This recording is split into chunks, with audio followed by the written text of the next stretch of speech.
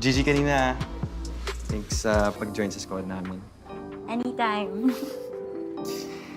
So, saan ka na niyan? Sa bahay. Magdedelulo 15 Pro Max. Huh? Hindi ko pa alam eh.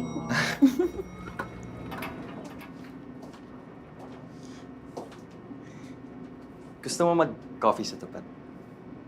Saka, game na rin. Looking for kaduwasan.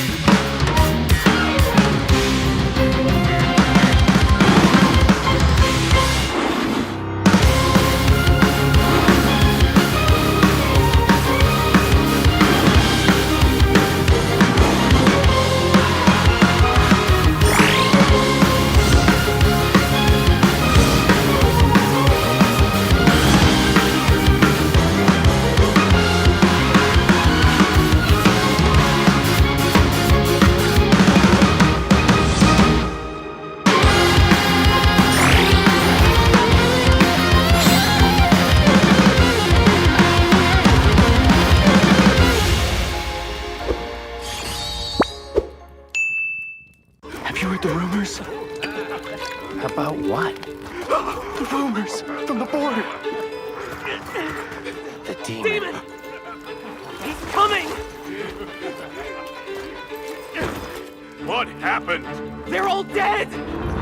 Oh, no, no! It's him! He's coming! He's coming! Impossible! Get him out of here! He's coming! He's coming for us!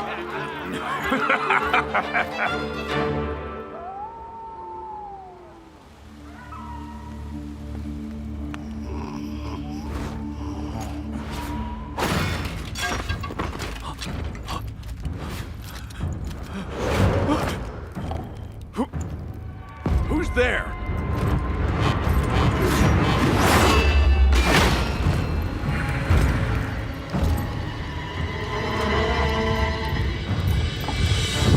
An imposter has sullied our name!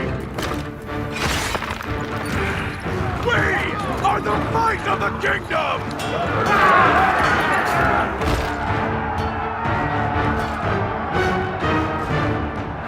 For the king!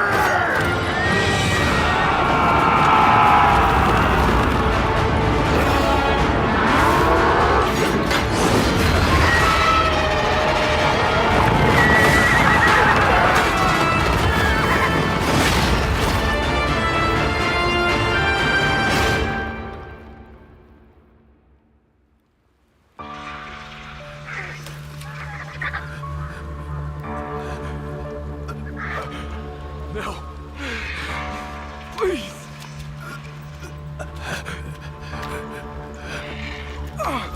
You demon.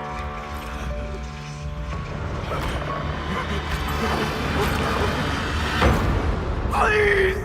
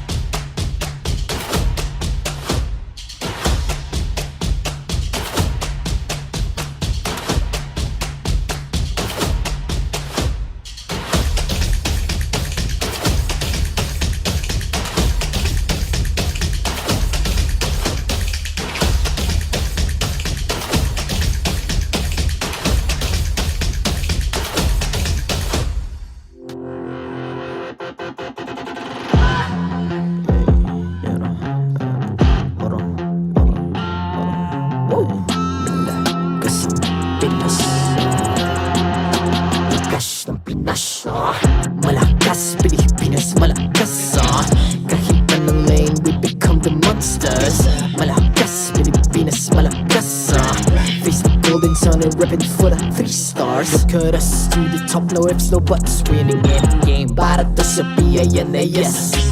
Di mo matitinag aming boses sa new level. Nasa kalye man o mobile, you know I become a legend. Open fire, we unite, we winners. Built with pressure, the diamonds are made of. Switch na lane na parang gera, HP racing may reset up. Built agad ang buhat ni Hilda, full load SS parang Lyra. Susundan ko ang iyong bakas, kasama patas, tagumpay natin to. Dahil tayo'y malakas para sa Pinas. Nasa amin ang alas, hindi tuwa atras. Kinikilala sa taas kasi kami ang malakas para sa Pinas. Nasa amin ang alas, hindi tuwa atras. Kinikilala sa taas, ganito kami sa Pinas. Wow! Hold on, hold on, hold on. Yeah, wala ka sa Pinas. We are laging every beat, no surrender, no retreat. Pag nagsama-sama, just imagine what we can achieve. Lacking every beat, no surrender, no retreat. Giving 100 all my all, cause we just cannot be defeated. We are unstoppable, immune and invulnerable. Ready ang equipment, lahat frozen, malang crowd control. Pakita ko na jab like pow, beast of the southeast. Taas sa matawag, proud and loud, cause every enemy we devour. Susundan ko ang iyong bakas, kasama patas, tagumpay natin to. Dahil tayo'y malakas para sa Pinas. Nasa amin ang alas, hindi tuwa atras. Kinikilala sa taas kasi kami ang malakas para sa Pinas. Nasa amin ang alas, hindi tuwa atras. Kinikilala sa taas, ganito kami sa Pinas. Wow!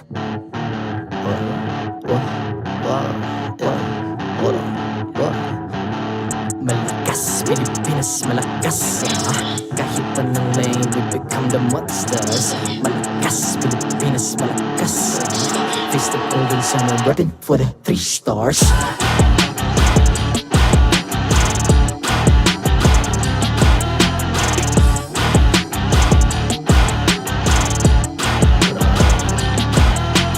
Ang lakas ng Pinas, we unite, be the stars. Ang lakas ng Pinas, we unite, be the stars. Ang lakas ng Pinas, we unite, be the stars. Ang lakas ng Pinas, we the stars. Ang lakas ng Pinas, we unite, we the stars. Ang lakas ng Pinas, we unite, we the stars. Ang lakas ng Pinas, we unite, we the stars. Ang lakas ng Pinas, we the stars.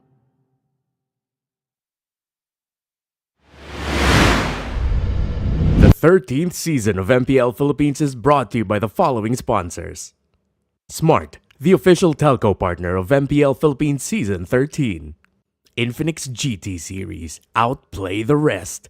Experience the MPL PH Season 13 action live at Shooting Gallery Studios. Tickets are now available on our official ticketing partner at /event.com. Don't miss any MPL PH action by following our official Facebook page and subscribing to our YouTube channel. Follow MPL PH on TikTok as well for more content. And don't forget to like, follow, and subscribe to the official accounts of MDL Philippines. To ensure the equality and fairness of our games, MPL Philippines is also monitored and supervised by the Games and Amusements Board.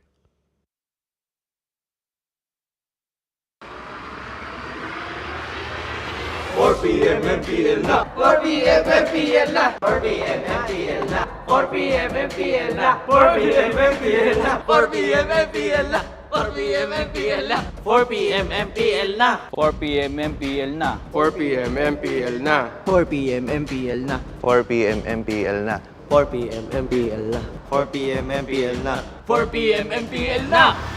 Catch your favorite MPL matches every Friday to Sunday. Only at the MPL Philippines YouTube and TikTok. 4 p.m. MPL na 4 p.m. MPL na 4 p.m. MPL na 4 p.m. MPL na. Maligayang pagdating sa tahanan ng pinakamalalakas na Mobile Legends Bang Bang players sa buong mundo. I'm Mara Aquino. And my name is Hans Galleria. And this is MPL Philippines Season 13.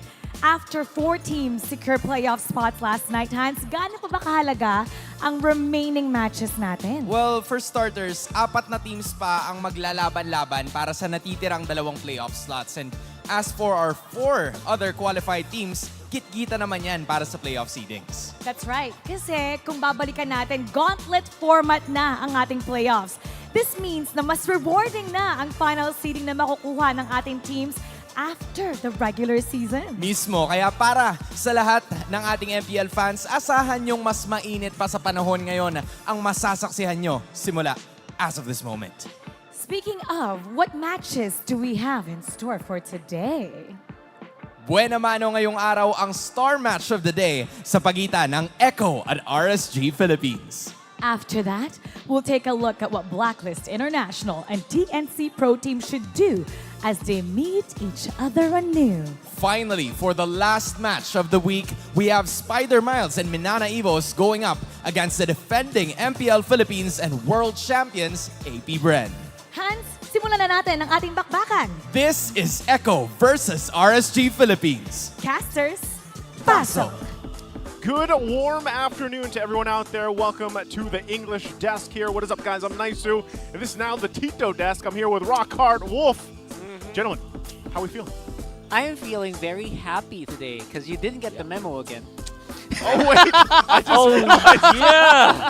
I just realized this. You just realized that. Oh man. You guys are okay. Well, Feeling young as ever, gentlemen. You know, just so you know, before we went on camera, we were just talking about life, you know? And stocks and mortgages. Yep. And the harsh reality of life. But I think now's the time to forget all that because I believe we'll have a great first series. let's throw that all out the window for now, Wolf, and not bore the audience out there with the talkings of the older men here, right? But let's talk about the lineup here. The headline, the Kiz. This is KarlTzy and Demonkite, gentlemen. And we know there's a lot of heat for them since Season 10. We've been looking forward to this matchup between the two. They bring out the best in each other. Is what we've heard. Out the there it is. Best in me. I love it. I love it. I'm not going to join in on the singing here. But yeah, Demonkite, he and KarlTzy have said a lot about, you know, how they feel about each other in the jungle. Yes. And there's been a lot of heated words leading up to this. Yeah. 12 years and Naisu still hasn't got the karaoke genes in him. We'll get there. We'll get there. Nope, we're not. but yeah, I really like that kind of headline because it's true that Demonkite as well as KarlTzy, they have been battling against each other on and off the Mobile Legends court. And one thing that we have to be reminded of is that there was a time where KarlTzy had really feisty statements about Demonkite, but then when they battle up against each other, they bring out the best in each other. Let's actually watch this clip here on what Demonkite has to say about it. Kite, from all of the junglers in the world, give me 5 na gusto mo at paborito mo talagang nakatapat sa jungle. Number 1 ko si KarlTzy. KarlTzy. Okay, number 1. Bakit si Karl? Kasi kapag nakakalaban ko si Karl, parang palagi namin binibigay yung best namin. Kumbaga, kung ano yung pinaka-full potential namin pag nagkalaban kami. Fullest potential. Number 2? Yeah, number 1 on the list. KarlTzy. Number 1. And I actually completely understand because both of these players have had their ups and downs. But either way, they have proven themselves to really bring out the best in each other, and stats will show that.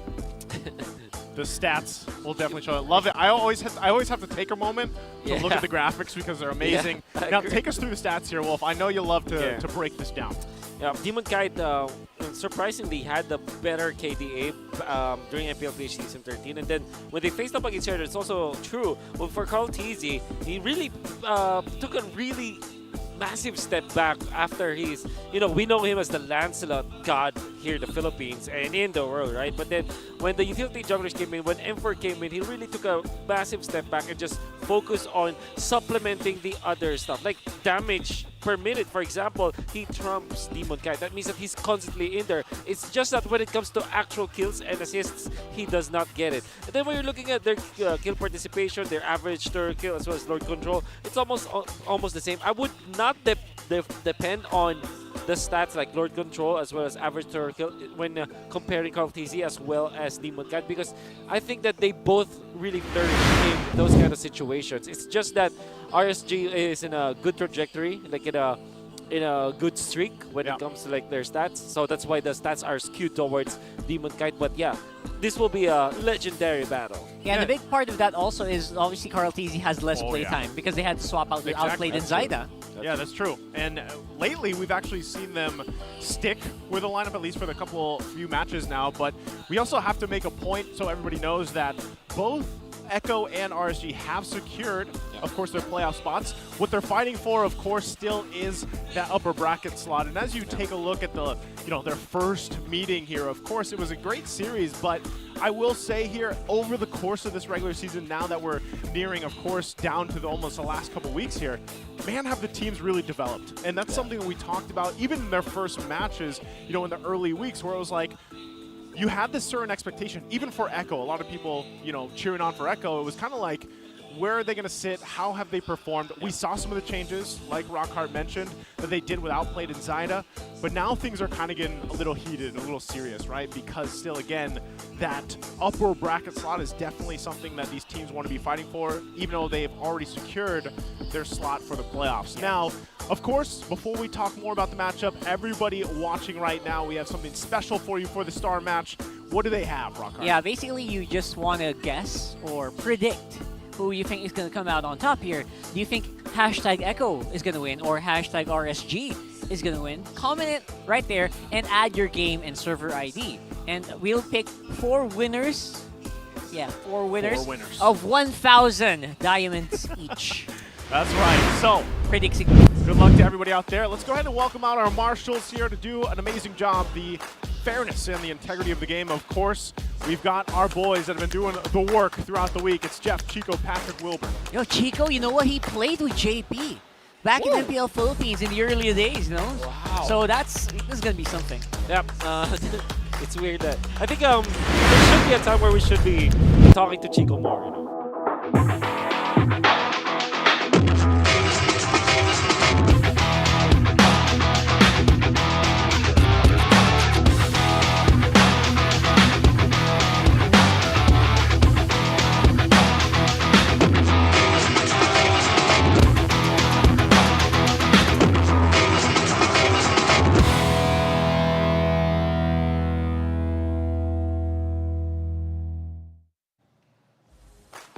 Launching into the marquee match of the day, the star match. The Orcas aim to secure their path to the upper bracket and make a statement. Locked in a tight race with the Raiders, can the Express deliver a decisive win? Give it up for Echo!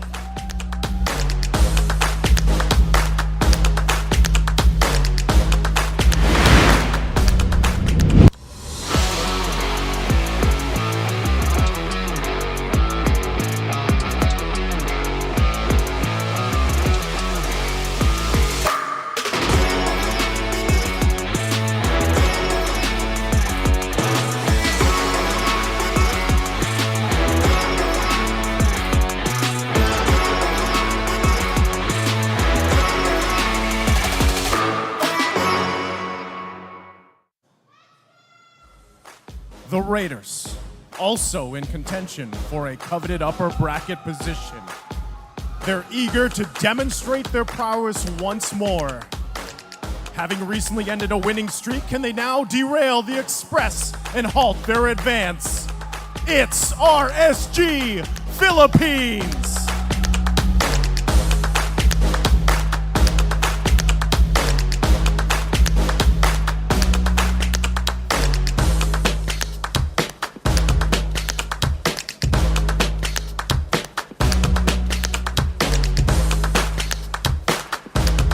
And their coaches, Coach Tic Tac and Coach Panda.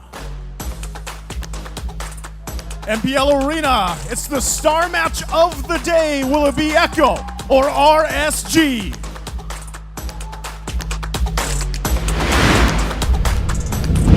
And let's take a look at the lineups here for Echo. Familiar faces here, Rockhart. Yes, exactly. And we will be seeing JP today. Like we mentioned, I feel like the focus right now on KarlTzy and Demonkite should be very interesting because these tank jungle heroes that KarlTzy has been fielding, they're starting to really catch up. I feel like he's been starting to pick up steam since the whole season began. So Definitely. it'll be interesting how that matches up Demonkite by now, their second meeting. And take us through here, across from them, it's going to be RSG Philippines. This lineup has been doing some work here, Wolf. Yeah, you know, as much as Mr. Leo is a fan of the Hitman, I am starting to be a big fan of Nats now. The Nats. He's so good at the game, and to say Demonkite, Aqua, and Light as well, they kind of bounce off of each other's momentum, and you really can feel that, especially with Kusei. Now, you will really forget how he played from previous seasons in the different regions, because the way that he plays right now for RSG is totally different. He's more composed, he's more on point, I would say. And how about that KDA for Kusei? 6.07. You know, here's the thing, man. As a viewer for the past couple of days, I have been just watching, of course, what Navs was able to do with the R-Lot, and how everybody, even whether it was the English stream or whether it was the Tagalog stream, the sentiment was shared.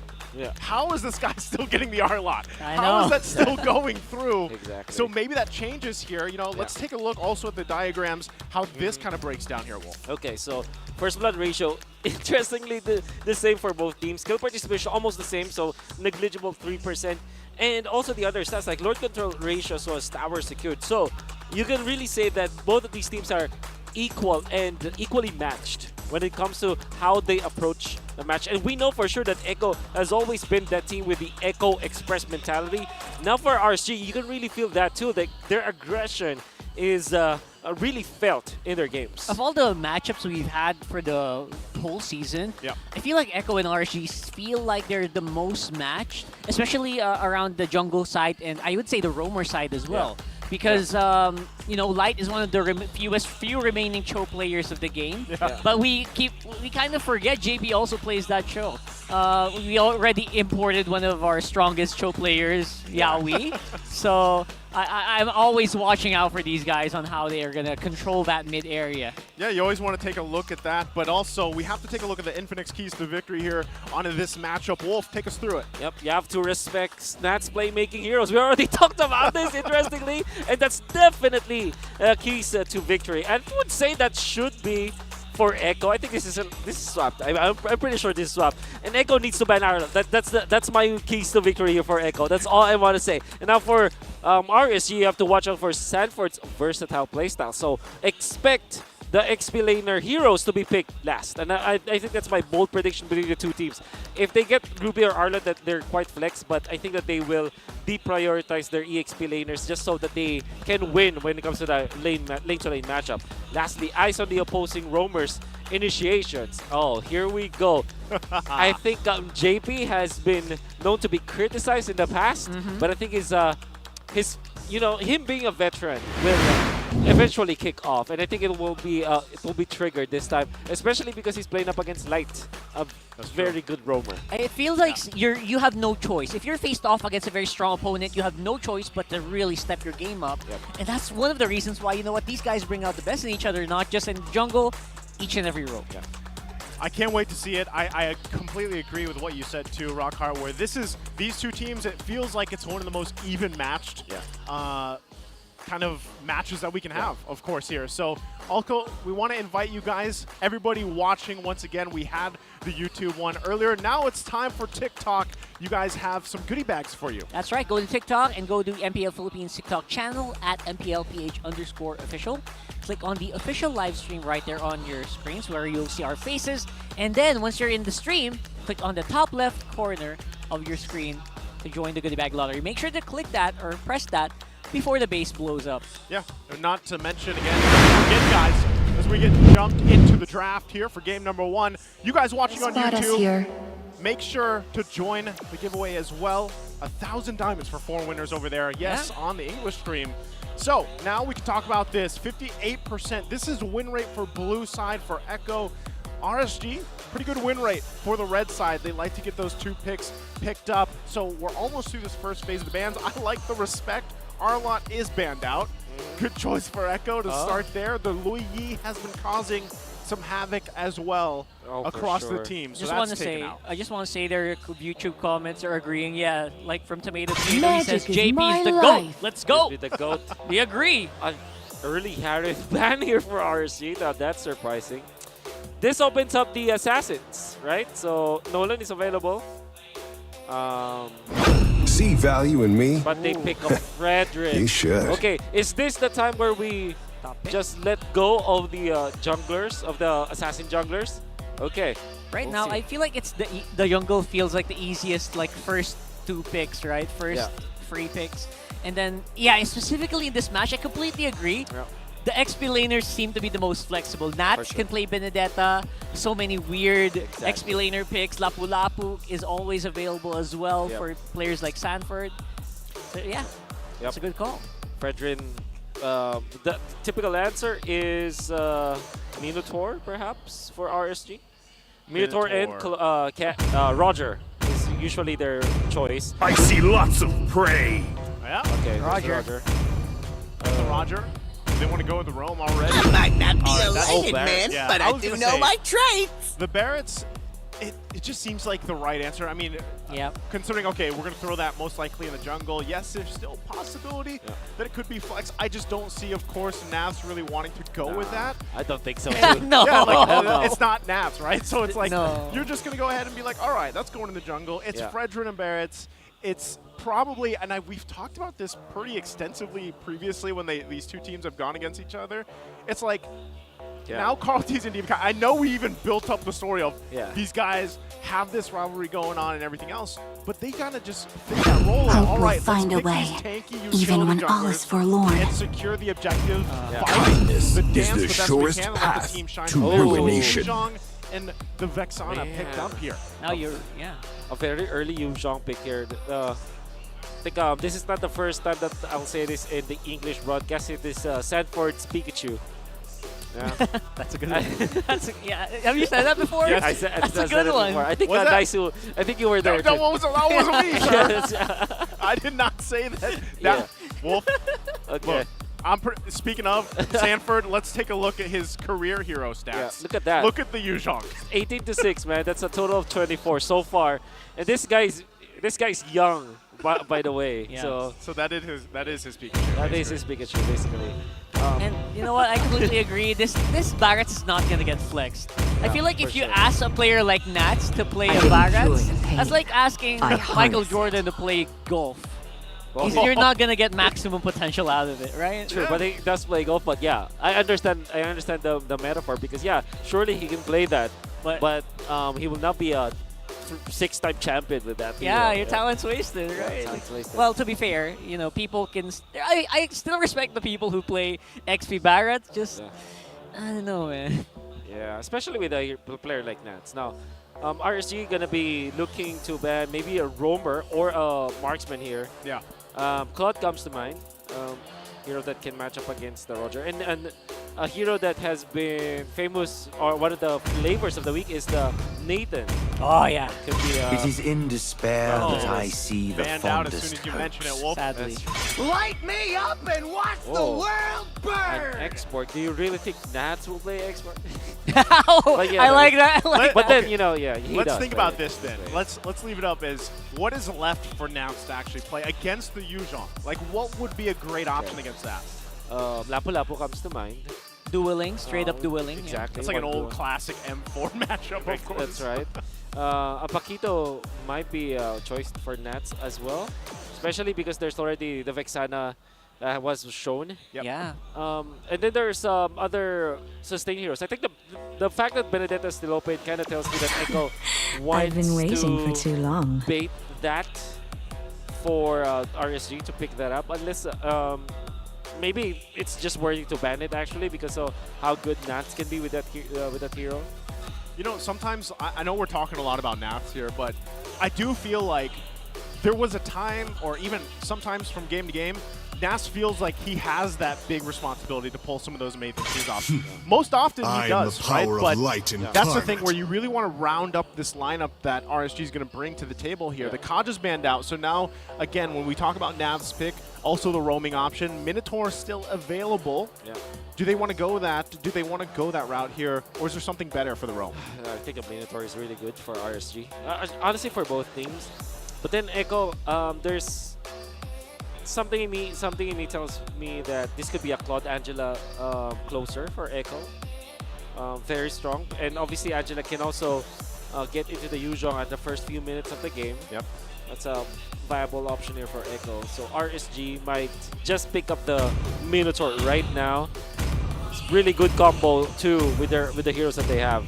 Command See if we go that route. That is the Gronk. Rhino online. That's a light, I would say a light, what do you call special? this? Not a light special, it's one of his sidearms. Yeah. You have primary weapons, then there's a sidearm where you can pull off a Grok. Yeah. Very good, very well if you need it. Yeah, a reliable hook, as A reliable hook. as they say for that one. No, Echo. With the Cloud being, with the Grok being picked up, It's my way or the highway. so they go Ixia Ooh, and Ruby. spicy. Now the Paquito looks really interesting for RSG. I didn't realize she had a 0% win rate. Yeah. I know she hasn't popped up much, but you know, the fact that she hasn't found a win yet. Yeah. But still, how does that look with the lineup that they have here with the Ixia? Yeah. Is this going to work out pretty well for them? Yeah, they have a lot of protection. They have the Vexana and the Ruby, very good combo. And then you pick up the Flicker because there's no hard lockdown for RC. It's okay. And then when you look at the laning stage, like between Ixia and Roger almost always wins his lane matchup, but Ixia's range allows her to have a lot of options to outplay the Roger eventually. Let them come. Okay. They will only make my Sounded like blade Benedetta. sharper. Of course. Going to be locked in here. Very Naths. Very Naths. Very Naths-like. Yep. So yeah, this the win rate of the Ixia, I feel like it's just a matter of testing it out in the waters for the past like 2 uses. You know, something interesting is happening with MPL. What? When Gord is being picked up, Naisu is on the desk, and when Ixia is getting picked up, Rockhart is on the desk. That's weird. Yeah, that's right. What is happening? Free games. The Ixia's here. Past free games. You were there, right? Well, I love. Yeah, I really like that hero. free. Very underrated. Use it, guys, in your rank games, please. Well, while we get situated here for this first game, we want to go ahead and remind everyone once again, if you haven't, over on YouTube, follow, subscribe to the channel. Let us know with hashtags who you're feeling is going to win this match, the star match of the day. Is it going to be hashtag Echo? Is it going to be hashtag RSG? Taking a look at the lineups here, who are you guys feeling more? Don't forget, by the way, your server IDs along with your user IDs to get a chance to win 1,000 diamonds. So again, both lineups here looking pretty good. And can we see which team is actually going to go ahead and start off the series stronger here? Again, spots for the playoffs already locked in. They're working for the upper bracket slot at this point now, alongside the other teams here. So with that being said, let's jump into the Land of Dawn. Game number 1 here. It's Echo and RSG. Ooh, those drums. Man, these drums will really make it hard for me to hear me. But right now, obviously, the dueling capability of Benny against Kusei at the early levels is actually pretty good because of the passive of the Ixia. Your HP just keeps going back as long as you keep attacking. I want to ask you something, Wolf, real quick, as you see the emblems there. Fredrin's got the tanky emblem, Concussive Blast. We know some Fredrins now like to play with the support emblem. Yeah. Now, when do you think it's right to go ahead and switch that? Why is KarlTzy this time opting for that tanky setup this time? Yeah, because they really want to have some bodyguards for this Ixia.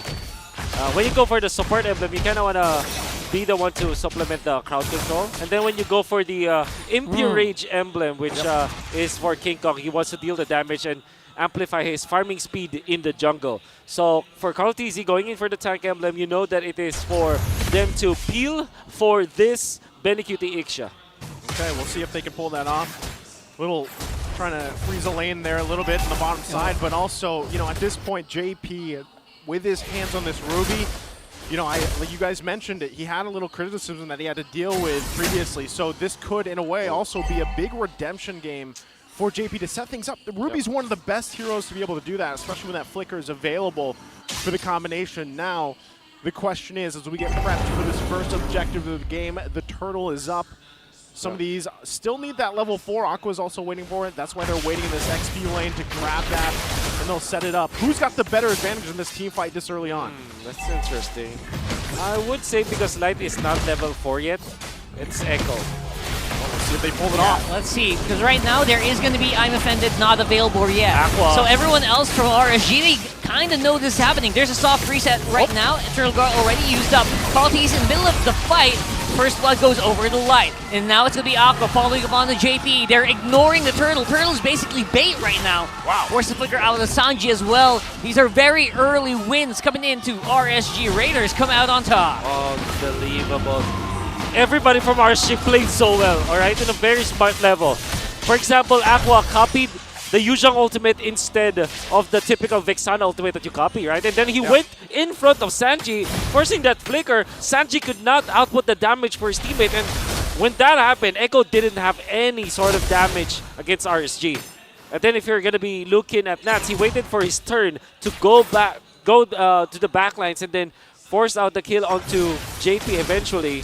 The timing was there. Then the reset from both Demonkite as well as Nats on that part of the turtle. Very smart plays. I think that was one of the best executed first turtle fights that I've seen in a while. That's what I was going to say, man. It reminded me of a very well choreographed fight, right? Like everything just seemed to fall in place. The timing was on point for RSG there. Yeah. They also played around the objective so well, given the fact that some of the ultimates were available and they weren't, and they brought that fight to a longer time than it should have been. I think those are the one of the moments where, rare moments where, hold that thought though. Nice engagement here coming in from Demonkite. That's JP not available to activate any of his skills right now. And a lockdown of Sanji. No flicker means no way that he's going to get out there. Right now, here comes the full barrage though. Great positioning behind the wall. Getting into good position, but still the damage is not quite there. RSG still managing to take these fights, even though they're low HP. Sanford's in there. KarlTzy still alive. Aqua gonna get some HP back, but not gonna be able to survive here. Nice trades coming in for both teams. Oh man.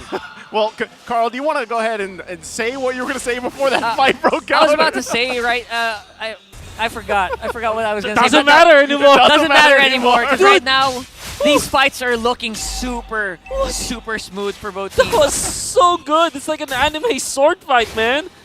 Especially because KarlTzy, we thought that they will just suffer.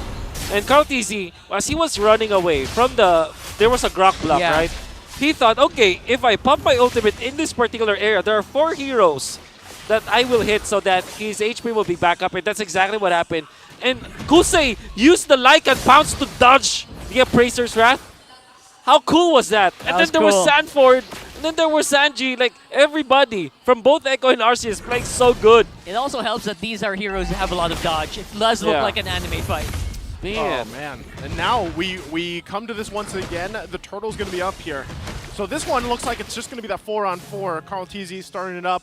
Echo looking in for their own positioning. Light's going to spot them out, though. Good damage. There's it is. Right now, activate already is going to be that I'm Offended, taking care of Light very early into the fight. And I think that was also a cancel on the Electro Final Blow. Nats is having a hard time navigating this fight. He can't really help Demonkite, who is absorbing a lot of damage coming in from KarlTzy and Sanford. Aqua's under the turret. Demonkite going down. It's Echo's time this time around. And Echo now with the counter punch. They'll get themselves this turtle as well.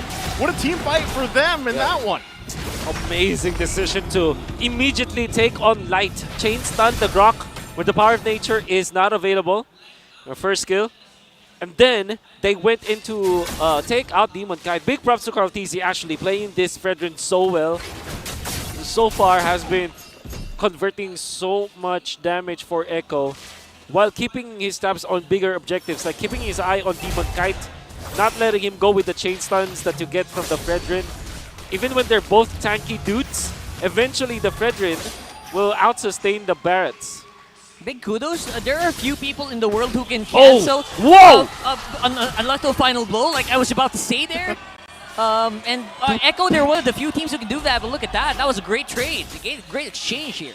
Love the battle of these micro plays, even just between the laners themselves. Literal anime fight, man. Yeah, Sanford's going to keep him back. Of course, Sanford also favors the Benedetta, knows really the intricacies there for that hero. Right. And now it's pretty much even Stevens, you know, at this point, which is great because leading in to that next objective, you'll see how this all plays apart for these teams. My big question here, because of the 0%, hold on, Sanford is going to use the Dragon Sanford's Form. going to go ahead and use his trump card. Look who's waiting. Use this in attack position, and they're trying to go for it. Nats, though, has the Petrify, dodges out of it as well. My goodness, these shades. Are you kidding Hey, me? it's his Pikachu for a reason, Wolf, like you said. Oh, man. And then Nats just tried to dodge some of the passives from Sanford, even having to use the Electro Final Blow just to get into safety. That was a 1v2 that Sanford technically came up on top, but the fact of the matter is he does not have the ultimate for the, at least for the first few seconds of the Lord fight. Here, so as we have a little downtime here, this was my question. Lord's coming up here in just a second. The Ixia, how long does she need to get that power spike where you see from a lot of these gold laners here? Rockhart, I know usually Wolf answers, but you love the Ixia. Minimum 2 items. First, you need your basically Demon Hunter Sword. That's 100%. And then you get Corrosion Sight. After that, you can probably try to fight. But in this specific scenario, I think he also needs Wind of Nature early. Right? Oh, especially because you're facing up against Nats. Yes. That's correct. So I would normally say that it's the 3-item power spike that that we call called TIPS. Oh, nice. 3-item power spike. Okay, I got it. Yeah, Yep, I got it. You have to wait for that. But then because of because of the fact that there's Benedetta and Roger, yeah, it should be the Wind of Nature item timing, which will come after the 3-item power spike for the Ixia. Okay, we'll see how that plays a part here. Both teams kind of just setting up right now, getting the buffs that they can. They'll set up for this dance first lord of the game. And so far, even with that lead that RSG has right now, it's really minuscule. It doesn't really matter much in the grand scheme of this team fight.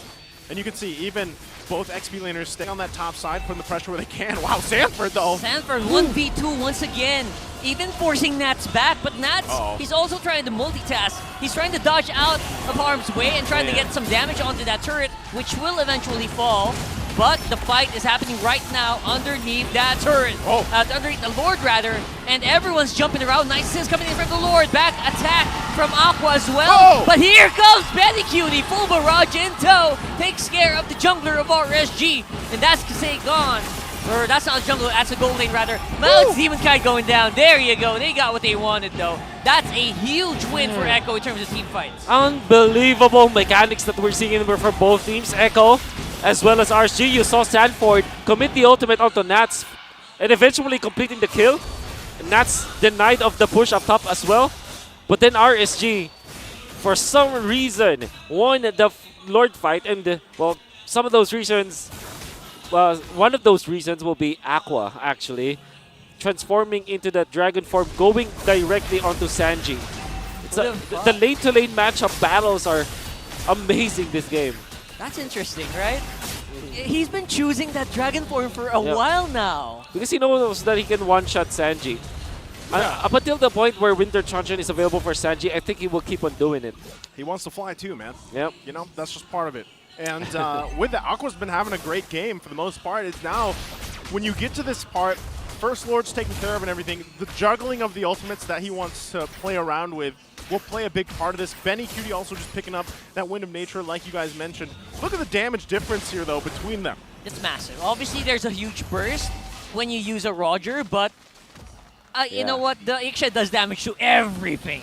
I was going to say, he doesn't have, unfortunately Roger doesn't have a full barrage. You know, he doesn't have a full barrage. He has one gun. One gun. You get one. All right? And claws. Yeah, I was I guess, technically speaking, the Lycan Pounds hits many, but you know.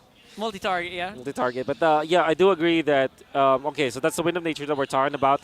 Was indeed the third item, so now you can use the Ixia, and every time that the flicker is up, Echo will feel confident that they can teamfight. And they can teamfight, actually. It's just that RSG's power spike was, in that moment, the first Lord. And they played it so well. I think Aqua might be the actual game changer in this particular game number 1. It does. Yeah, it does seem so. For the game changer here being Aqua, something that a lot of people that have been watching RSG for a while, rooting for them, knows how Navs likes to play. So is his job of split pushing on this Benedetta, is it going to be hard with the lineup that Echo has here to try to contain this? Will Navs be a key component as well as Aqua for this actually getting game 1 under their belt for RSG here, Wolf? I would say yes, just because of the nature of Echo's composition.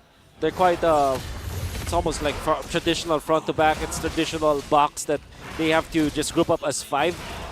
And every time that Nats is split pushing and controlling the lanes, that means that somebody has to answer those lanes. But then Echo, they are really adept with this kind of playstyle because they are the ones who like to split push, you know. Yeah. So they know the macro, the ins and outs of this kind of playstyle. So I would say yes, Nats' split pushing potential is impactful, but Echo is a team that is known to handle it. Fortunately, though, obviously with the low mobility of the Iksha, BennyQt can't do the old, tricks. Yeah, I would for say. sure. The old maneuver of the backdoor that Benny goes for. The backdoor Benny. Yeah, backdoor Benny. It's way better, obviously, too, just with this lineup that, they kind of control. They keep BennyQt boxed in themselves on a defensive front, keeping him alive. Because even for RSG, man, there's so many options that they can to get to BennyQt. But still, with that being said, it looks like we might see a full-on team fight here for this one. Lord, for sure. Less than half health here. Question is, who's going to be the target right now? And Iksha obviously very far away from this fight, but he can come close very soon as long as Sanford is up front, as well as JP looking for Aqua right now. And it's going to be a 50-50 on the Lord. Who gets it? It's going to be Karl!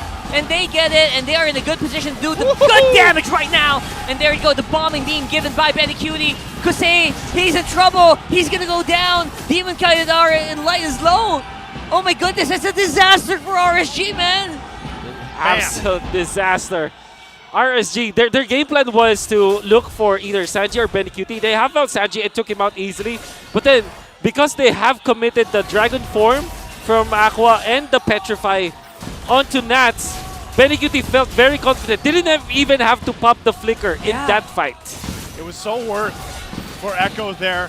And I saw what Nats was doing. He was really trying to just keep BennyQt from being a part of that fight. Yeah, Sanji got lost in that, but all for the better. He got a triple off of it, BennyQt, and now you can see the real-time one right here, 54% for them. So they're definitely going to get some space to work with, but this is not the end for RSG just yet. For sure. Now, given how that last fight went, and we know that a lot of that damage, a lot of that burst came from BennyQt setting up the full barrage, didn't need the flicker, so they could still possibly make a play here with a setup unless Echo decides, okay, we're happy with these turrets being down, the tier 2s, we're knocking on the base, we already got one turret of RSG. They could essentially replicate the fight in about a minute and a half for the next Lord, because RSG, given the fact that how that all went, if they actually get a favorable team fight, they have quite a bit of damage themselves. They still have to respect the set potential from Light here. So now for Echo, it's really just kind of the patient game until they decide, all right, let's grab that objective, let's get what we can. But you're just going to kind of wait to see how that goes. But the replay coming up here, Wolf, take us through it. Let's see what happened in this exchange. Aqua and Nats on the left side. Nats didn't have the Petrify anymore in this case. And then, because BennyQt was protected by JP anyways, even after the full barrage being cancelled, he still already did his job to output the damage onto RSG in the absence of Sanji. And to be fair, RSG's game plan of eliminating Sanji as soon as possible, that's actually a really good understanding of the game, because we know that Sanji and the Vexana in general outputs the damage for the team. Yeah, the fact that they're taking it off is great. And also Sanji now has the Winter Truncheon, which I talked about earlier. Yeah, I think the biggest factor in that team fight was Aqua died so early. He got bursted. He got caught by JP, which is the genius, right? The small things you don't always notice. Whoa! It's a big deal, which right now happening as well. Of course, Black Dragon form to walk out there. KarlTzy is close by. Look at this. It's the re-engage 2v4. Are you sure? Are you going to go ahead and fight this? Here's the rest of the Echo squad here. And it's going to be Kusei on the run. Can he, though? I don't think so. That's going to be one for Echo instead. What a turn. Oh, that is tough for RSG. Now Nav's here. What's going to happen? 1v5, even you can be the slipperiest Benedetta, you'll still go down there. Yeah, I can't, especially because of the Winter Truncheon. And he had no choice. He had to gamble for a fight. But then now RSG, because of some mistakes that they did, will lose control of the Lord for sure. Man, they threw so much at trying to get Sanford there, knowing that he did have the Dragon Form as well. And then they got sandwiched off and displaced. So now Lord taken, they're on the defense. To be fair, almost. They almost got him. They canceled Black Dragon Form like 2 times in that exchange, but obviously it wasn't enough. That's almost too risky though. Like even if they got him, you know, like the sandwich was gonna happen nonetheless. Yeah. And you threw so much at Sanford there that still RSG now has to kind of recollect themselves, dealing with this Lord push. It's bottom side. They do have this immortality available for Light. He is going to be the one to set things up once again. Has the flicker available as well. But still, working against JP. JP has been on the hunt now at this point, especially his own immortality up. So now they work here. Mid lane, conceal play comes through. Yeah. Nice concealed play. Echo keeping their eyes on Nats. That's super crucial. Top side also has some minions pushing, and I think this should be a very easy cleanup for RSG. Demonkite committed the ultimate. Right now they're holding their ults very, very well. Aqua, Black Dragon Form once again. KarlTzy is inside the base. They're waiting for more. Here's the real deal. Here comes the one you actually ordered here. Coming in from the front, from the back. And it's going to be a knockup on the Nat, who also has to pop away the nature, try to stay alive. Petrify from Sanford, oh my goodness! And of course, here comes the full barrage. Better late than never. Coming in clutch and cleaning it up for Echo. That should be it. Echo cleanly wins on this fight. Calm and collected. Echo gets on the Express to take game number 1 here against the Raiders. Looking pretty good here for Echo Wolf. 100%, man. That was a wonderful game to see. And even as we say that, there were some moments where you could say that, yeah, RSG made a mistake. Like that top lane push out to Sanford and eventually Nats. And then on that defense, they popped Demonkite's ultimate way too early, as well as Aqua's ultimate, so maybe some miscommunications happen in there. Echo is renewed, and this is probably one of the best that we've seen Echo all throughout this season, right? Because surprisingly, it is up against RSG. And interestingly, I think Echo and the members of Echo themselves will always admit that, yeah, when it comes to like who they think is the most entertaining and most fun that they face, it's usually RSG actually. Yeah. They're I know a lot of people like to say Nats Entertainment, but RSG is entertainment as a whole, right? The lineup and some of the choices that they take, I do still say that I think RSG is one of those teams because this whole, Coach Panda, the Pandamentals, they are one of the teams that has this very foundational fundamentals that they focus on, and sometimes they take chances. But this guy right here, MVP KarlTzy, stopped him in this game number 1 here. Yeah. Woo, and the MVP reward to KarlTzy, especially with his performance in this game, I would say with 3-1 and 10 and the Blade Armor Rush. Well, this is not actual rush because I think it's the 3rd item. Had to sell the Molten Essence, but the Athena Shield. And also the way that he played in this game is MVP worthy, but you really have to understand the game so much to appreciate what he did.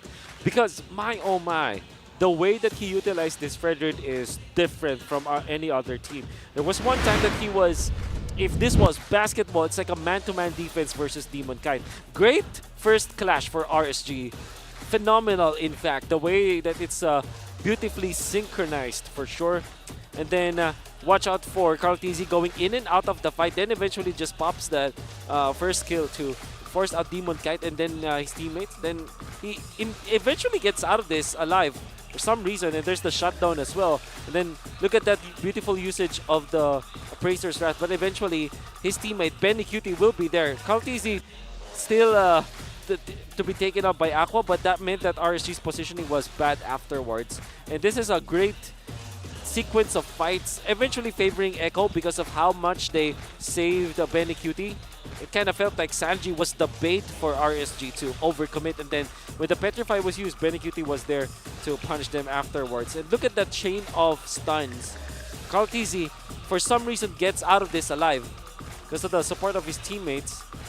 And just immediately taking out Demonkite afterwards. KarlTzy, the way that the reason why he's the MVP of this game is because he was able to contain his lane matchup with Demonkite, not dying so much, only died once in this game, and then made sure that he was there on the clutch Lord, the second Lord of the game, which allowed Echo to snowball against RSG and take the better trades afterwards. Very even game. If you're looking at the turrets, if you're looking at the Lord exchanges between the teams, the turtles that we've seen, and then the buffs, you know that nobody actually snowballed against each other. This was not a comeback or recovery. This is just straight up a tug of war between two of the best teams that we've seen so far, mechanically speaking, here in the Philippines. Their team fighting was top-notch. And BLCK getting the Thunderbolt afterwards and the Rose Gold Meteor, making it so that when RSG tries to dive for him between like Aqua, going for the Valentina and Yuzhong, and then of course Nats with this signature Benedetta, you're seeing now how strong he is with this hero, and then he's able to keep his ground up. And that's also the reason why he's the carry this time. 716 GPM, damage dealt is 54.9 thousand. Demonkite the sandbag, and then Sanji the wingman. Despite being the Vexana who's always taken out by both Nats as well as Aqua, still managed to impact the game. The game. I have to say though, this is RSG really prepared for what Echo was trying to do, but then Echo was also equally prepared, showing us this Ixia power pick from Echo. BLCK is one of those loyalists for this Ixia. Him and Eman were the only players that I remember when I think about Ixia. And then knowing that Roger is one of the best heroes in the metagame that we have right now, and then RSG straight up banned out the Harith, and then eventually the Nathan, which are traditional counters to the lane of the Roger. Them picking up this Ixia meant that Echo really did prepare for the metagame that we have right now. So they're basically anti-stratting right now versus RSG, or anti-meta, which is great. And they picked up the Yuzhong very earlier on. This is a first phase picked Yuzhong, which, you know, Sanford showed us how it's done versus the Benedetta. Even showing us how Yuzhong can one-shot a Benedetta. There's a lot of reasons why Wolf mentioned earlier that it's his Pikachu. We saw that there again. You know, the Yuzhong here, he likes it. What was his record? 18-6. So now something along the lines like that. So now he's 19-6. And he showed the mastery there again of that hero. And at the same time, I gotta say, congratulations now to Ixia and you too as well, right? Rockhart. Finally has a win. Yeah, he's got to win. And I was just thinking about that too. It's actually very difficult for RSG in some of those team fights that broke out, because think about it, you're dealing with that cone in the full barrage, and you're also dealing with a little bit of a smaller cone from their Appraiser's Wrath. Right. So like your frontal is just a danger zone entirely. Exactly. It's so hard for them to find an angle. It's super surprising. It's one of the games where Nats plays a Benedetta and it doesn't shine. It doesn't like break through anything. Right? Yep. So it's a rare moment for Nats and Benedetta. Yeah, I think Echo really was prepared for that, and not only in the late to lane matchup, but also like the way that the formation was done. And we're talking about like the actual positionings of the players and the heroes during a team fight in that front to back, where they protected Sanji long enough, and then they also protected BLCK.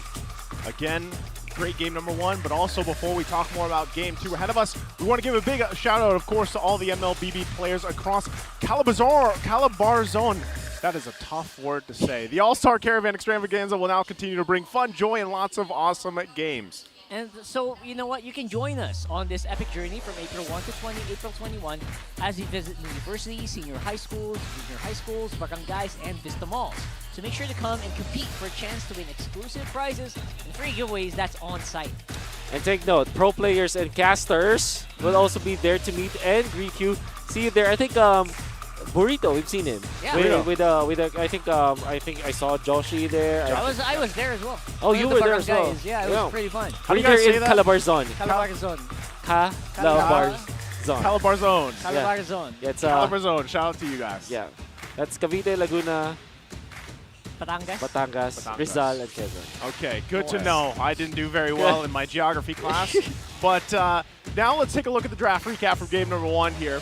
If you missed it, it was a great game number 1. For a while, RSG actually started out with the early advantage, but Echo kind of counterpunched and slapped back here. Now, what I'm really wondering is how does RSG kind of situate themselves for the next game, right? Because the thing is they had a good early game. It was shockingly good. It looked like it was very well planned, especially that bait turtle that they did. Yeah. They knew they were going to get at least 2 kills, 3 kills. It was the adjustment from Echo, and I'm gonna sound like a broken record here, but please do. During that second Lord team fight, you saw that Sanji was got upon by Aqua, but then Aqua kind of had to call the Benedetta as well because Sanji was just in the most opportune position to still pop his ultimate, but be taken out long enough for Aqua as well as Sanji to Aqua as well as Nats to utilize all of their spells. Yeah. Nats had to pop the Petrify very early, but he had to really use that Petrify to eventually take out BennyQt. But then when BennyQt saw that there wasn't any more Petrify, was already good. And big props to JP actually protecting both Sanji and BennyQt in that clash. Well, also big props to KarlTzy here, tank era. He's currently 4th in all-time damage taken. That's a whole lot of damage. And he's the only jungler in the top 5 with Edward, who's top 1, Renzio, top 2, Chaknu, top 4, and FlapTzy, top 5. That's 27 million. You remember there was like a goal set after M4, Yeah. like what do you want to achieve? Yeah. KarlTzy said he wanted to reach top damage taken. Yeah, because he's already got the kills. Yeah. And I think assist as, not really assist, but damage dealt, if I'm not mistaken. Yeah, he's definitely got a few, right? Yeah. He's on the way as well. He's on the way. So I'm going to go ahead and ask you guys this, maybe even you guys watching online.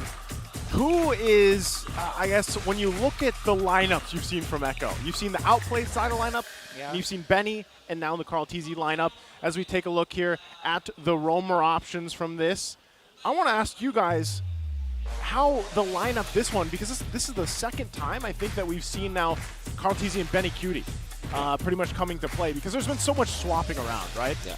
Is this working better for Echo, or is there a chance that we once again see Outplayed and Zyda come through for the rest of the regular season? Ooh. I think no matter what happens, I think that they will play Zyda and Outplayed.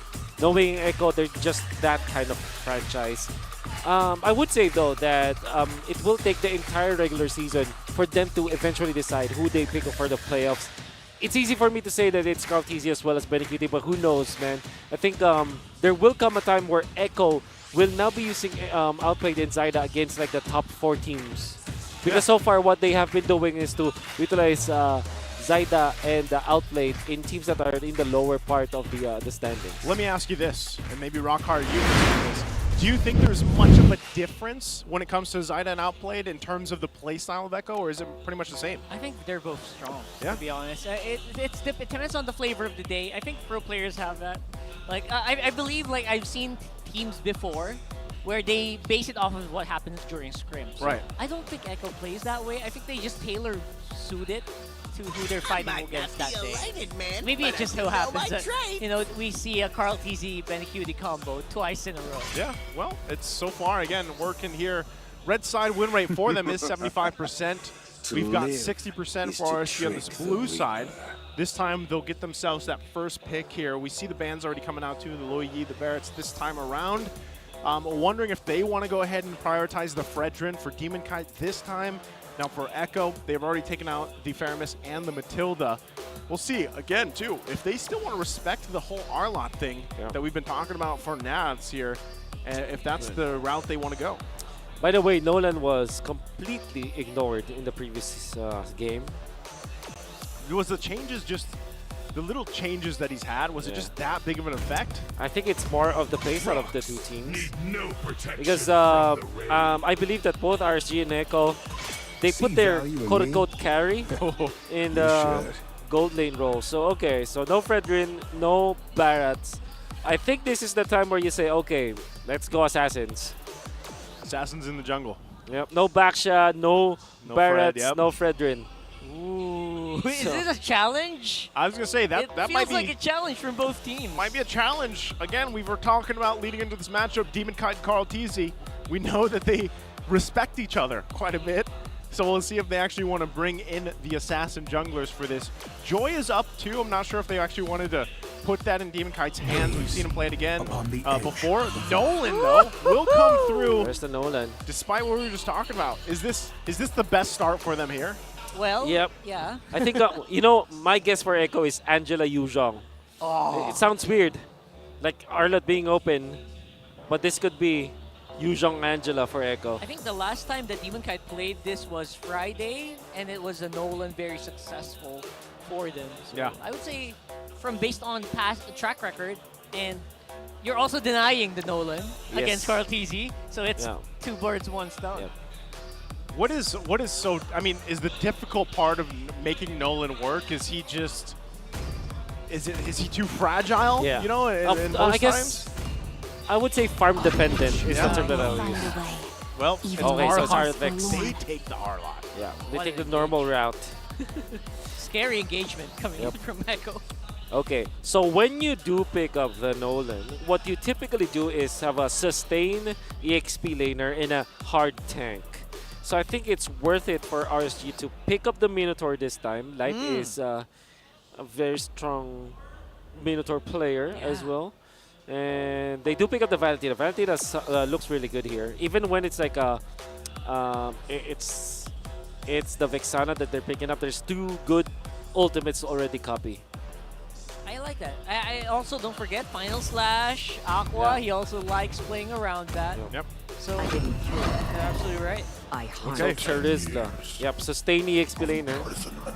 I was gonna say, I feel like anytime we've been on the desk together here, Wolf, and you've mentioned when Nolan does come through, that he is expensive, right? So sometimes we've seen lineups where they have Nolan Roger, and you're like, oh, it's a little too expensive for that. So this time around, we'll see what they play with. Also, taking a look at this, we got two top ones here. We got Kosei and Domeng sitting at 59 total kills with Super Marco at 58. Yeah. So interesting, again, almost nearing that 60 mark. The Roger is going to be picked up, though, from Echo to round out that first phase. They ban Harith. They eventually will ban out perhaps Nathan or a Brody, actually. I think RSG will just resolve for a more stable and easy gold laner, or not that farm dependent. And RSG are going to be looking to ban their junglers, perhaps. What Who's could be left? Yeah, Martis is left. Akai is left. Akai, yeah. I think I'll say, what is the best against a Nolan in the jungle? That's interesting. I would say Joy, maybe. Just kidding. Yeah, Joy. Yeah. Fredrin in a way because of just the speed. The power of light I think RSG can ban out Hilda. Because that's a hero that you pick up against the Nolan. Hilda Rome. Yep, the Hilda Rome. So you think this is a Sanford Arlott? I would say Possibly. yeah. I mean, the benefit of having the Hilda is you make it difficult for the Nolan to farm. Right? So basically, you have like a task. Yeah. You have like one goal this game. Exactly. It's like back in the time when teams would just pick up the Fanny, right? It's like, all right, take the Hilda, your one job. Yeah. Make it hard to get the buffs. Exactly. That's all you want to do. So the ban is going to be the Yuzhong, though. Okay. So take that out of here. Now the options for Echo. Thinking Akai or Martis for KarlTzy. Well, as far as utility junglers are concerned, there's also that Joy factor for which we have not talked about. Could be a Joy Angela closer for Echo. Sounds okay. Can Yeah. also work for the Roger. Great combo for the Roger as well. Yep. Have the heart guard.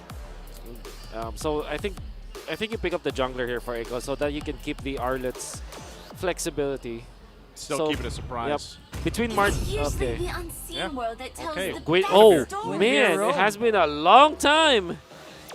Good flex too. We don't know yet where that Guinevere will go. Could be jungler, could be roamer. XP. XP if You they're think? crazy enough. Yeah. What are these two doing? Oh, speaking of, while we wait for these picks, shout out to Manjin and Reptar. What are they doing? The Renmar. Are they in game? They're playing. Are they playing right Probably. behind the desk? These guys don't stop. Yep. Grind The never grind stops. never stops. The grind never stops. I'm thinking Brody actually for RSG. Brody and what? Rafaela and a Minotaur, or if they're crazy, they go Diggy. But I doubt that will happen. Yeah. Mino Brody, I think. Minnow, maybe. Yeah. Go with Minnow. Get a little bit of that. Choke wow. carry. Show carry. Choke carry. Wow. So, hey, right? Rockhart mentioned this earlier. Spicy. Light's one of the last few, Cho players that will still pick it up here. I still always like seeing the choke because it's, you know, aside from that it's very flashy, it also forces your opponents to be more defensive. They have to pick up Purifies instead of Flicker, right? Yep. Most of them, at least. I want to see a heal though, honestly, for Echo. That can work against Cho as well. Yeah. Yeah, pretty good. So you can really be in front of the Cho no matter all the time. Yeah. Minotaur. We'll finish off what They was decide to left go undone. with Minotaur. And it's Guinevere jungle. Yep. This is, by the way, great combo.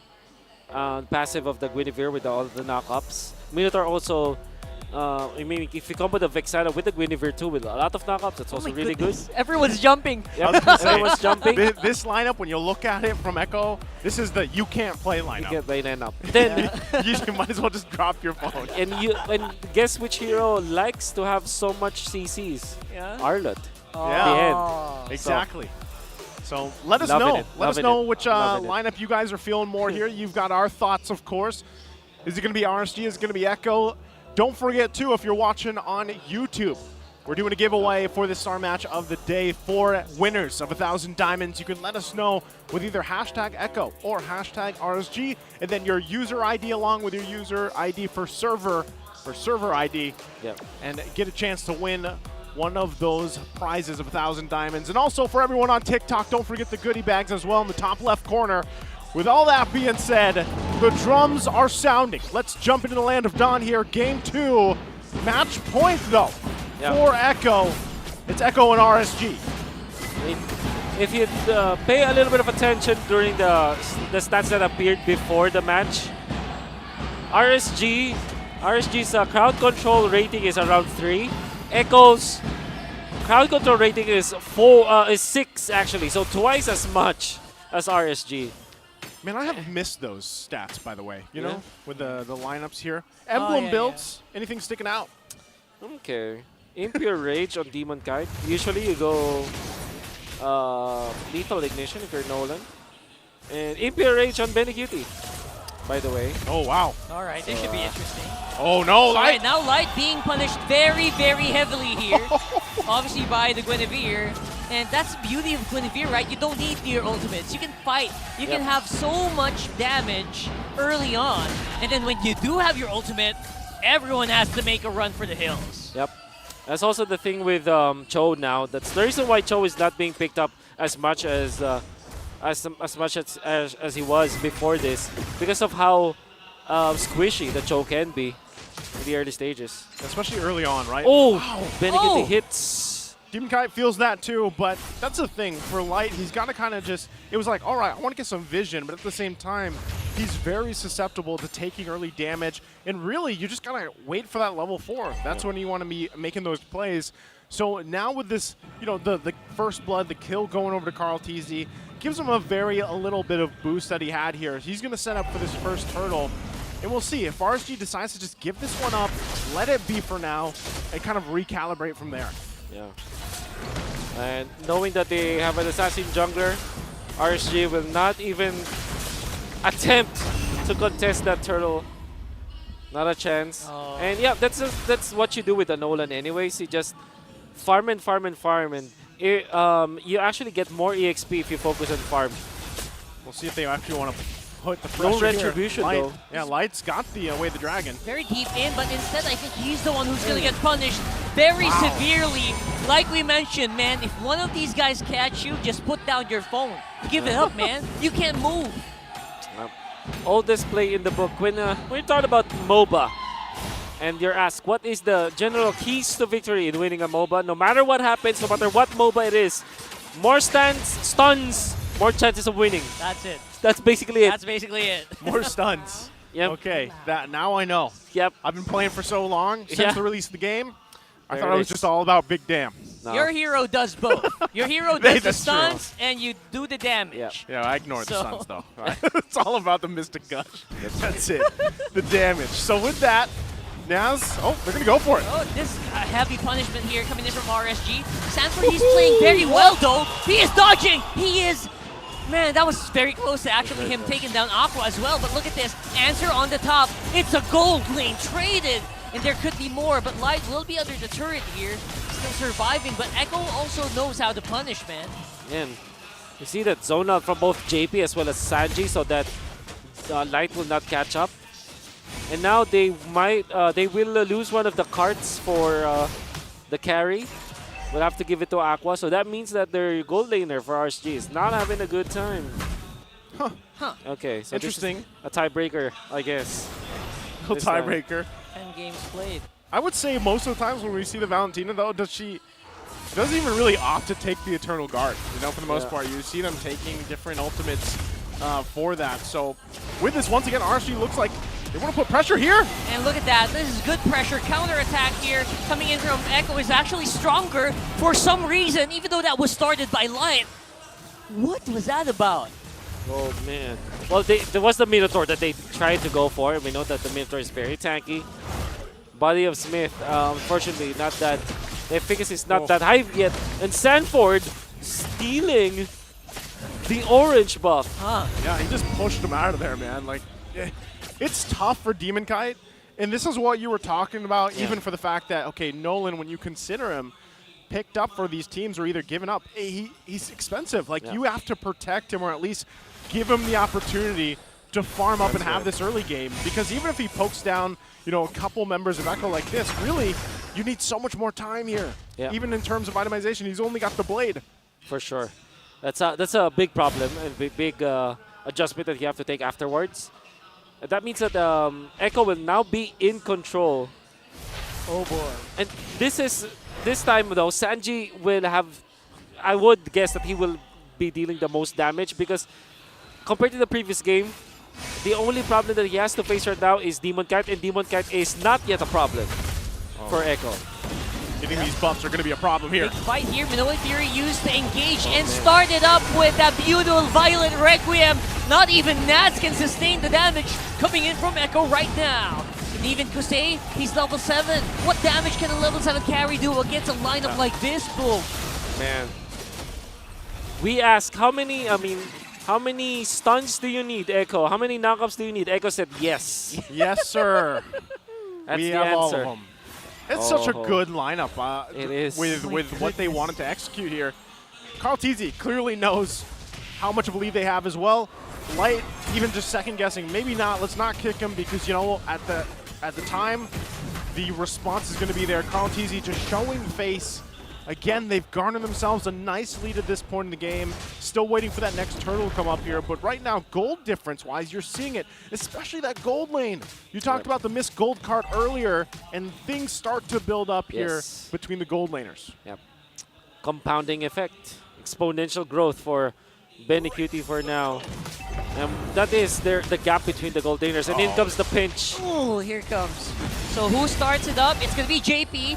Forces that Purify out of the carry, and Kusei can't get out of there anyway. So all that wasn't even full force yet. We still have like the Violet Requiem available. That's what I'm saying. Right? Wolf, I know you just shook your head at this too because you saw the knockups to CC, and then here comes the Eternal Guard. Exactly. It also knocks you up. Like, I mean, like you purify one knockup and then there's a ton more afterwards. Oh man. Some people would say it's safer to just not buy Purify here. Just go straight. You start the fights, right? You don't let Echo start. Oh, cancel. Oh, but look at this though. They are trying very hard. Sanford, a huge counterattack coming in from this Arlot. Dodges out of this. Oh my goodness. This is actually really good collapse here coming in from Echo right now, who are going to be punishing Nats. Again, not even. The Body of Smith can save you from the damage coming in from Echo and the crowd control, man. Your Body of Smith can't cancel out of that one. Demonkite's like, yeah, I'm out. I'm going to go get the orange. I'm out. Yeah, Echo really feeling the ease of execution with this kind of composition. As you've seen, like when they tried to go for Sanford, Sanford was able to still pop one Vengeance, so that's one dash. That meant that the angle for the Way of the Dragon was off. And it's not because of Light, it's because of Sanford. Afterwards, he was still able to pop the Fire Slash, force Kusei in there. Nats eventually misses the ultimate. Oh no. Oh my goodness, Light tried to go for Karl! Sarchi. He got countered, but KarlTzy is actually very, very scared right now. They can't go near. Light's trying to look for an angle, but because of that, because of all of the time being bought here by Echo, they are going to get him. And this could be bad for Light as well. JP's close by. We know a Fury under the turret. And we are jumping in again. Aqua can't move, man. This is so bloody. Oh my goodness, this lineup. They can't move. They can't move. They're all prisoners here in Echo. All of their members had knockups. Only Benny Cutie, well, that's understandable. He's a marksman, but Echo just overloaded RC with so many stuns that as soon as they group up, there's really no escaping the wrath of Echo. And this is Aqua with Purify, Kusei with Purify as well. It doesn't help, man. You can only purify one or two. Does not matter. And at that point, Echo with a clear lead. We've seen struggle after struggle from RSG, trying to get the setups here. Even for Light, can't find any setup with that Way of the Dragon. This Cho pick just not paying dividends at all for them in this matchup. And that's going to be the Lord now for Echo to play around with. Nearly the 8,000 gold lead. Look at the disparity in the gold lane alone for this matchup here. All right, you have to commend Demonkite though. He's catching up on farm, surprisingly. Pretty close to KarlTzy, but then again, if you are a Nolan, this is kind of expected of you already. Oh man, and can't imagine to be in Demonkite's shoes. Like, you're always thinking, man, how I cannot even team fight. They're just gonna stun me to death. If I go near someone, I will probably die. Yep. That's what a dilemma. One stun connects, and it's just the domino effect. Well, Aqua's holding on to his own Eternal Guard. Let's see what happens here. The defense of the base goes forward. That was a beautiful dive in from KarlTzy. Look at that again. Purify used by Aqua to run away. But then again, there is just no way for them to fight against this. They're so scared to go near them. Here's the final slash though. Echo just going non-stop team fights here, and they know they can handle it. Oh, this is tough. Can they hold it together? Lord's going to be taken care of, though. Yeah, that's got to be it. With Light gone, no one else for Kusei the front. That will be Echo with a dominating game number 2. It's the Echo Express at the sound of the drums. They sweep the Raiders in a very strong showing. I gotta say, it's the draft that helped Echo win both games. First one with the usual priority, and then eventually that Ixia that was eventually a problem. And then this Guinevere. Echo just literally anti-strat RSG. Oh my goodness. Anti-stratted them. They anti-gameplayed them. Yep. They didn't even get a chance to really do much because they spent so much time in the air. Oh, it's one of those rare moments where now I don't want... Can I just step out? I want to play a game. And this feels like a draft that you could have saved for playoffs. Exactly. You know, this is so scary. It's so powerful. Yeah, that's what I was wondering as we were seeing that kind of unfold. I was like, man, have we seen this specific lineup yet? We haven't, right? And it was executed so well. Of course, you know, RSG, they'll have a lot to learn from that specific matchup alone. And it was a very tough game, too, for them. Game 1 a lot closer. But, man, Echo just pulling something up their sleeve that they had prepared for us. So it was great to see, executed well. This time you can see, obviously, as well, KarlTzy feeling pretty good about that alongside the rest of the lineup here from Echo, man. It's just on point. Can't wait to really hear what they have to say about this matchup. And again, that lineup. Let's go ahead and throw it over to Mara and Hands on stage with Echo. All right, everybody, let me hear it from you. Echo loud. Congratulations! At tuwan-tuwa sila kanina, gigil na pagkatapos nila matalo yung kanilang kalaban, no? Okay, but there was one, you know, usual thing na nakita ko, KarlTzy. It was the same thing all throughout. Giving you this microphone right now. Kasi hindi nyo lang pinutol ang 5-match winning streak ng Echo. Tinalo nyo rin sila twice this season. So, meron bang pagbabago or is there something going on in your head na, okay, RSG. When you think about RSG, ano ba sila kay KarlTzy? Like, kamusta ba sila as opponents and as competitors? Para sa akin po sila po yung tinuturing namin parang kryptonite po namin. Kasi sobrang lakas po talaga nila pag kami yung kalaban. Tapos yung win streak po, di naman namin po iniisip eh. Talagang gusto lang po namin pumawi sa 2 talo past week. Alright, kryptonite ang bili niya. This time around, kita namin, ikaw at si Benny Cutie, you guys have played both times this season. Benny, what was the reason behind it? Kasi usually, di ba, nagpapalitan kayo. What was the decision heading forward into this week na, okay, we're gonna be playing KarlTzy and Benny Cutie for the same games na meron tayo ngayong linggo? Actually, si Boss TikTok po talaga yung and kaya yung reason kaya kami yung magkasabay ni Karl kasi alam naman natin na dati pa kami magkasama.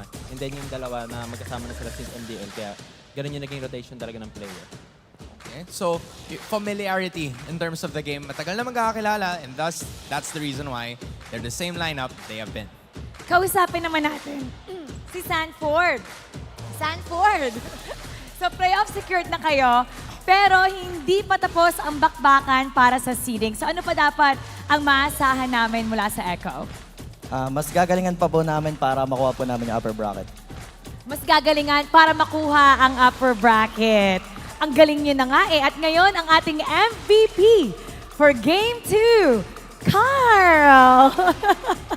Karl, kaya ang dami niyong fans dito. Kanina sigaw sila ng sigaw para sa inyo. Ano ang gusto mong sabihin sa lahat ng mga fans niyo at sa mga manonood? Sa mga Echo fans dyan, thank you support. Patuloy niyo lang kami supportahin. Kunin namin upper bracket. Kukunin ang upper bracket. Yan ang pangako ni Karl. Congratulations once again to Echo.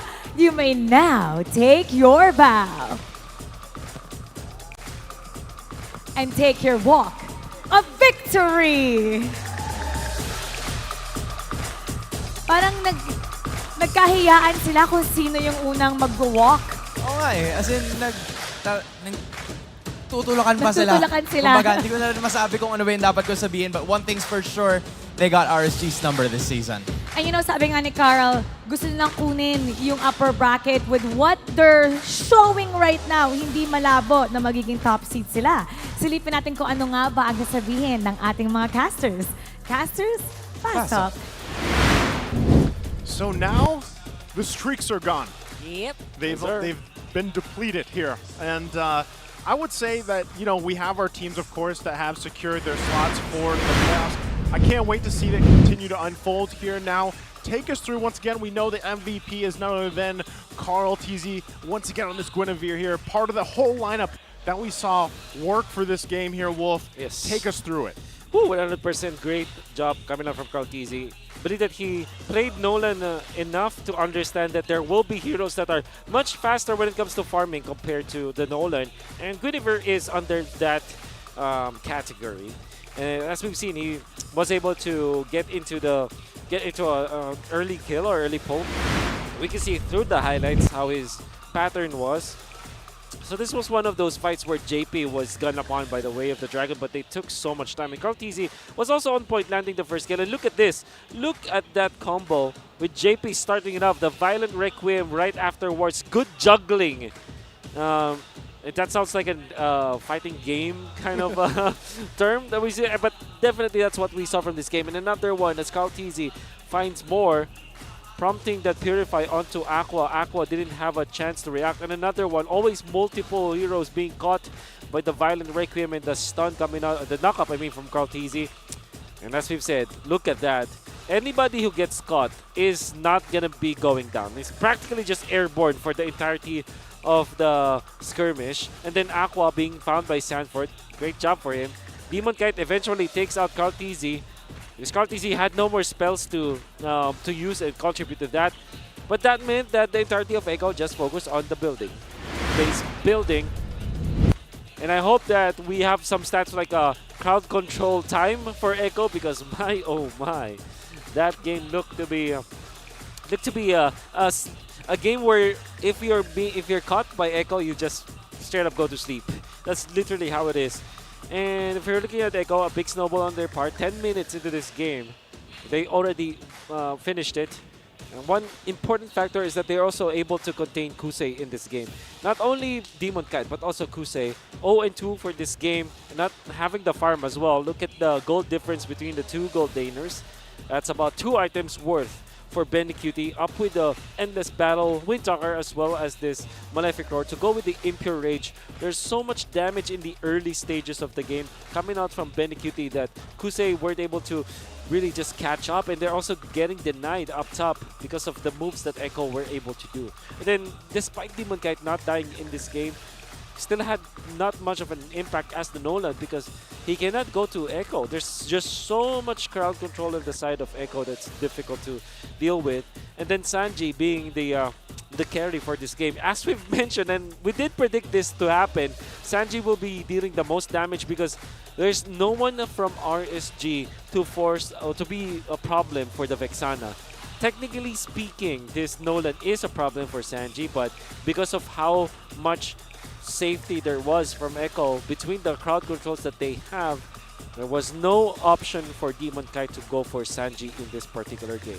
So when it comes to the damage dealt, he dealt the most damage. 29k looks pretty bad in a way, but this is just a 10-minute game. You have to remember, this is just a 10-minute game.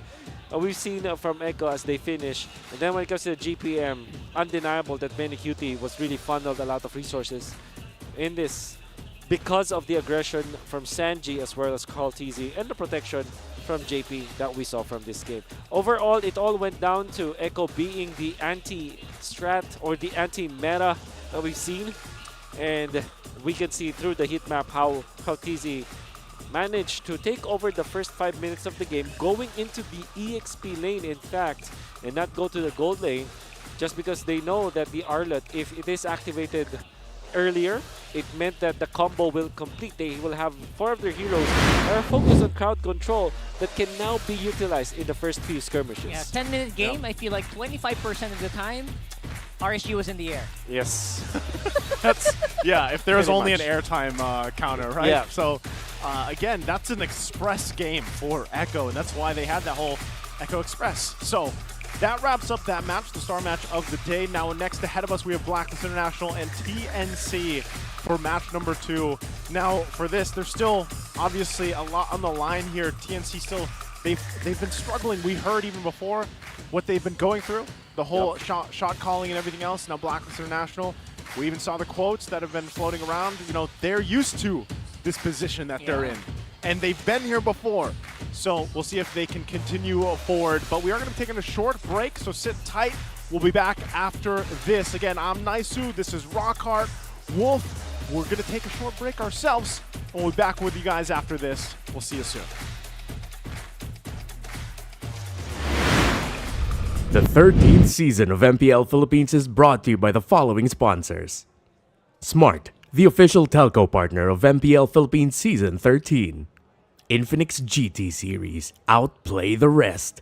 Experience the MPL PH Season 13 action live at Shooting Gallery Studios. Tickets are now available on our official ticketing partner at /event.com.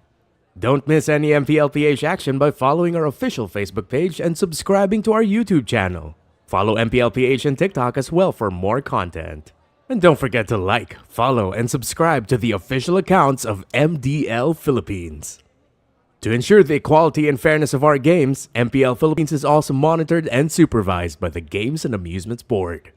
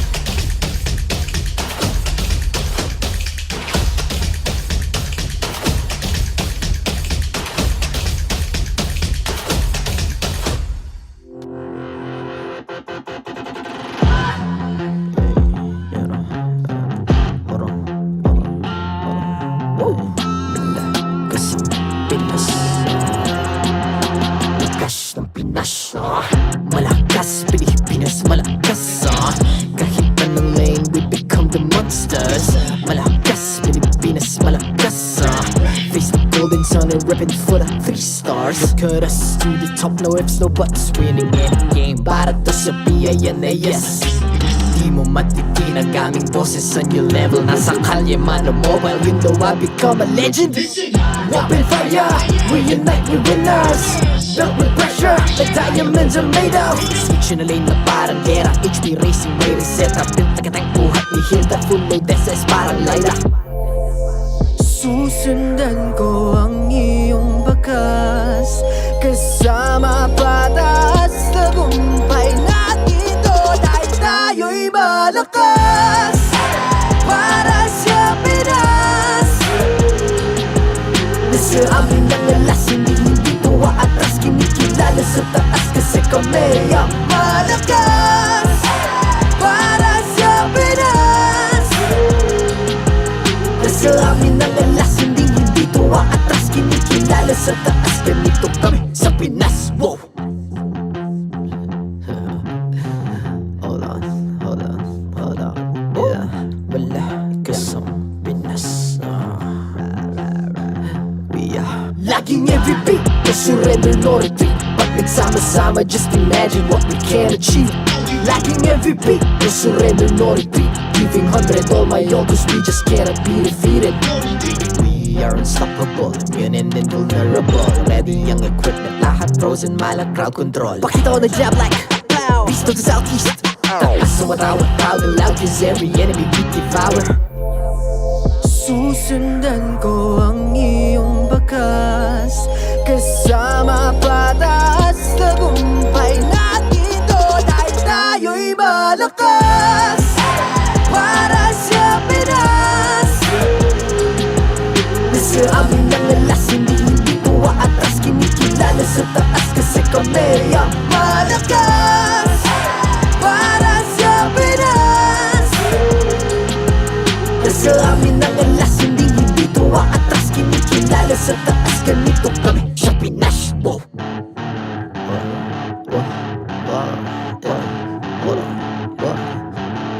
Malakas, Pilipinas, malakas. Kahit anong lane, we become the monsters. Malakas, Pilipinas, malakas. Face the golden sun and repping for the 3 stars.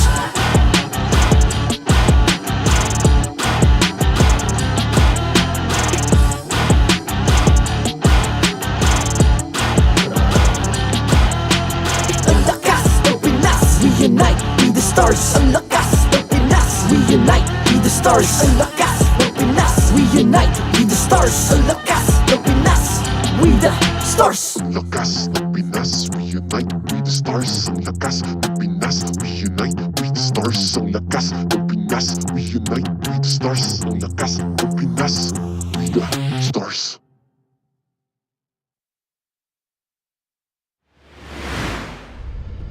The 13th season of MPL Philippines is brought to you by the following sponsors.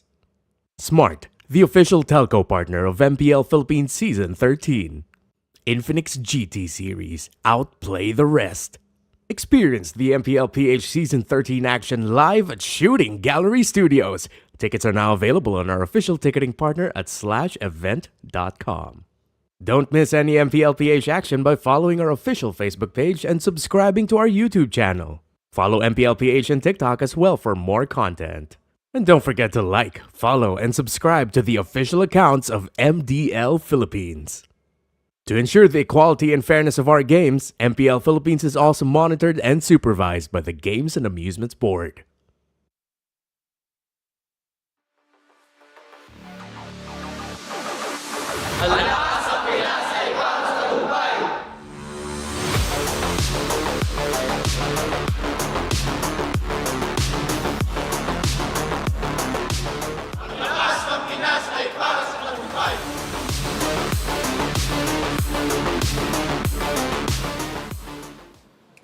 You're watching MPL Philippines at kasama natin dito mula sa Blacklist International, OHEB and Yue. O, kamusta kayo guys? Okay lang po. Feeling good. Feeling good! Yue, narinig mo may sumigaw sa labas? Opo. Narinig natin hanggang dito. Alam mo, mainit. Ayun, narinig ulit natin. Ang init ng panahon ngayon, so meron tayong question of the day. Ano ang inyong paboritong palamig sa mainit na panahon? Ano po, chocolate drink. Chocolate drink. Ano to, may hinahaluan mo ba ng gatas? Wala po, ano po, yung kulay green. Yung kulay green. Oh, ano nga ba tong kulay green na to? So nilalagyan mo ba ng yellow or plain lang malamig na tubig? Paano mo siya iniinom? Ano po, minsan may yellow, minsan plain lang. Minsan plain, may yellow. Diretso ba to sa baso, sa cup, may straw? Ano po, lahat mo na nabanggit. Lahat, all of the above. Parang quiz to All of the above. Masarap yan, chocolate milk na may yellow. Oh, yon. Ikaw naman, Oheb, ano yung paborito mong palamig? Ako favorite kong palamig is BJ. Buko juice. Buko juice! Buko juice ba to na nasa bote na or yung nasa shell? Yung mga nagtitinda sa labas na nakatutulak ng parang karton. Ay, oo, kay Kuya. Meron dito. Laki akong nababili ng buko kasi dati nung nag-aaral pa ako, tuwing uwian namin bumili ako ng buko juice sa amin. Ay, ang ganda nun kasi may mga quota si Kuya. Parang mga 60 ata bago sila pwedeng umuwi. So okay yun, nasusuportahan mo pa si Kuya. Buko juice, ang sarap nun. Sa kabilang panig naman, tingnan natin kung ano nga ba ang sasabihin ng TNC. Hans, pasok. Thanks, para. This time around, nandito tayo sa side ng TNC Pro Team. Layo mo nga ng konti. Kasi para makita yung iba sa ating mga players dito. Nomed, ikaw mauna. Bigyan mo ako ng top 3 ng mga bagay or ng mga inumin. Ang paborito mong palamig sa mainit na panahon. Number 1. Number 1 ko, energy drink Energy drink. Bakit energy drink? Routine namin sa TNC yun na kapag mainit ganun or bago mag-start yung game, nag-energy drink kami. Okay. Para ganado. Gets. Number 2. Number 2 ko, kape. Kape. Okay. Classic. Bakit kape? Coffee lover ako Okay. So, sino dyan sa mga yan, sino sa mga teammates mo yung pinakamalakas magkape na feel mo kaya kang labanan sa cups of coffee na iniinom kada araw? Si Hate. Si Hate. Okay. Palong-palo magkape yan. Hate. Wala na. Ikaw na daw. Siguro hindi ka natutulog. Number 3. Bigyan mo one last. Yung matcha. Yung matcha. Very specific. Okay? Iced or hot? Meron bang hot? Meron. Pero mas gusto mo? Yung ice. Yung iced. Sorry Hate Iced daw gusto eh. Bakit iced? Kasi mainit yung panahon, masarap kapag ice. Oo nga naman. Makes sense. So, ulitin ko lang, energy drink, coffee, tsaka iced matcha. Sige, ilatag naman natin doon, banda. Super Yoshi, kung yun yung mga nabanggit niya, ano naman sa'yo? Bigyan mo ako ng una. Unang-una, syempre, tubig. Okay, tubig. Tama. Kasi may mga daw, sabi ni... Uy, I-specify mo. Alin ba doon yung gusto mo? Meron kasi iba-iba eh. Purified, alkaline, ano pa ba yun? Mineral. Mineral. Yung may yelo, syempre, mainit eh. Yung may? May yelo. Mainit ngayon eh. Yung may yelo. Mineral na may yelo. Bigyan mo ko ng dalawa na mabilisan. Winter melon milk tea. Wow! Okay. Winter melon milk tea. And last but not the least, Java chip. Yun. Doon natapos ang boxing. Thank you, Nomed. Thank you, Super Yoshi. Bato na natin to sa ating mga casters. Casters, pasok. Thank you guys so much and welcome back. What is up, guys? I'm Nice2. This is Rockhart Wolf. And what cools you guys down? Here it is. Buko juice. This is buko juice is basically just coconut juice. This is a coconut. It is an actual coconut. Yeah, it's real. It's real. Me now. This is cold. I was gonna say, where's Rockhart's? He does. Yeah, where's your buko juice, man? I had my buko juice early this morning. Yeah. Well, one thing's for sure. It's definitely hot here. And really hot. Now, this is real. This is super real, by the way. it's not a prop. There's actually buko juice coming out from there. So now let's talk about the headline for this matchup. Of course, what Black and TNC should do. Because before entering this week's matches, both teams are visibly struggling. It's been hot for them. And for Blacklist, they tried to utilize both of their roamers, Haji and Kimpoi. And we can also, in a little bit, we're going to have a video here where Coach Bonchan talks about the difference for these two players here. But, I'm sure we also have a lot to say about the struggles for both these teams. think for Blacklist International, they kind of solved it yesterday. They also mentioned about it. It's like matching the tempo of the other teams that are playing here in MPL PH Season 13. So the meta dictates that they kind of have to play fast and aggressive.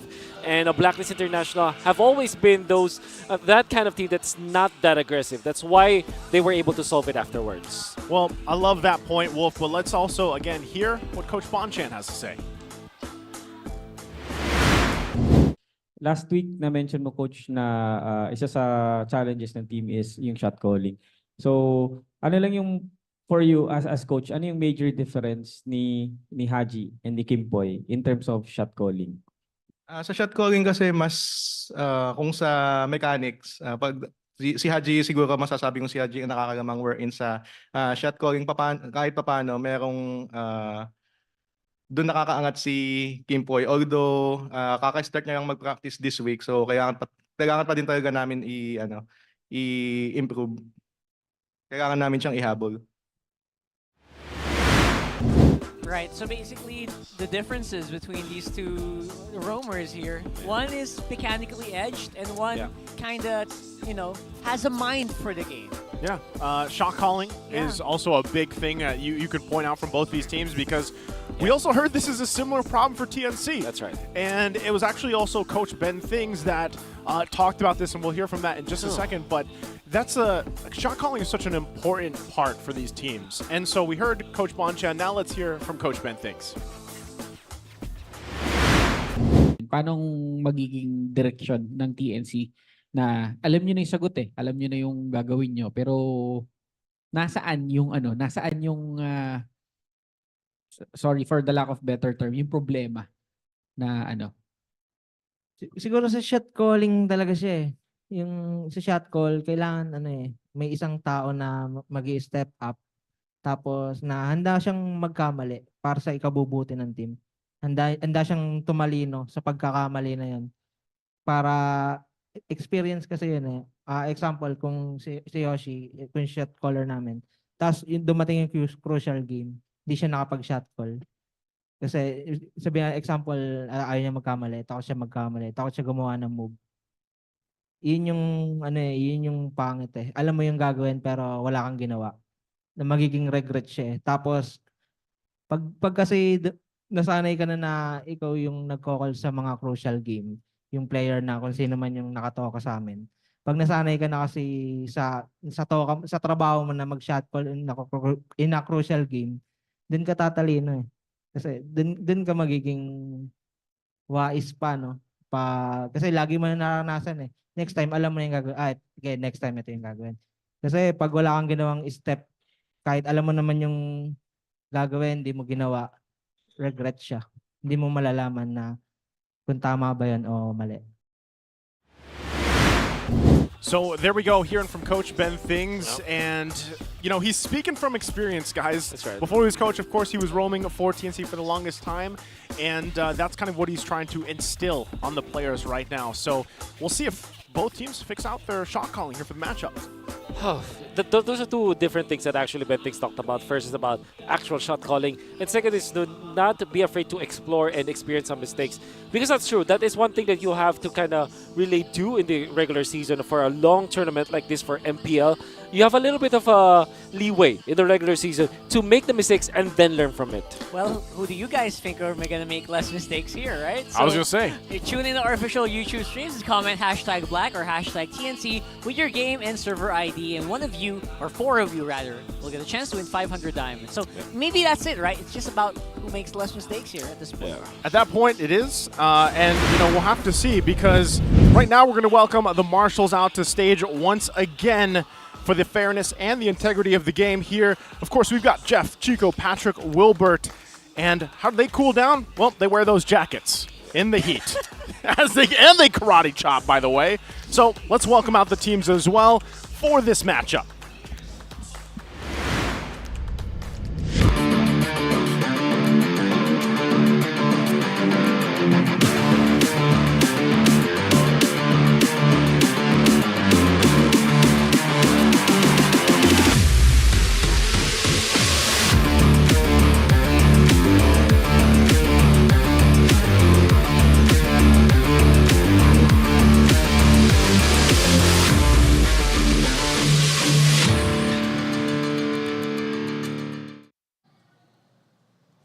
Though the agents find themselves in a familiar situation, glimpses of brilliance and remarkable plays shine through.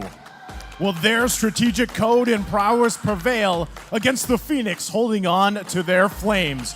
Get ready for its Blacklist International!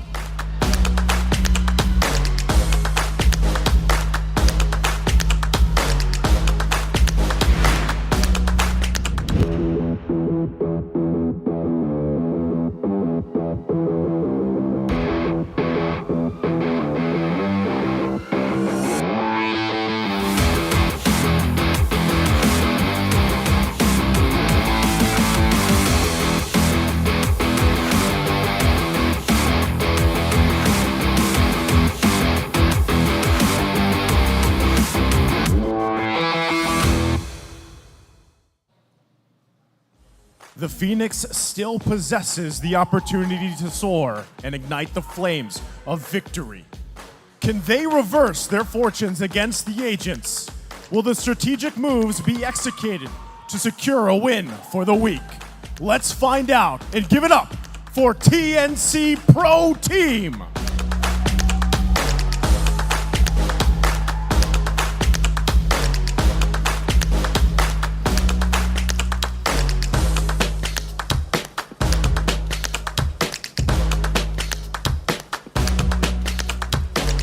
And their coaches, Coach Dexstar and Coach Ben Things.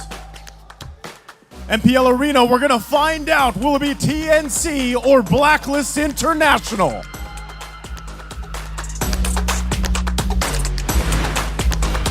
And let's take a look at the lineups here. Starting off for match 2, we're gonna start it off with Blacklist International. The agents are finally waking up here. We've seen them everywhere. We've seen them go crazy, and Agent Zero, man, he's definitely back. He's definitely back. Things are, they're finding some success, but across from them, a team that has been struggling, but we'll see if they have found their own success here for this matchup. Take us through it, Wolf. Yeah, it's Nomad, Ryzen, Hatred, Heads, and Super Yoshi. And with all of the number of games and series that this particular lineup has played, I think it's now safe to assume that this might be the lineup for TNC Pro Team. And now they're going to be facing up against Blacklist International. They did win versus Blacklist International before, but this time it will be different. And I would make a bold claim here. Actually, between Blacklist and TNC in this particular series, whoever wins this will be eliminating the other. Like not like literally like eliminating the other, but I think that just because of the point system that we have and the whatever is at stake, whoever wins this actually secures the playoff slot. That is a hot take here, considering, again, we have, what is this, the end of week 5. That's right. We're down to the last 2 weeks. We know that 4 teams have already secured their slots here, and we know the remaining teams are fighting for so much. And like we mentioned in leading into this, seeing from the videos, shot calling is a big part of it. But let's take a look at the Infinix keys to victory here, Wolf, on how these teams can go about this matchup. Blacklist International, now it's Insui's time to out-retreat Ryzen, because before it was actually Ryzen that won versus Insui in that Class S Monsters battle, Monster Demons. And now for TNC, don't sleep on Legend Zero. He's awake. Oh man, you felt that in the previous series of Blacklist International. And lastly, learn from your past shot calling mistakes. Very evident for the side of TNC that what they need to improve on is their late game shot calling and the way that they push the Lord. There were so many games that TNC lost despite them winning in the first 12 minutes of the game. All they need to do now is to end the game much systematic maybe, or I guess for lack of a better term, cleaner. Yeah, they have to. Again, when you really watch TNC's games, not just this season, but even previous seasons, it's always something that we kind of pointed out here on the caster desk where we were like, you know, there's a lot of brilliance from TNC's lineups even before, but for some reason, there was always this struggle to cap out games, to end them, and that deals with the whole shot calling premise, right, for the most part. And Ben Things, Coach Ben Things, is the best person to talk about that, because coming from where he was in that roam position to where now he's the coach here, this is something that he clearly sees and that he clearly experienced. And for TNC, going against Blacklist International, a team that has many accolades in history and everything else, they have been very vocal in the situation that they're in, but also, again, shot calling being a thing. So it's really come down to, with this matchup alone, and now that we're rounding out week 5 here, it's who has fixed that shot calling problem? You know, how do they approach that shot calling problem that they've maybe had? Can they learn from their mistakes quick enough to adjust to themselves where, like the hot take Wolf mentioned, one of these teams that wins here, it's going to be crucial in the weeks to come, especially with the way the point system works right now. So we'll find out, but also we want to go ahead and mention everybody watching to come and join us also on TikTok. We've got a great goodie bag lottery for you guys, and be one of the lucky winners here. Yeah, just open your TikTok app, go to the MPL Philippines TikTok channel, that's at MPL PH_official, and then click on the live stream, right? Once you're there, on the top left corner, click. Just top left. Touch that. There it is. You don't click it, right? You touch it. You touch that top left corner, there's a bag there before the base breaks. You know what would be great? Maybe if one of us here on the desk actually opened up our TikTok app. Okay. And try to get the link. I want to, right? I want to, but we're working, so you guys do it. Oh, come on. Well, we do see your guys' comments, of course, as well. So, again, let us know, because like Rockhart mentioned earlier, don't forget those watching on YouTube, there's a separate giveaway for you guys, 500 diamonds for 4 winners. Let us know with the hashtags, of course, either hashtag TNC, hashtag Black here, BLCK, alongside your user ID and server ID. Now, we're waiting for the draft here, and what we saw yesterday, well, going back to the key to victory, Legend Zero is awake. Yep. And this is why I always like to say, man, the XP lane, one of the most impactful roles, you know, for any team, really. And I know we're taking a look at a head-to-head here in the jungle, Sensui and Ryzen, but Legend Zero is going to be a big part of this for Blacklist International. A lot of people spoke how much he has to do in some of these games. And although we have painted the picture for the junglers being matched up here, I still think this comes down to how do you control? If you're TNC, how do we control Legend Zero? How do we control Edward? And if you're Blacklist International, how do we let Edward shine? You know, how do we roll around with that? I think it might start with the draft for sure. Kind of force that matchup to at least be favorable for TNC. So what that entails is maybe we can just sit back and wait for the EXP laners to be picked last, or pick it when you already know your lane matchup, for example. So expect that there will be some flexes for both TNC as well as the side of Blacklist International. Maybe Arlott and Ruby will be the priority so that they can be flexed in two roles. Then eventually for TNC, what they need to do is to identify first what has been picked up for Edward, and then kind of counter it, or at least, you know, win the lane matchup first. It's very difficult to contain Edward. We know that for sure, especially an Edward that's awake, right? So they really need to control that part. I really like where TNC is right now, because yesterday they did face off against, you know, just the world champions. You know, no biggie. And I think from there, you probably are in a good position. Like your hands are probably still hot. Yeah. Remember too, as we take a look at the highlights here, TNC got their first points of the season. I know it feels a while ago, but they got their first points against Blacklist International. You know, but after their win against MNNE last night, Blacklist International, are they going to be able to bounce back and continue some of the momentum that we've seen them garner up to this point? But, you know, it makes you wonder, like, what was TNC doing that worked here for them back then? I think they closed out earlier, but they're seeing. We are also seeing some problems with their Lord Bush, like this one, right? Eventually, they will lose some of their early game prowess. And then one thing that also went in favor of TNC heavily in this particular series was the retry battle that Ryzen was able to win. And if you recall, we were hyping up how good the retribution is for Sensui, right? The Sensui instincts. But when they faced up against Ryzen, their namesake kind of tells us that it will eventually be Ryzen. Actually, Sensui in lore-wise defeated Ryzen, right? So, yeah, that didn't happen. But what I'm saying here is that retribution was also important in that particular series.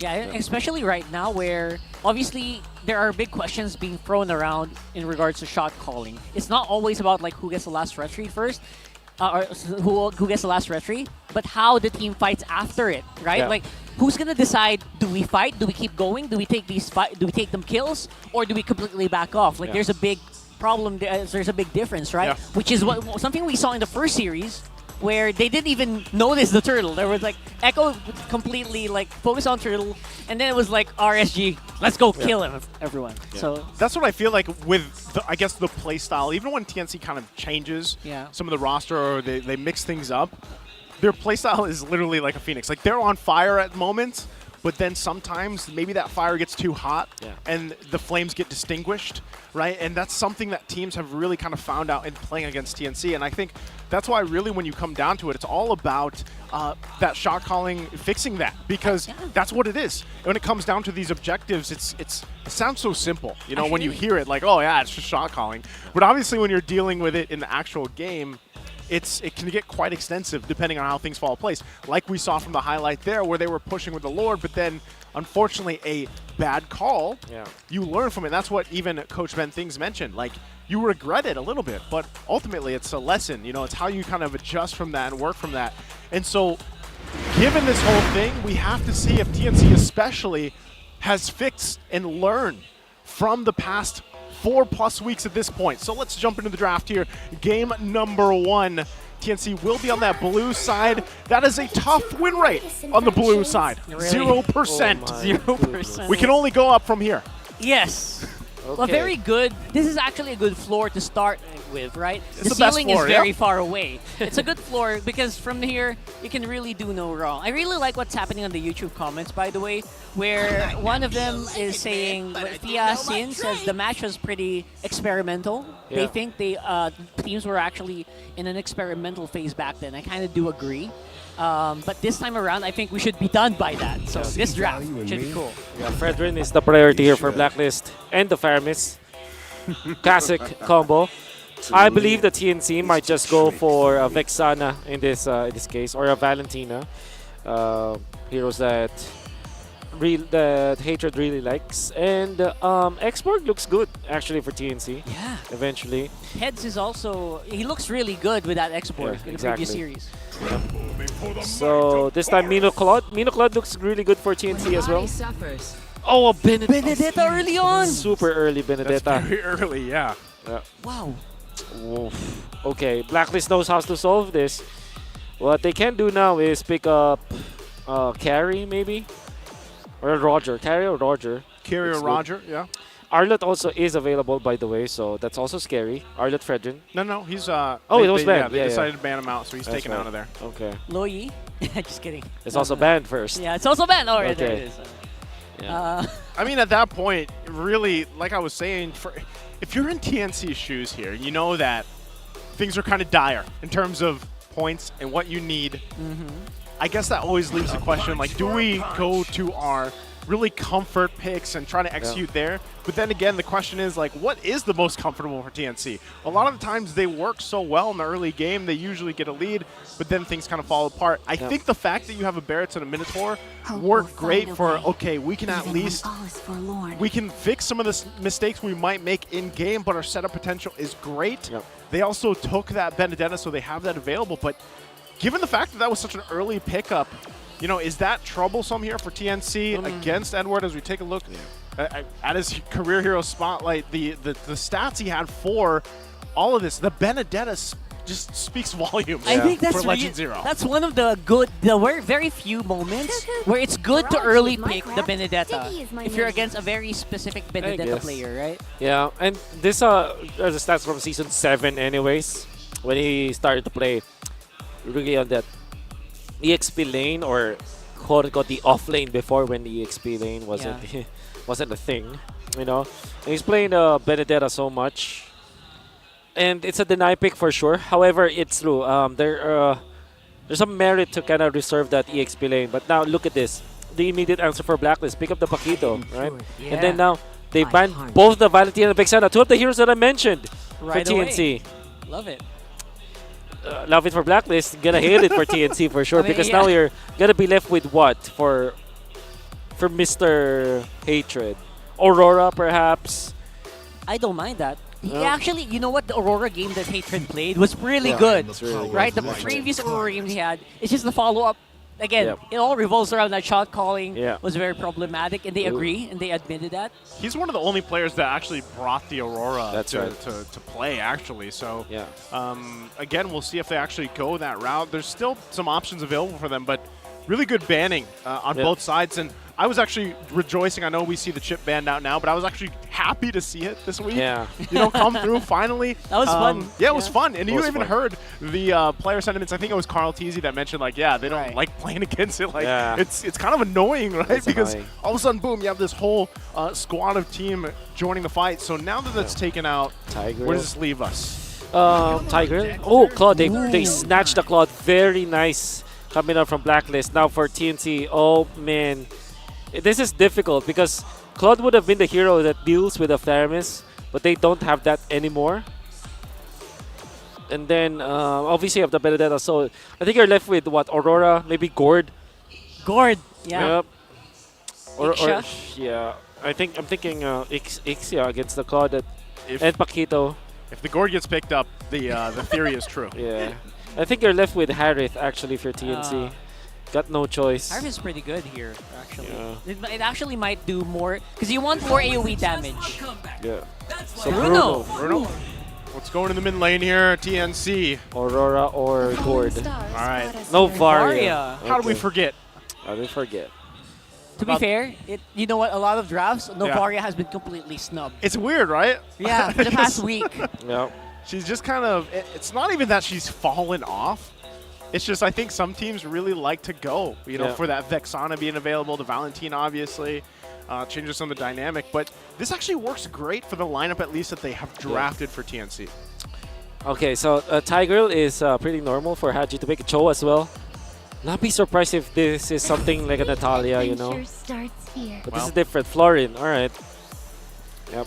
And that's the sustain that we're looking at. And actually, this looks like a very sturdy lineup from the side of Blacklist International. And just picking up the Bruno, I understand why TNC did that because they had really no choice. I think I really like that fourth pick Claude coming out from Blacklist because that is definitely what TNC was eyeing to go for. And the Bruno is more like a band-aid solution to many problems that are presented by Blacklist. So, man, this is a really good draft for Blacklist. Band-Aid Solutions. It's kind of like the new work hours. Anyway, let us know what you guys think here for the lineups, TNC and Blacklist International. Which lineup you're feeling more? And don't forget to join the giveaway if you're on YouTube and TikTok. Let us know what you're thinking on YouTube. 500 diamonds for 4 winners. You can let us know with the hashtags of BLCK for Blacklist or hashtag TNC alongside your user IDs and user server numbers. And good luck. Now we're going to jump into the land of Dawn here. It's game number 1 for match 2, Blacklist International and TNC. Now as we get adjusted, we're going to have to take a look real quick also at the emblems. This is more, I know you said the lineup, I don't know if you were saying you liked Blacklist International's lineup more, Wolf? Yeah, I did say. But why is that? Is TNC going to struggle against this lineup? Maybe because I'm saying that because there's not a lot of like confirmed kills for TNC. Like, surely the Novaria can just shut down from long distance, right? But imagine the Faramis ultimate, imagine the Florin ultimate that eventually they can heal each other up. And this is a Fredrin Faramis is a good combo as well. There's no actual cleaner or sweeper for TNC to finish the job. They can deal the damage, but I'm not seeing any finisher for them in the latter portions of the game. Early game though, the Bruno as well as the Minotaur with the Benedetta. That's a pretty strong early game actually. Yeah, basically the chip damage being done by Hatred can easily be healed up. Yep. Or used with the Netherrealm. Yep, and there's a lot of dive versus Novaria. That's why I thought that it was surprising that the Novaria was the pick.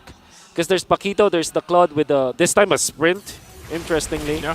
And he's not going to be afraid of diving because he has a Faramis and as well as a Florin. So he can actually get to the backlines and just look for the Novaria.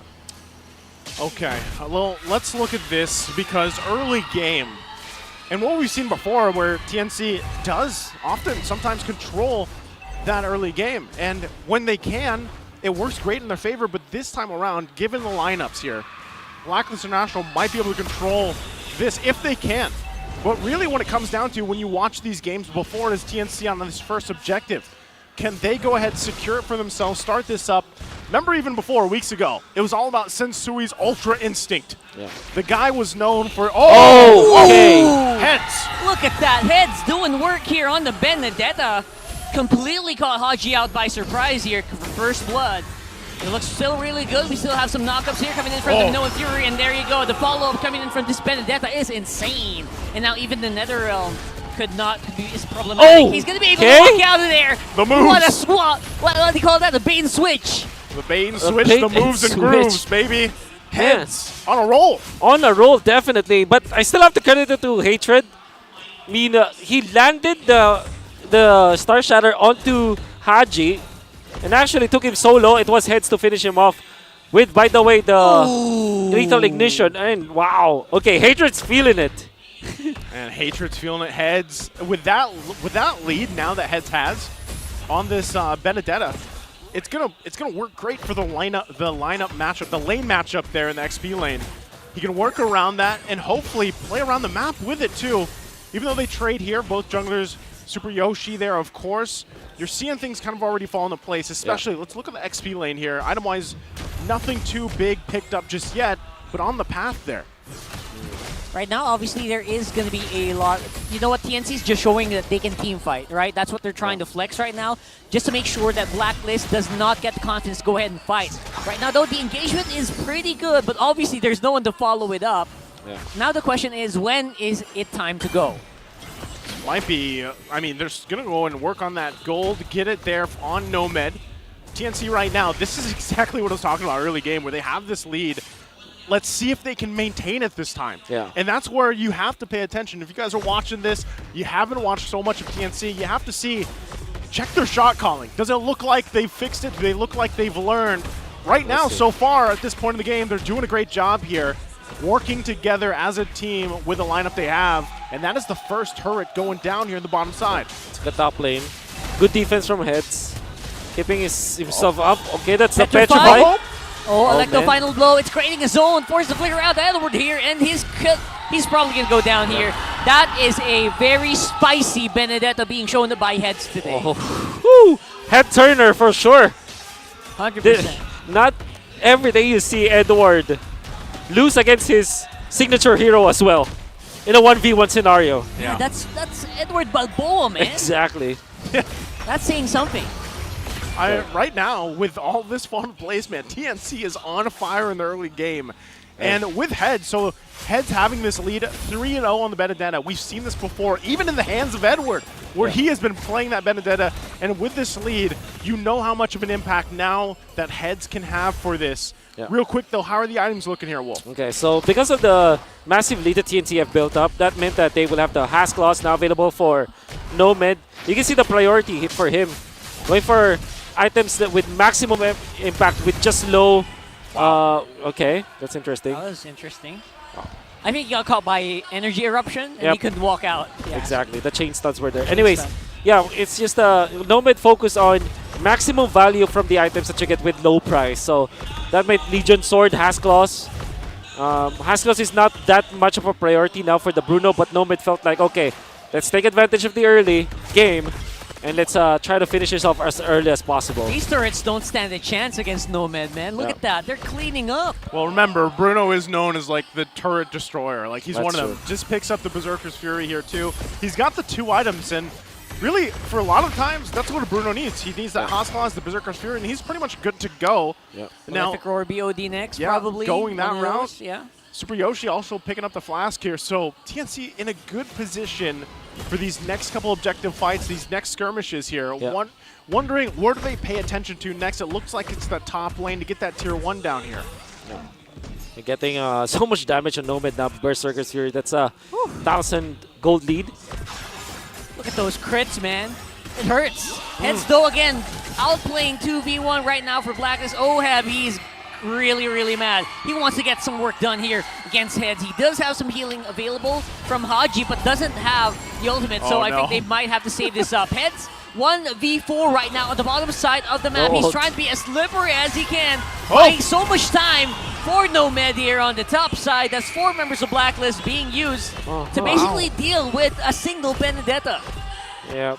Unfortunately for Blacklist International, there wasn't enough damage. It was just 7 minutes in. They will not lose their second turret, but that's a lot of time that the Benedetta was able to buy. Eventually, Nomad will take care of business up top. Look at that. Nothing Edward can do about this. Oh, man. What Wow. great plays. Still, you know, the fact that they were able to buy enough time for that to happen. You're now wondering, okay, where does Blacklist International start to find some wins on the map here? Because right now they're struggling. Both Tier 2 turrets down on the top and bottom side is going to make things a little bit hard for them in dealing with these Lord dances that are going to come up here. Gold difference as well, you see it starting to build up. Of course, we already talked about it, especially in that gold lane. Nomad has just been having a hell of a time. Edward. Whew. He's got to get out of there. That's a huge delay. Huge delay from Hatred. Yeah. And that also meant that they will defend bottom lane and might be able to push in the mid as well. That's a compounding results of small moves that Hatred was doing. Okay. As long as these Star Shatters hit, man. Yeah. Oh my goodness, the amount of impact that's coming from mid, you can feel it all across the map. Yeah. Retribution battle, who gets it? It's actually Sensui forced to pop the Retri. Well, Ryzen didn't have the Retribution anyway, so it's be okay. Now, okay. Blacklist International starting to get the items. Oracle on Sensui and then Flask for Haji. 4-man Astral Echo, by the way. They're gonna shout outs to our good friend, 4-man Astral Echo. Yeah. 5-man, sorry, it's supposed to be a 5-man. 5-man. Not impressive. Not that impressive. So close, but yeah, no. Here's the thing. What can happen is Blacklist is just holding on as best they can to that Tier 1 turret because that's actually a crucial piece in this Lord dance. But UA, he feels it. He feels the damage. There you go. There it is. There's a 5-man Astral, no, 4-man Astral Echo. Yeah, it's 4-man. Edward's on the bottom side. Either way, look at these hits. God. Look at these hits. Haji can't breathe, man. He's always low. Ooh, Hatred. He's on fire. Woke up at the right side of the bed. Maybe drank his favorite coffee. And said, okay, I'm going to play Novaria. Nobody's playing Novaria nowadays. I'm going to show you why it's good. Oh, like that. They get the Lord here. Uncontested. TNC. I don't know, man. This is probably one of the better leads that they've had throughout the regular season. Yeah. And this is once again where it comes down to it. Yeah. They have this kind of lead. They have the Lord now going to be marching in with them shortly. Yep. Can they play around this? Can they find the possible things to line up for a win here? Yep. If you have been a fan of TNC, this is where madness usually starts. Yes. This is the real game for TNC. Have they learned enough from the past 4 weeks? Let's see. Cast count 43, hit count 16. You know, you asked a good question about this. I think it was yesterday or maybe Friday, Rockhart. Does this count just hero hits, or is it also just every shot being thrown out? I think these counts everything, right? Because I believe it's unfair. You know, I really am not a fan of like the counter for Star Shatter because sometimes you need to just use it to clear the waves. Yep, And I think that's what they're trying to do right now, though. Star Shatter is hitting everyone from Blacklist right now. Sensui can barely keep up. His health bars can barely keep up with the amount of damage coming from TNC right now. Yeah. Okay, so this is really good for TNC. They've eliminated all the other turrets. Let's see if they can get a push cleanly. You're gonna go for it. We're waiting for Oheb to make something, to make a move here. So or that Edward. Character development for TNC. Nobody died in their first Lord push. Let's go. That's a good observation. That's a good observation. Ooh, man. No one died. No one died. And that's what I'm saying. That is shot calling. That is apparent. Like, if you guys missed the early videos, that's why we're talking about it. There's the damage Rockhart was mentioning. But that's the thing. TNC, it's all about that shot calling discipline. And right now, with the lead that they have, big key items being picked up here. See right there. Blacklist International, what can they do with this lead? Have to wait for their timing. Maybe another tanky item for Sensui so that he can frontline. Then the items obviously from Oheb. It's a very important one too. This time Nomad gets the purple. Extra farm. Oh, look at that. Lightning Truncheon procs coming out from H, and then now the glowing wand. Oh, that's gonna hurt. This game is becoming more crucial on the shoulders of Edward right now. God. Who is that was just 2 2 slashes. Yep. What the heck? That's what I'm saying. At this point, if you're watching this again, you really have to just kind of consider the fact, all right, what's Blacklist International going to do? Honestly, it's just buy time. Yep. They have to stall out for maybe another 5+ minutes here to kind of even out the economy, even out the itemization that they're working against. And that's a big part of it, right? They have a Florin. That's great. We've seen great things from Florin in other past series. Other past teams use it. But right now, they have to deal with the amount of damage that's being thrown at them from TNC with this lead. Internationally, Florin has been a big hitter. You know, not just us, Yep. but everyone else. Okay. So Lord Steel can... Okay. Well, that could be problematic here for TNC, but of course, Blacklist don't really have that much confidence to fight just yet. Again, waiting for the spikes of Oheb maybe. Wow, but look, Satsui. speaking of spikes, oh my goodness, the damage from Nomad is unreal. Yeah. I don't even think, again, this might be a little too risky here for Blacklist International to do anything unless it comes down to Sensui's Ultra Instinct. They might go for it. Who's shot calling was going to come out on top here. Oheb was in trouble there for a bit, but then again, Bloom coming in from... Oh, no, my goodness, no. He's going to go. He's going to go here. God! He's going crazy. He's hunting down each and every one of these Blacklist members. Oh, Yue is alive now because of the passive, but Sensui ain't gonna happen. What a disaster for the agents. 2 members for Blacklist International left alive. TNC going for it. They want to go for it. This could be endable. No more minions. No minions. What are you doing, TNC? TNC? TNC. Here they come. The wave comes through. They have time. Tetsui's 20 seconds. Edward's gone as well. Oh my goodness, it's all good pandemonium right now happening inside the base. Yue sacrificing himself, absorbing these balls. Coming in from Nomad just to defend. Now that's a mistake for sure because they have lost their jungler. This means that Blacklist can make a play for the Lord actually. 20 seconds. Do you think they'll go for it? Even 5,000 behind. Junglers now up for Blacklist International, but Ryzen still 15 seconds away here. So TNC has to stall this out. They have to keep this from happening. man. But that's a But question. Look at this. Look at Heads. Will Blacklist decide this? Look at Heads in the back. Oh no. Again, everyone's spotted out by the Astral Echo. Oheb, no more Vision BMI. No more information BMI for being given Oheb. over. No, oh my goodness, Oheb could be it. But yeah, Heads, he's going to have to back off here. Nice save. Oh!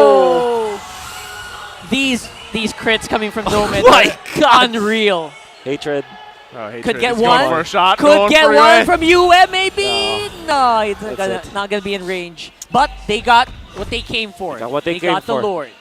Scary stuff for TNC because, okay, that dive on the base, definitely not character development. That could have been bad. Could have been bad. Yeah, exactly. Fortunately for them, they have so much of a lead.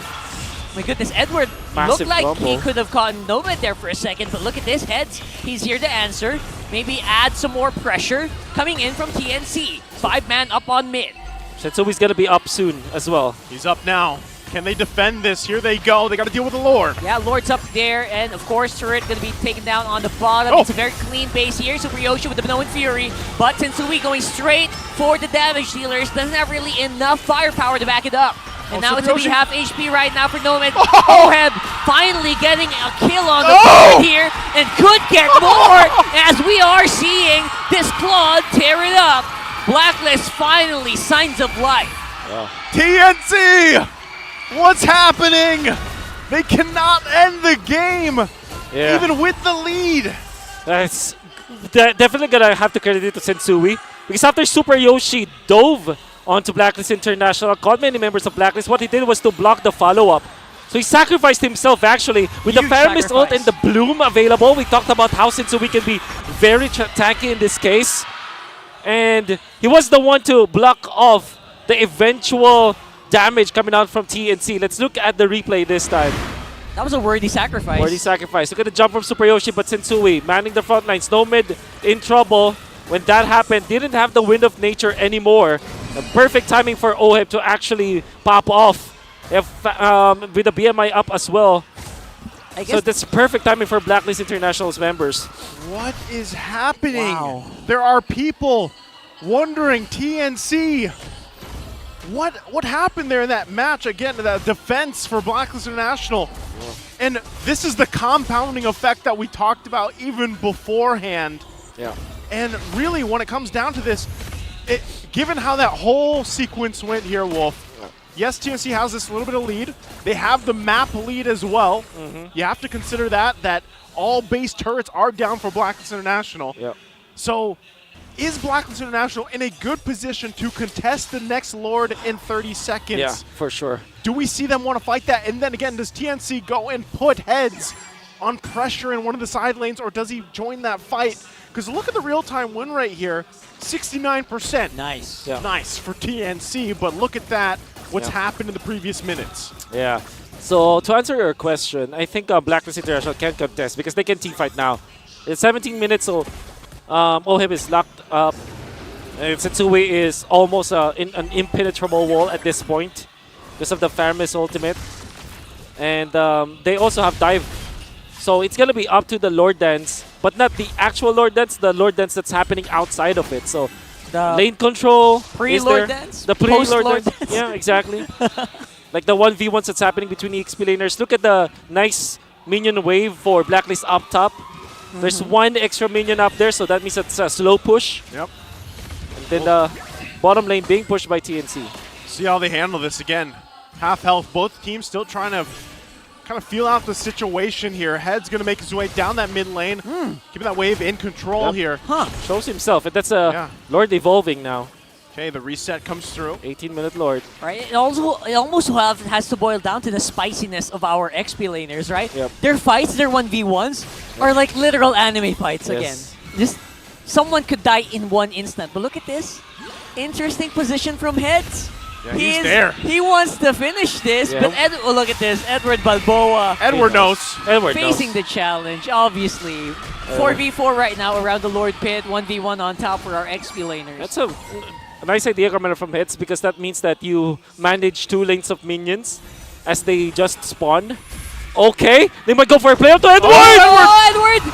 Could be it. He has a flicker. He doesn't have flicker anymore. But Immortality bought some seconds here, but he's going to have to do this on his own. 1v3. US close by, but it was a little bit too late here. And there you go. The goal laters for Blacklist International. And the XP laner has fallen. That could be all it takes alive for again. TNC to get into this. And there you go. The triple for Nomad. Make that a maniac. Will it be a savage? It is! Nomad ending on the savage. And TNC will recalibrate and win game 1 there. Okay. Can I just say that has been the best Bruno performance that I've seen in quite a long time, especially after all of the nerfs onto Bruno. My goodness, yeah. Nomad saved TNC and won it for them. He took it, man. Can I just say, shot calling. Shot call. That was a good call there to make that play on Edward. After we said, hey, Edward knows what's going on here. Yep. The call came through. I need this. I need this. After Go that ahead. match. Gotta cool off. Personal MVP, I think, in that game should be Hatred. Okay, yeah, that I agree. would not have been possible. Nomad would not have been able to reach that power spike without the hits of Hatred, making sure that Blacklist is always retreating, backing off. I can, between Nomad and Hatred, it's very difficult to kind of choose who is the MVP. I guess they will. But it's gotta be definitely Nomad. that's Savage, though. That's gotta Savage. change. Because of the way that he designed that. Oh, man, Nomad! Is that our first Savage of the season? That is the first Savage. First Savage. Dude, this guy, it's weird because I'm gonna show you a message. Dude, a few days ago, he asked for tips from me. He didn't need it. He didn't need it, dude. What the? Okay, 8-1 and 4. What did he say? He asked for tips, basically. Hey, Wolf, can I have tips? Yeah. How to gold. Yeah, but no, but whatever I said is not related to what wasn't he asked related. for. That he didn't even need anything. You know what you because- should do now? What You should set I up do a picture now? of this and Okay. a savage. Yes. The Savage. Savage. But then again, you have to credit Blacklist International for again prolonging the game so much. And this is just one of the first few times that his performance is MVP-esque. Like, look at that takedown from Hatred. And now Super Yoshi and the gang. For the side of TNC, this is a change up when it comes to their shot calling in the Lord Dance, where this time they focus on heroes instead. Sensui's heroics and then Oheb's brilliance once again with this Claude. Typically, the Minotaur is a counter to the Claude, but this time Oheb just have the right tools to deal with this. And now in comes Nomad. Watch for it once again. The Savage takes out Edward. And how about that flicker? So he goes up in front of Oheb, pops the Wind of Nature after the Wind of Nature was popped. And look at that flicker. The timing was there. And he still has the ultimate for now. Doesn't even need it because of how much damage he's dealing anyways.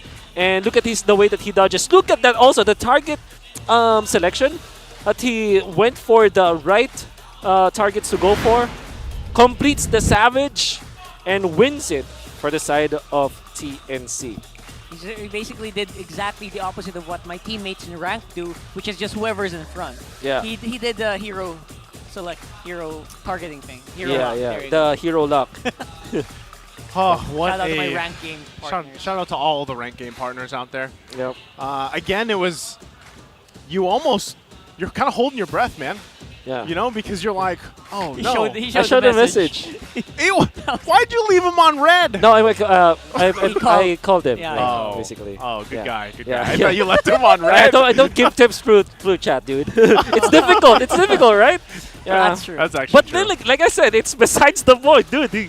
No matter what happened, this was definitely TNC's own making. We know for sure that at the start of the season, we already can see a lot of improvements from the team. It's just their shot calling. It's just the way that they end the games that they weren't able to close out on. But apart from that, everybody from TNC just played so well in this game, and so is Blacklist. I will not say that this was a one-sided affair, but TNC really had a certain rotation and certain trust on this kind of composition, which we both doubted. I mean, I myself mentioned that this is Blacklist's game, that it was easy. I doubted this Bruno pick. The Novaria, obviously, we have not seen it being successful, especially against a Faramis that usually wins versus Novaria because you don't have a way to execute people, you don't have a way to sweep. Turns out Nomad doesn't need it. Nomad can make the sweeps on his own. 122,000 damage dealt. And the only reason why his GPM is not on the 800 mark is that TNC just grouped up together as soon as they can, going in for the Casual Legion swords as well as the Haskells for Nomad. That eventually was a problem for Blacklist International. Now you're feeling really good. Apart from that, Ryzen played this well. I gotta say, like the way that he managed to supplement his team, and then the Minotaur coming out from Super Yoshi, super clutch as well. I understand why it was the eventual pickup coming out from the side of TNC, and Super Yoshi made a case for this one. The second picked Benedetta, however, still very scary, but Heads is up for the job. He did, and remember, honestly, it was Heads that really kind of started the momentum for TNC there. And really, when you look back at their matches and whatnot throughout the regular season up to this point, like I said, they get to a point where they usually have some form of a lead, but unfortunately it slips through their hands. This time it looked like it was going to be the same situation, and then all of a sudden a very good call came through for them. They punished Blacklist International, and they end up getting that game number 1. That's big for TNC, at least in the series. Now, again, I'm wondering if they learned enough from this where they can actually potentially sweep Blacklist International here, keeping things alive for them going forward. That's actually a big question, right? I mean, I feel like there were moments where, that looks familiar. You know? That looks familiar. Well, again, we want to give a big shout out, of course, to all our official restreamers from Luzon, Visayas, Mindanao, and all over the world. Yeah, we have local restreamers, and of course we have international restreamers from Cambodia, from the Middle East, North America. I know they're having an ACT, Singapore, Malaysia, and of course our favorite people, Indonesia. Yeah. What's up, guys? Shout out to Mirko if you're streaming. Shout out to Strex. And all of them are tuned in to witness our players fight for victory. Now, if you're asking me, will this be a sweep for TNC? I'm still not going to be sold on that, especially because the Blacklist International have shown signs of their own brilliance in the defense, right? So maybe there will be some changes in here. Maybe Florin plus the Faramis might be, them double dipping into that. It might, yeah, exactly. you know, It might have been too much. might have been too much. Too much support. Yeah, maybe, and we'll see how they adjust. But also, we have to give a big shout out to Smart. The Giga Arena. It's now open for all Smart and TNT subscribers, where you can join an array of arcade games and esports tournaments, especially MLBB. And to do that, just create an account on gigarena.smart using your Smart or TNC mobile numbers. And of course, with the new Smart Giga Arena 20, you can lock the world of Giga Arena tournaments for your shot at prizes. Giga Arena comes with 2 Giga Arena tickets and 100 MB for all sites for only 20 pesos. Valid for 1 day. Load Giga Arena 20 now in the Smart online store. Let's go. Yep, Let's play some games. Big shout out to Smart. Thank you for that. And also, I just want to throw it out there too. Hey, TNC. We talked about the floor. The ceiling was high. They're not 0% anymore on that blue side, gentlemen. They now have a win. That's a good stat to have. They got it, That's right? a good stat to have. And Start. here's the thing. Dude, we kind of, there was some poking fun here throughout that game, of course, but for TNC, we have constantly wanted to see this organization, this team, really kind of get to this point where they refine things and everything else. But before that, we're going to have an interview. And we're going to go ahead and throw it over to the host out there in the audience. Para sa malupit na bakbakan sa pagitan ng TNC Pro and Blacklist International, kailangan natin ng konting inside scoop. That's right. Siyempre kasama ang kanilang correspondent, si J-Rish mula sa TNC and Danica mula sa Blacklist. How are you guys? Kinakabahan ba kayo? What's the feeling right now? Nakakakaba po, tsaka ang intense po nung laban kanina. Ba't ikaw yung kinakabahan? Eh, meron na kayong... Oh, meron na daw isa. May point naman. Paano nga ba nag-prepare yung teams nyo coming into this match? Ikaw muna, Danica. Kanina before kami umalis ng bootcamp, nag-scrim pa sila. And then pagdating, tapos nung nasa launch area naman kami, pinanood ulit nila yung laban nila before, nung round 1 sa TNC. So, inaral nila kung saan sila nagkamali nung round 1. So, ayun. Yan. Studying, okay, reviewing. Ni-review nila lahat.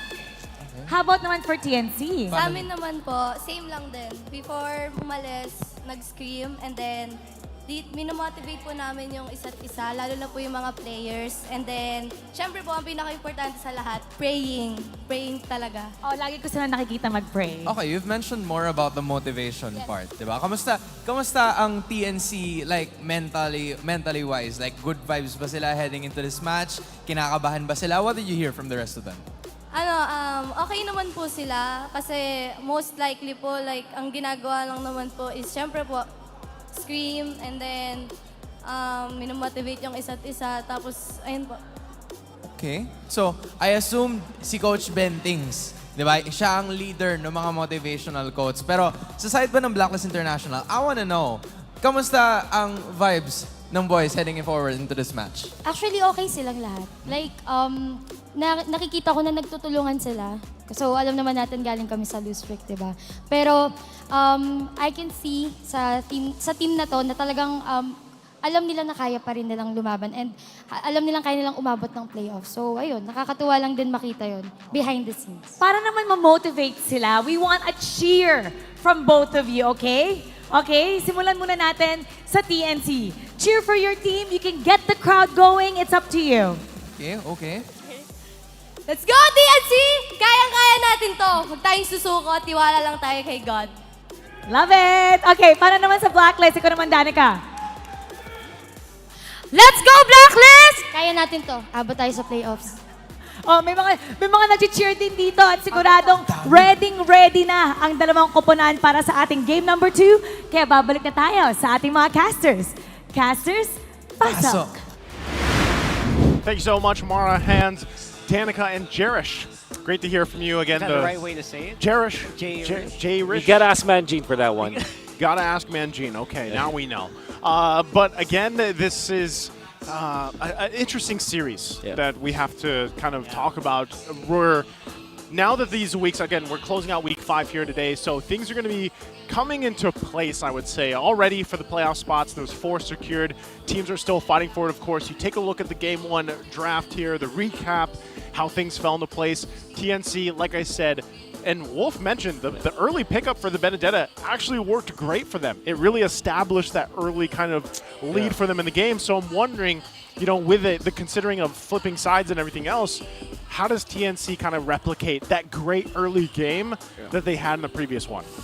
Maybe just like in the previous game, let's just discard all of these assassin junglers and go for utility, because Ryzen looked to be very confident with that kind of playstyle where he's taking over the map and he's essentially just building stacks and stacks of money so that he can utilize his own body to be the frontliner for TNC and then allow the others to just play their own game. Kind of felt like this is a comfort playstyle for Heads as he's just controlling the map. Nomad, as long as he's freely hitting, as you saw in the previous game, he's going to be confident. And that's also true with Hatred.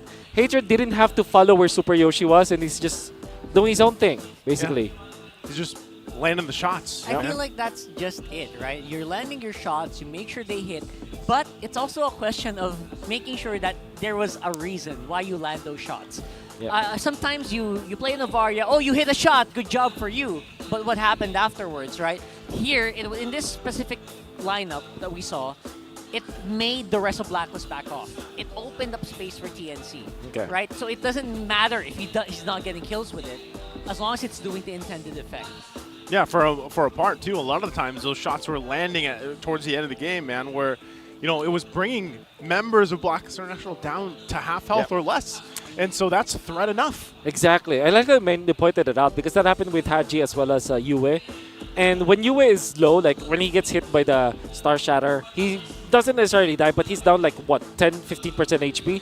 And the thing is, he cannot front for his team anymore. He cannot be there to eventually pop the Fire Mist ultimate, which means that he kind of has to walk so much before he's able to help his teammates. So yeah, that's a really nice observation there, nice, because sometimes killing a hero might not be that impactful as you just poking him. Yeah, you know? It's not always the end game. You know, It's like a 30-second crowd control where you're stopping them from doing anything, right? That's true. See, thank you for acknowledging. Sometimes I say smart things. Right? You say a lot of smart things. I appreciate it now. Also, you have to appreciate the XP lanes, man. The top 5 picked heroes right now. We've seen a lot of Arlot. I love to see it. I really like this hero a lot. CC, of course, we haven't seen so much of lately. X-Borg, Benedetta, and Paquito, a lot of the Benedetta popping up here, but I'll stand by it. XP lane, probably one of the most, or if not the most impactful lane currently that we're seeing in the meta here really develop, because that's just something that's fallen into place here. And I think even in this case, right, Heads, when we first started watching Heads play, this all reminds me, again, from previous season, or when we first started seeing King Kong play. Now, I mean, look where King Kong is now, right? The success that he has found. But even for the first time, when we started seeing King Kong play last season, it's kind of reminiscent in that way for TNC now, where you're seeing some of Nomad, just kind of savage. You see Heads performing, right, on the Benedetta here. And these guys, this is where they start to develop their personalities, their play style and everything here. So XP lane, obviously amazing to see. Now, let's talk about Blacklist International a little bit here while the teams are getting set up for that game 2. Rockhart, you saw how they almost put on an amazing turntabled match, right? They almost completely flipped the table over. It was about halfway, but they didn't fully get it over. So what do they need to do? Was it that possible last pick, Florin? Was there something better there? Or how does Blacklist International adjust? Honestly, I can't say that. It's so easy to say, maybe too much support, not enough damage. It's easy to say that, but imagine if there wasn't a Florin in that game. Yeah. People would just instantly die. Yeah. You can say that, yeah, because of the bloom. And Sensui played it as if you basically made the most out of the situation, out of the Florin as well as the Faramis, right? And it just went down that route. And I believe that if you're the real thing that's missing from the side of Blacklist International is somebody to stay in front. Although Sensui kind of did that, he needs someone else. Like, so maybe some substitutes for the Florin might have been Tigreal, for example. Can be there for the front lines. Or maybe they don't pick up if they really want to go for the Paquito, they pick a Thams perhaps for for Edward instead, because they already know that the Benedetta was the answer, and there are other heroes that the Blacklist International is a team that's known to pick up the Thams when they're put in this kind of situation. I think that's why you have to kind of consider how much flexibility can this lineup from Blacklist International have? Yeah. Again, when we talk about some of the struggles that both these teams have, where it was shot calling here. Now, in that game, they actually had some great defensive shot calls. But unfortunately for them, TNC was able to capitalize on positioning. And that's kind of what they did here. So we are going to be now jumping into draft for game number 2. You can already see it. TNC still going to be on this blue side here. They pick up the Minotaur right away. Yeah. That means Blacklist has access to the Barretts or the Fredrin. I think they'll still pick up the Fredrin. Faramis is also open, so they might also pick that up. Free Roamers banned for Blacklist, by the way. Banned against TNC. So that's probably saying something, right? They probably think, you know what, Super Yoshi had a pretty good impact in that previous game. I guess we didn't, it wasn't just as apparent. Yeah. So, yeah, Blacklist still basically just respecting Super Yoshi, and that forces them to basically just pick out the Minotaur straight up. Okay, there's the answer. Still going for the utility matchup that we're so used to seeing. It's going to be the Baksha, of course, the Fredrin. Yeah. Let them come. Yep. They will That's going to be Benedetta Benedetta still. Yeah. And That's maybe cool. the approach now for Blacklist will be different because they're now rocking the Vexana. So they go CC, yeah, attacking frontliner. Can also split sometimes. So that's really a good pickup coming up. Adjustment for Blacklist. The Faramis, interestingly, is the ban for Blacklist instead. I was actually thinking the same thing. I thought they were probably going to pick the Faramis up. They banned it instead. So that's very curious. I guess Diggy is also something you'd want to ban out here if you're TNC. Just because of the impact that the Baksha and the Minotaur probably gives. And not to mention, it's also a bit of a comfort for players like Haji. Yep. Again, these are the things that get passed down, from previous the teammates. franchise, You know what I mean? The Varya ban, that's good. That's a smart ban here. Taking a look at Ryzen as well, the career hero stats, Lancelot, Baksha, Fredrin. Of course, people would still kind of like to see the Lancelot pop up time to time, but really it's just very difficult to make it work. And if you go with Assassin, it's more likely that you see the Nolan currently pop up. But still, the Baksha Fredrin matchup that we're so used to seeing here, this will be kind of crucial for Ryzen. Their rotation around the map whenever you have a Baksha is great. You can really put pressure there if you need to. So we'll see that. Carry's going to be the last ban, though. Okay, so maybe Blacklist will just last pick their marksman, their gold laner. This time they can pick up the Haji hero. Do they want to go Florin once again? Maybe not. Okay, so that's Harith. Okay, good ban from TNC to take away the Kaja though. So that's definitely an answer. Okay, so without the Nathan, you just go back to Roger or Claude in this case. So you go Claude maybe. Feels like a pretty good answer, yeah. Aurora or Nana actually. Nana is good. Nana is actually really good for TNC. I didn't cure the pain. The Valentina. Valentina Standard. I wonder if Haji still remembers how to play a Cho. I'm sure he does. I feel like that could maybe be something you can use to kind of deal with the Minotaur Benedetta situation you've got going on. And maybe, again, one tool is to pick up the gold laner, or pick up, what do you call that? Assassinate, whatever. Yeah. The gold laner. They still go Roger. Interesting. Roger, interesting. All right. Okay, so what do you pair up the Harith with the Cho actually? Cho or Kaja because they're Kaja. guaranteed stuns. Kaja's banned out though. Yep, that's banned. So Cho maybe. Cho, I feel like What a Cho's Franco. Ooh. How about a Franco? It'll be a little bit of a throwback. I know we've Esson, seen come him, on. yeah. Esson, he's holding come on. He's waiting for it. He's waiting for it right there. Come on, do it. Show or Franco, just show us something a little different because I feel like TNC is already prepared for all the usuals. Yeah. Right? Yeah, you need, again, like the Franco is good in a way that they can frontline for the team. But yeah, Tigreal is looks to be a Tigreal, yeah. very reliable option. And the Cho as well. And the Ruby, which we haven't talked about. Ruby's yeah. Actually, Ruby's the perfect one. Okay. Okay, There it is. There it is. Good call. Why the Ruby? If for those scratching their hand, Wolf, like why? Why Ruby? So you can tank up, you can be in the front lines, and you have AoE stun that always is good with the Harith. You want that, and you don't necessarily give a big ultimate to the Valentina, so you're okay. Okay, well, that is going to be both lineups here once again for TNC and Blacklist International. We'll see if TNC can cap it out here. Also looking up at the lineup ratings, it's not too different, right? A little bit of lead for Blacklist International according to the breakdown here. Now you guys can let us know once again on YouTube which team you're feeling more. Let us know with hashtag BLCK for Blacklist International or hashtag TNC with your user IDs and your user server IDs for a chance to win some diamonds. Speaking of YouTube comments, CM the ML Analyst, what a nice name, says yes, Ruby is good too. Well, okay, well. He agrees. He is the analyst. He is the analyst. Oh, he is. We got it in his name. Let's jump into Land of Dawn here. It's game number 2, match point right now for TNC as they're trying to claw into, to fly, to soar into the playoffs if they can.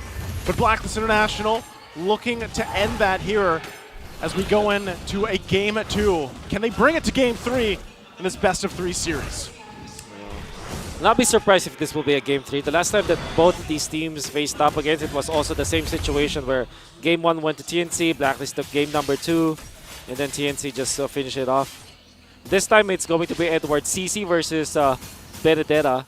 We know CC can actually win that lane, and Vexana for UM means that there's a lot of poke that's gonna happen. They also force the Retribution onto Ryzen, also important. And the Harith for Blacklist, right? So they have good mixture of damage in the late game, like CC plus Harith. It means that you have physical and magic damage. But you know that the Roger kind of struggles versus the Harith. But then if you play this correctly, if you're Nomad, especially with this build, Impure Rage like a Benny Cutie, is gonna get what? Thunderbolt or Windtalker first? It's gonna be A-okay in the early stage. Okay, so with that, again, you're kind of looking to see how this time around TNC, if they get the similar lead they had before, or if it's controlled by Blacklist International. You already mentioned Edward being on the CC can help with that, right? Because again, Heads was the one that got that 2-0 early lead in the lane, snowballed from there. So this time around, if Blacklist International can keep things together, they're going to go soak in some of these XP cards, get that level 4 available to them before that first turtle comes up here. So we'll see how that first objective fight goes here. UA as well, waiting for that level 4. They might try to make a play even on Heads, but it's going to be spotted out. They get the level 4s, UA is just about to grab it, and now they head for this turtle here. So TNC gonna have to fight for positioning. Super Yoshi does not have that level 4 just yet, so that could be crucial for this fight. It's actually great positioning right now for Haji and Edward, right up on the front, making sure Sensui has something to do. But look at that, the flank from Hatred coming in with the Eternal Guard, making sure, but Sensui still coming out on top with the Retribution. Staying true to the Infinix, keys to victory.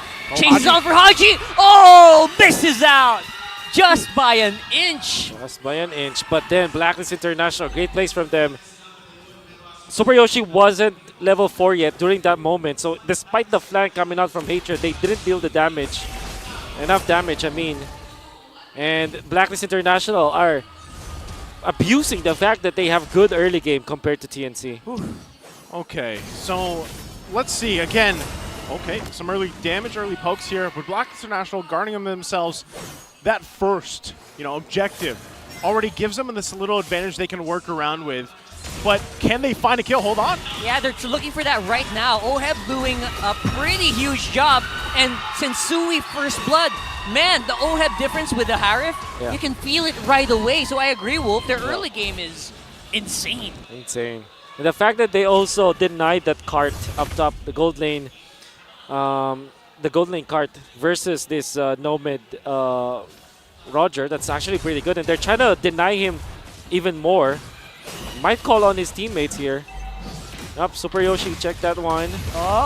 They need the cart up top. Look at the confidence here. Sensui knows it. You want this card? You're going to have to work for it. Well, right now, everything falling into place. Blacklist International continuing that lead.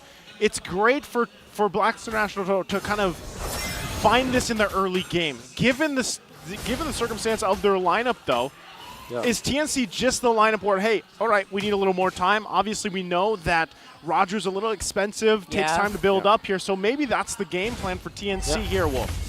If you look at their composition, maybe not, but if you compare it with the opponent's composition, yeah, it is. So they just need to take their time. Like, individually, if you're just going to be isolating the 5-man lineup here for TNC, you're going to think like, okay, this is early game. But if you compare that to Blacklist International, it's much better that they hedge their bets in the latter portions of the game. I like this. Edward maximizing that CC right now. And he's basically outflanking heads each and every time. And once again, Sensui very clean with the retribution. Now fighting off underneath this Eternal Guard. That Eternal Guard, you can't ignore it, bro. It hurts. But Edward's still gonna come out on top with a kill. Both Eternal Guards, by the way. That's great to see. They hurt. They hit like a tank. Yeah. And now TNC will lose their purple buff. Blacklist International are not letting up. And they have found their condition, and their win condition is pretty simple. Winning the early game. Kind of felt like the damage output for TNC is lackluster for now, and OHIP just zoning out Nomad at this point. It's actually insane they can do this now, but you know what? You get punished if you do it a little bit too much. Nice try with the curtain call, but not quite enough to survive against Free. Well, got to give it up to the rookie here, the Savage rookie. Before Nomad Savage as Bruno last game, the last recorded Savage in MPL PH by a rookie was in Season 7 by Kelras Lunox. Oh, good times. That's good times. That's a while. That's a long time. That's 6 seasons. Couple of 3 years? Almost 3 years. Man. Yeah, that's... Was that MSC? No, that was regular season. Yeah. At regular season, yeah. That was a season before I joined the league, boys. Yeah. Whew. That was a good time. I don't think I recall that matchup, but hold on. Me too. Heads. Oh my goodness, that's very aggressive here. Coming in from Blacklist's duo. Wow, full committal here for Blacklist. Even Hogan is joining the party, but Heads comes out alive by the skin of his teeth. I was going to say, Heads gets away with his head. He's able to survive that one. What a time for him to stay alive. You know what? That was close. That was close. Blacklist was almost there. They were at the shoulders. And also defended the turret for a while. But now OHIP and the gang will be here. Does have the electro final blow, so he can defend up top. Ooh. Any port in the store for TNC, but no, the Harriet eventually will take out the Benedetta. Man, look at this. Capping up onto this purple buff. Super Yoshi already used up the Minoan 3. Gets punished here by Edwards. Coming in close here is Heads. He's coming in. He wants revenge. He's trying to see if he can find the target here, but it's going to be Hatred who gets it instead. Okay, so a little response from TNC, but ultimately they're going to have to give up the turtle once again to Blacklist International. They'll go ahead and secure themselves that. Yeah. But is this at least something for TNC here? These small minor wins, Wolf? For sure. Are they able to help them in the later stages of the game? Yeah, for sure. Because it was a kill by... Oh, it was Nomad. It wasn't Nomad that got the kill, so... Yeah, okay. Assist gold. Still there. Getting as much as they can. And of course, Eternal Guard hurts. You have to run. Yeah, you have to basically create space. And you know what? That's exactly what Blacklist did. Yeah. Good little pressure down on the bottom side, though. Meanwhile, with all that happening on that top side, so they finally get that turret down. And that's why I was saying, these small wins, small minor wins, whether that's a turret space to work with on the map, whether it's a pick-off here and there, they could help TNC in the long run, of course, but it really does depend on, we know that it's a Blacklist International. Oh, hold on, Nomad. Oh, Nomad! Wow, the Here's 1v1. That usually shouldn't happen here, but right now OHIP doing as much as he can, maybe before he goes down. And that's Haji and Uek close by. I think they kind of saw Heads walk into the bush there, so they have to back off. Yeah. OHIP definitely, that's a win for Blacklist International. But he did get traded. Yeah, he did get traded, but the fact of the matter is stopping Nomad from farming. Oh. Yeah. Like we said earlier, very expensive. This Roger needs time to kind of amp up and get to that point.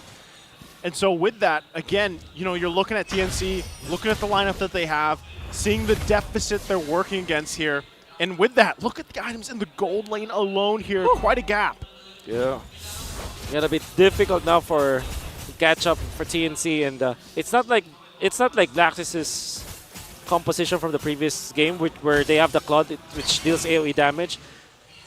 I'm not saying that TNC's lineup is not good in late game. It's just that it's totally gonna be different, because at least for the Claude you have AoE wave clear. Yeah. For TNC, for them to prolong the game, they will have to make miracles happen with Hatred's defense, maybe Heads as well. Mostly single target, right, for TNC. And I think they're trying to leverage that right now. Super Yoshi, though, able to at least get the middle one's free onto the ground before he goes down. Heads trying to get up from the side. No one available to get taken out in Blacklist side, though. So, oh my goodness, this could be the Lord here. Yeah.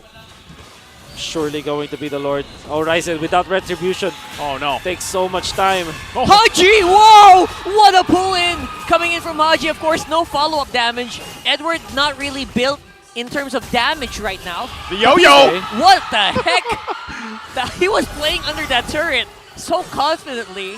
Oh, Hatred. Is he going to go for it? Agent Zero. No, he's not. Doesn't have the damage at this point. Yep. Head's still pushing up top, so looking for anything they can find, but even with that, again, Blacklist International still on this side of the jungle. Coming in hard, though. It's going to be Heads. Ryzen. I think he might have been enough more than he could chew, and there you go. Eternal Guard to the face. But look at that. Heads on the back. He took out Yue. Now he's going to get That cut is off. huge. And they're going to go ahead, chase him off, trade him off. Electro Final Bow canceled. And there you go. That's a 1 for 2. Yeah. Any port in the store for TNC, that's what we're talking about. That kill onto Yue was super good, because it's still a -1 for Blacklist International. Maybe they can keep their holy defense up this time. They kept it in the middle. So that means that they can defend the next big minion wave. Nomad is in no man's land. Now okay. He's going to get back. He has to. He has to back off. And right now, they are going to be dealing with this without him for the next few seconds. Super Yoshi is under the turret. He is still alive, but very, very low. Rising up on front. Lord is going to be super duper low HP as well, so they will be able to clear. That might be disengage. Successful defense for TNC. Yep, that's successful. Yep. They also kept their outer turret in the bottom lane, so it's actually more than TNC could have wished for. And they all started by Heads' play onto the backlines, taking out Yue. But in comes Blacklist International. They know that they have the strength in the power spike in this early game. Confident Blacklist right now, but Haji is low. I think that's going to be another easy takeoff there. 4 Heads on the side. Didn't even really need to do anything much. Just go for the last hit. Good pickup there. Also, key item pickups for TNC as well. That was the Malefic Roar being picked up for Heads. So you're wondering, are they getting to a point where they can actually win a team fight? Well, not now. Maybe in the 15-minute mark, when they get the third item on Nomad. Yeah. By the way, the Eternal Guard that was copied by Hatred defended the bottom lane. That was okay. That's I don't know. The good news. I don't know how he was able to micro that, control that Eternal Guard, but he actually did the best play possible for TNC. Hey, sometimes, you know, the Eternal Guard has a mind of its own, man. You just let it do its thing. That's what you do. But my question again about this was, is it really just down to Nomad getting the items that he needs? Yeah, he's nearly 3,000 gold behind, of course, Oheb. And when you're talking about these team fights in the damage department from Blacklist International, it's a lot to deal with if you're TNC, especially when you're trying to get into range of fighting against that Zaman force. And that's the tough part. It might be even better for TNC to just keep giving up the Lord for now to buy them those extra minutes you're talking about here, Wolf. Yeah, I think, yes, Nomad is, because he is the source of damage. I believe Hatred is nullified so much. Does have the one-hit potential still against Oheb, but then you need a lot of other damage sources here, apart from Heads as well as Hatred. So yeah, Nomad's item power spike is going to be important for TNC. Right now, I feel like it's safer for TNC to just back off if this is Zaman Force, right? Just give it up. At least for like 5 seconds, 10 seconds, and then go for the re-engage. Cool. And right now, too, it's like Ryzen trying to find the right angle, driving on in. There you go. They drive on in, and again, it will be problematic for Haji this time. Here comes Heads. He's joining the middle of the fight. Sensui, he got bursted down so quickly here. And now the damage is unreal coming in from TNC, who could manage a comeback here. If we're seeing this correctly, Eternal Guard is still being taken care of here, but it is 2v4. Edward super duper low. Yue already used up Eternal Guard. Wow. This could be a Lord. What a fight for TNC. And again, it was, at this time, it was Heads that forced that suppression, the Winter Truncheon play coming out from Yue. Also was able to force the damage onto Oheb. And then Hatred, hold up, the finisher this time. Oh Edward. my goodness. Oh my Edward. goodness, what the heck just happened And look there? at Heads. I think that was the Terrify, and now it's Heads. Just zoning out Yue here, absorb the Eternal Guard. I think he's gonna go down. It's 1 for 1. That was unbelievable. What happened to Edward there? Did he get stunned or something? Yeah, but then again, the fact that it was an exchange and the TNC lost the Heads that moment, I think Blacklist might have even the better shot at this Lord fight. Yeah, there was actually Edward going down there, bottom enough time to kind of stall it out. So now it's going to be Blacklist International with control over the Lord for now. They're back. And Ryzen was too low. The members of TNC were too low to deal with the Lord because of what Edward did. Finally, a re-engagement here coming in from Blacklist, although Heads is TNC up. deciding they do not want to fight just yet. Maybe when Heads gets back on the field. Oh no. Okay, it's half health. Low. It's half health though.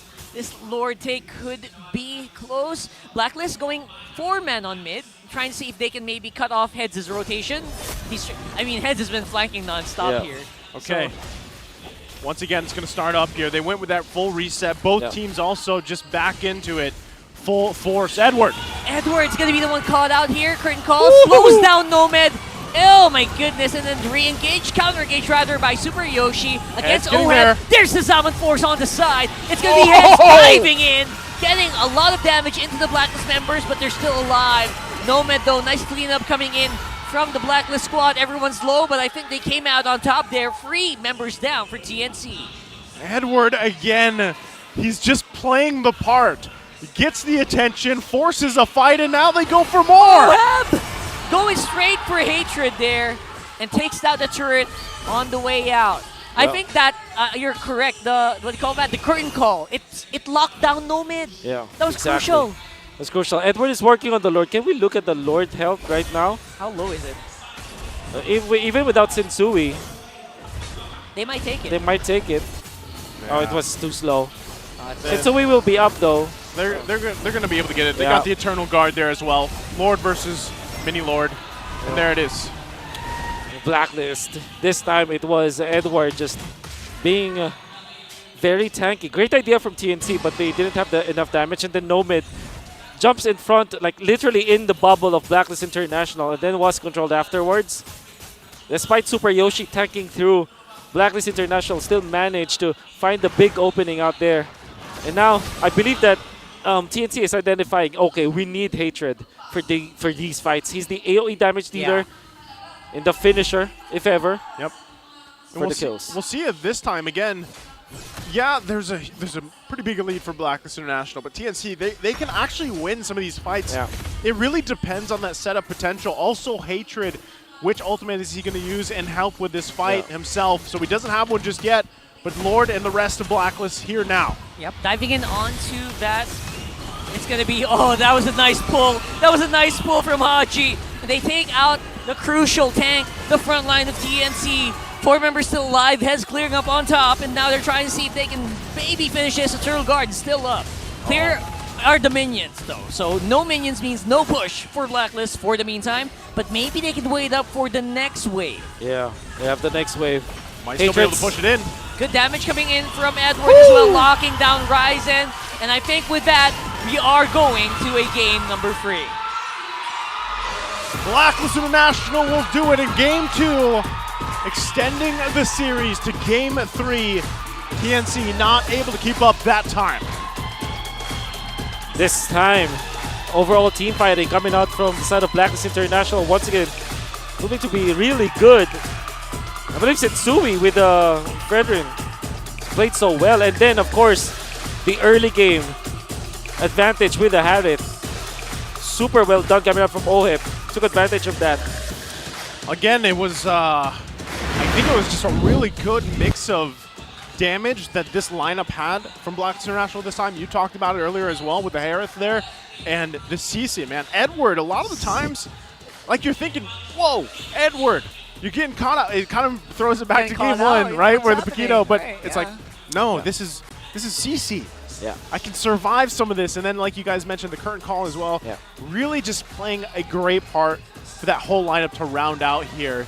And it just seemed like the whole time I was kind of wondering, all right, where is TNC going to find that win in terms of a team fight? And it looked like things were kind of getting there. They were kind of falling into place. It just didn't happen fast enough.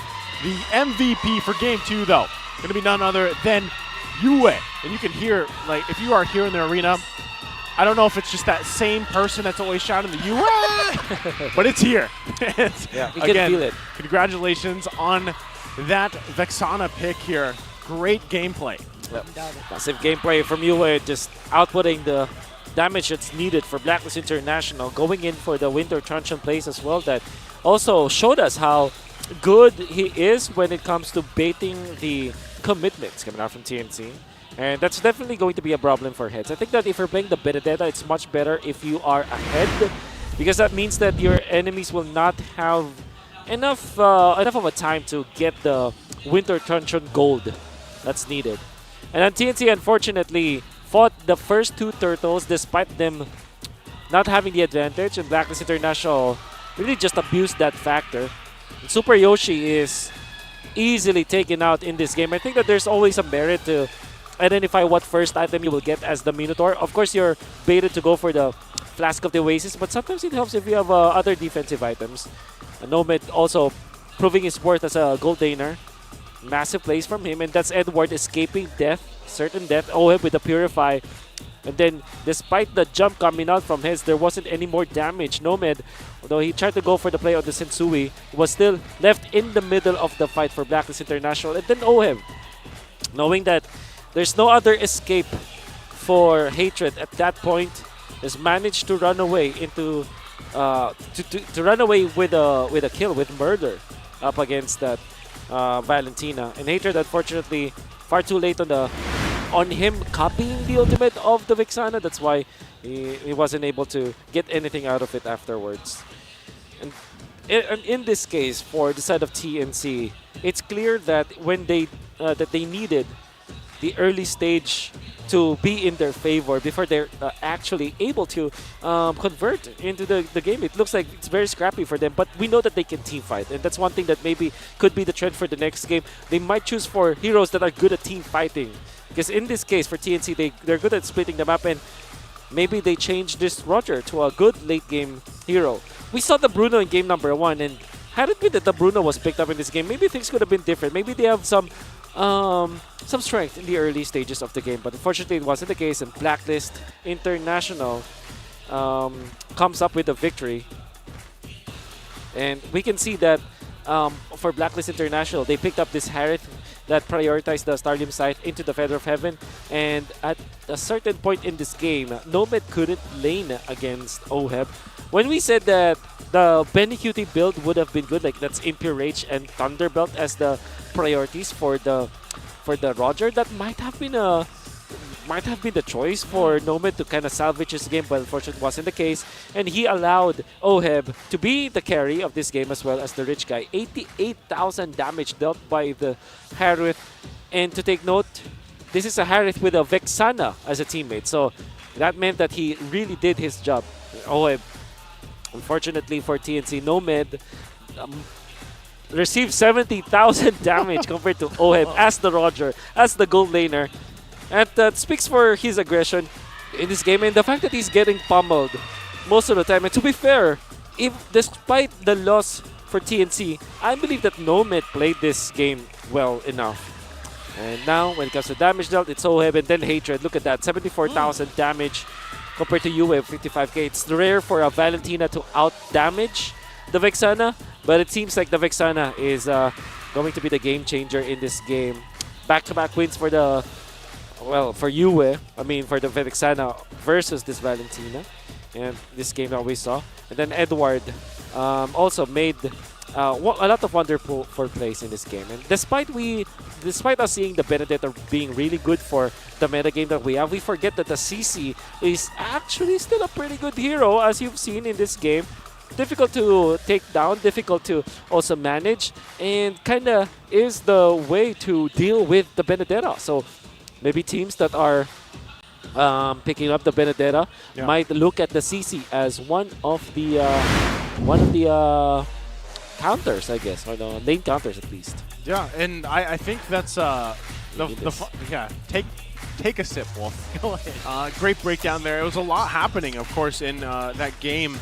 Game number 2, and now so I think we've talked about this before. A good answer to the Roger when you see that Roger pop up in a game, or maybe in your games over at home, you pick up the Harith, right? It seems to be a pretty good matchup against the Roger in the gold lane. And I really like, I don't know if a lot of people will agree here, but for some reason, for the past few games of Blacklist International, I like the Blacklist International that don't rely too much on the counter push. Wow. I like it when they're more proactive. Like in this game, no healing or anything, just wham bam, just punching on each other. Maybe this is a new style they can kind of adapt, where they don't necessarily need to take all the hits and then punch back. Just do the punching yourself. Just do the work yourself.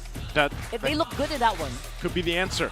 And I think that's a good point, Rockhart, because honestly, it feels like Blacklist International this season anyway has, I mean, we associate them so much with the Ube strat. Yeah. People around the world did as well. And I think they're in this phase where it's like, okay, that's not so much our playstyle anymore. Like, yeah, we can still have that up our sleeve, but we're trying to develop this new also playstyle of this lineup of Blacklist International. And I think we've seen that kind of develop over the season so far. Now, with this game, too, the way they played that, it worked for them. And you see that happen, right? Because even from game 1 where they picked up the floor, and it's like, all right, well, this isn't 100% Ube, if you will, but there is a, this big kind of true healing going through and everything like that. So I would also like to see Blacklist International test the waters a little more with this kind of lineup that they had, with maybe even something new as they approach some of the next matchups they have even after this week 5 closes out. So again, we can only contemplate so much here on what could happen in game 3 ahead of us, because honestly, guys, there's been a lot of sweeps going on, So many sweeps throughout the regular season, not just this weekend alone. Last weekend was all sweeps. Yeah, exactly. So I'm wondering how either of these teams kind of adjust. But before that, we want to go ahead and welcome once again all of our viewers that are watching on TikTok to go ahead and join the Goodie Bag Lottery and be one of the lucky winners today.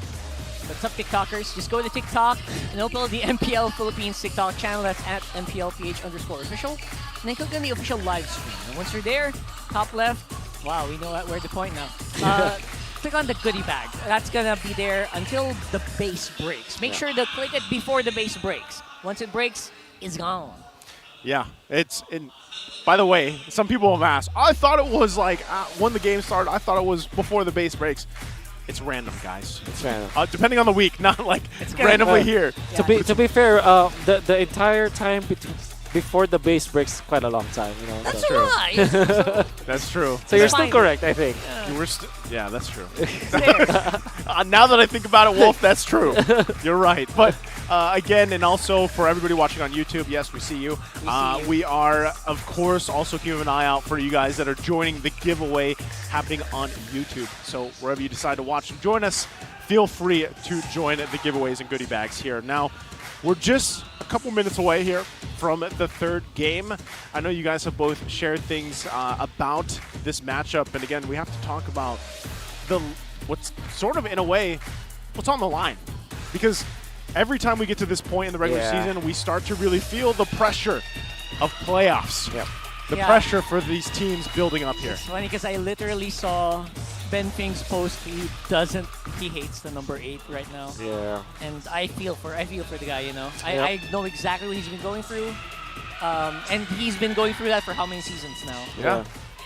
So the stakes, it's hard to not talk about that when you talk about TNC. Yeah. Well, you can see that TNC has the capabilities to win team fights, right? They can fight. They can really team fight, but sometimes, you cannot discredit what Blacklist International is doing as a team. Like, Blacklist International also has great team fighting in them. Like we saw that, and between the two teams that struggles, it's really difficult to see them kind of fight off against each other when we know that both of them are in the quote-unquote red zone. I mean, Blacklist International technically isn't, but if they do lose this, that means that TNC will probably have a better shot at the playoffs. Remember, if TNC wins this, this will be the two series that TNC have won are against Blacklist. So if there will be a tiebreaker eventually, the TNC will be coming up on top. The head-to-head. Exactly. Oh my goodness. Because they also get 3 points if they win. That's They right. win this, right? That's So right. taking a look as well for Blacklist International, their top 5 pick heroes,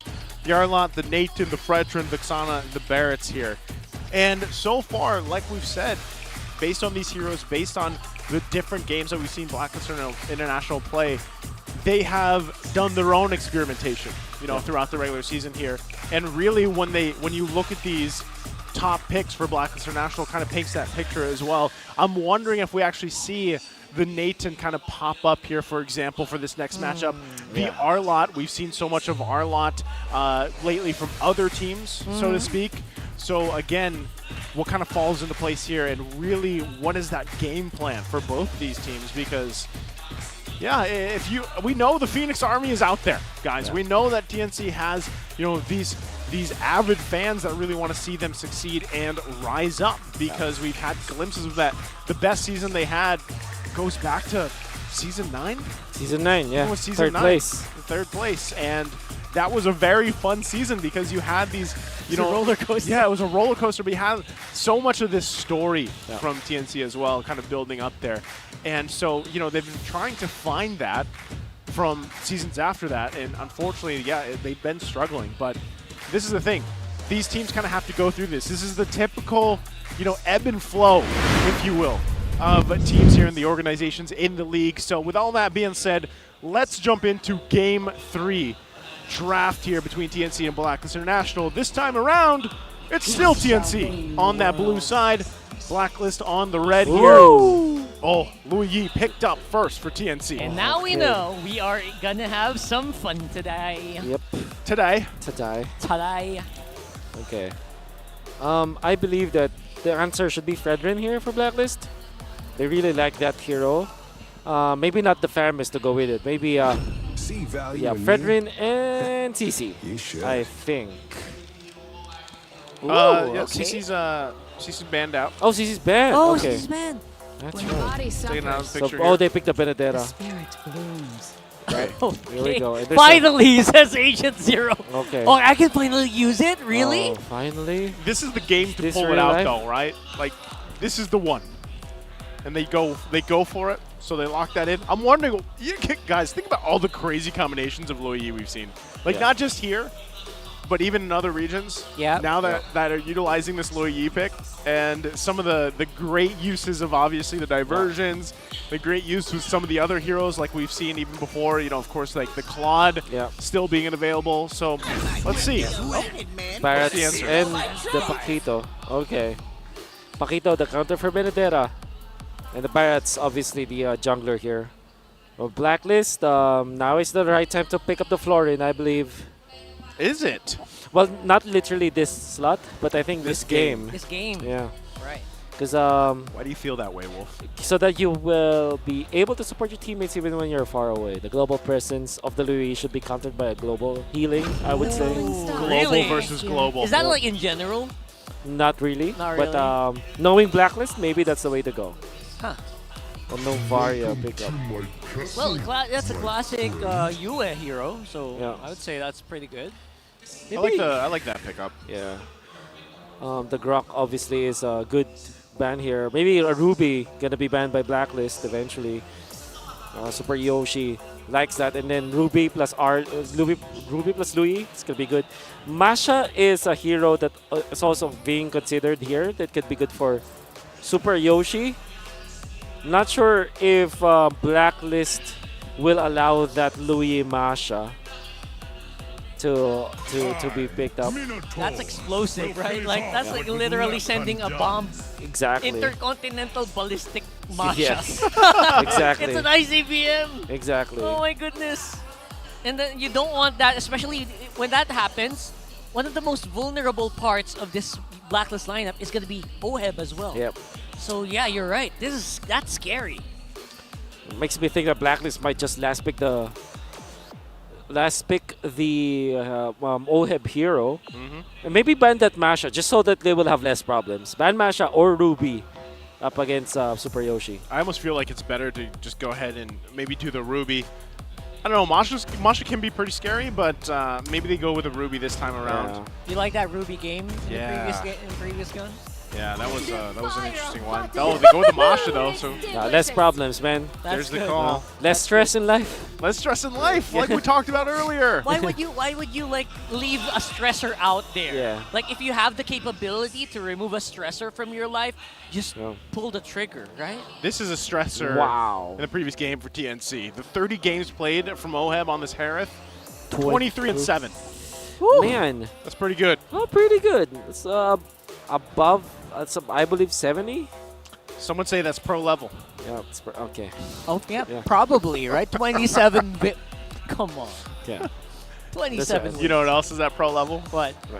My gourd win rate. Of course. What is your gourd win rate? Nice. 72% with Wow. 1,000 with 1,000 games. 1,300. Oh, wait, sorry, 1,034 games. Man, okay. Thank you for making me look at my win rate again. You're welcome. All right, let's get through it. The Ruby's banned out on the other side. So now, first pick for the second phase is going to come up from Blacklist International. What are we feeling here? Hajiro Kaja looks good. Kaja, and then they can close it up with a Harith, and TNC will face so many problems when that happens. And there's also that Florin that we're talking about. I've been waiting So for carry, too long. Kaja still is potential here for Blacklist. Unless TNC picks that up for themselves. Ooh, that's also pretty good. That's almost Yeah. gonna secure a kill. Yep. Whoever gets Kaja beaten up Roger. there. I mean, yeah, Kaja Roger looks good for TNC. The benefit of having the Roger is you have confirmed kills because if their enemy has basically the Roger has passive Blade of Despair, right? Right. So, or activatable actually Blade of Despair. It's not an actual passive. Do you get my meaning? Yes, I understand. We understand, Wolf. Yeah. You know? This is one of the moments where maybe Faramis Rome can make it happen for Blacklist. Oh, there it is. But there's a Kaja. Kaja! Kaja Bruno. Okay. Okay. I'm I sure like- you're liking the Bruno here. Yep. I like it. I hope it becomes like a no-mid staple. Yeah, I know. Yeah? Like, strike where the iron is Signature. hot, right? I mean, his Bruno game number 1's pretty hot, so makes a lot of sense here. The Pretty hot, Blacklist. got a savage. Yeah. Florin looks really enticing now for Blacklist. Apart from that, maybe a Cho for themselves? Cho, come on, Cho, please. Show us you still have it. Fading away. Selena, okay. I heard someone scream at the audience. Baloyski. Okay. Dumita Baloyski. Wait, I'm kind of wow. Wow. I do have to say that big shout out to CM, the ML analyst. He said Selena. Big shout out to him in Did the chat. he? Yep. He read He did that. say. He is the ML analyst, He man. is. He said, Selena Haji, let's go. Show us your Selena. Because Hey. this has happened before, the Selena Novaria. Selena right? Novaria. Yeah. Increase your... you have a lot of, I guess, reach, maybe, because of the hitbox just increasing. And that stun is going to be very deadly. And at the same time, you have a lot of influence in the map, right? And then Kaja hates playing against a Selena because of the traps. You know, you can run around easily. Yeah, so very interesting pickup.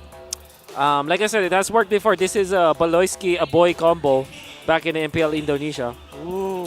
Well, let's find out here if this is going to work for Blacklist International or TNC can turn things around. Into the land of Dawn we go. It's come down to this one game and game number 3 of TNC and Blacklist International. And it's been a minute, gentlemen, that we've seen the Selena in the land of Dawn here in the Philippines. So we'll see how this time around a master of Haji can pull on through with this pick. I think the last guy who used it was from Onyx, and that was with Etomax as the coach. So Oh, you mean like in the MPL Philippines? here, yeah. That's Last right. time we used it here. Like that was week 2 or Yeah, week that's something. right. Yeah.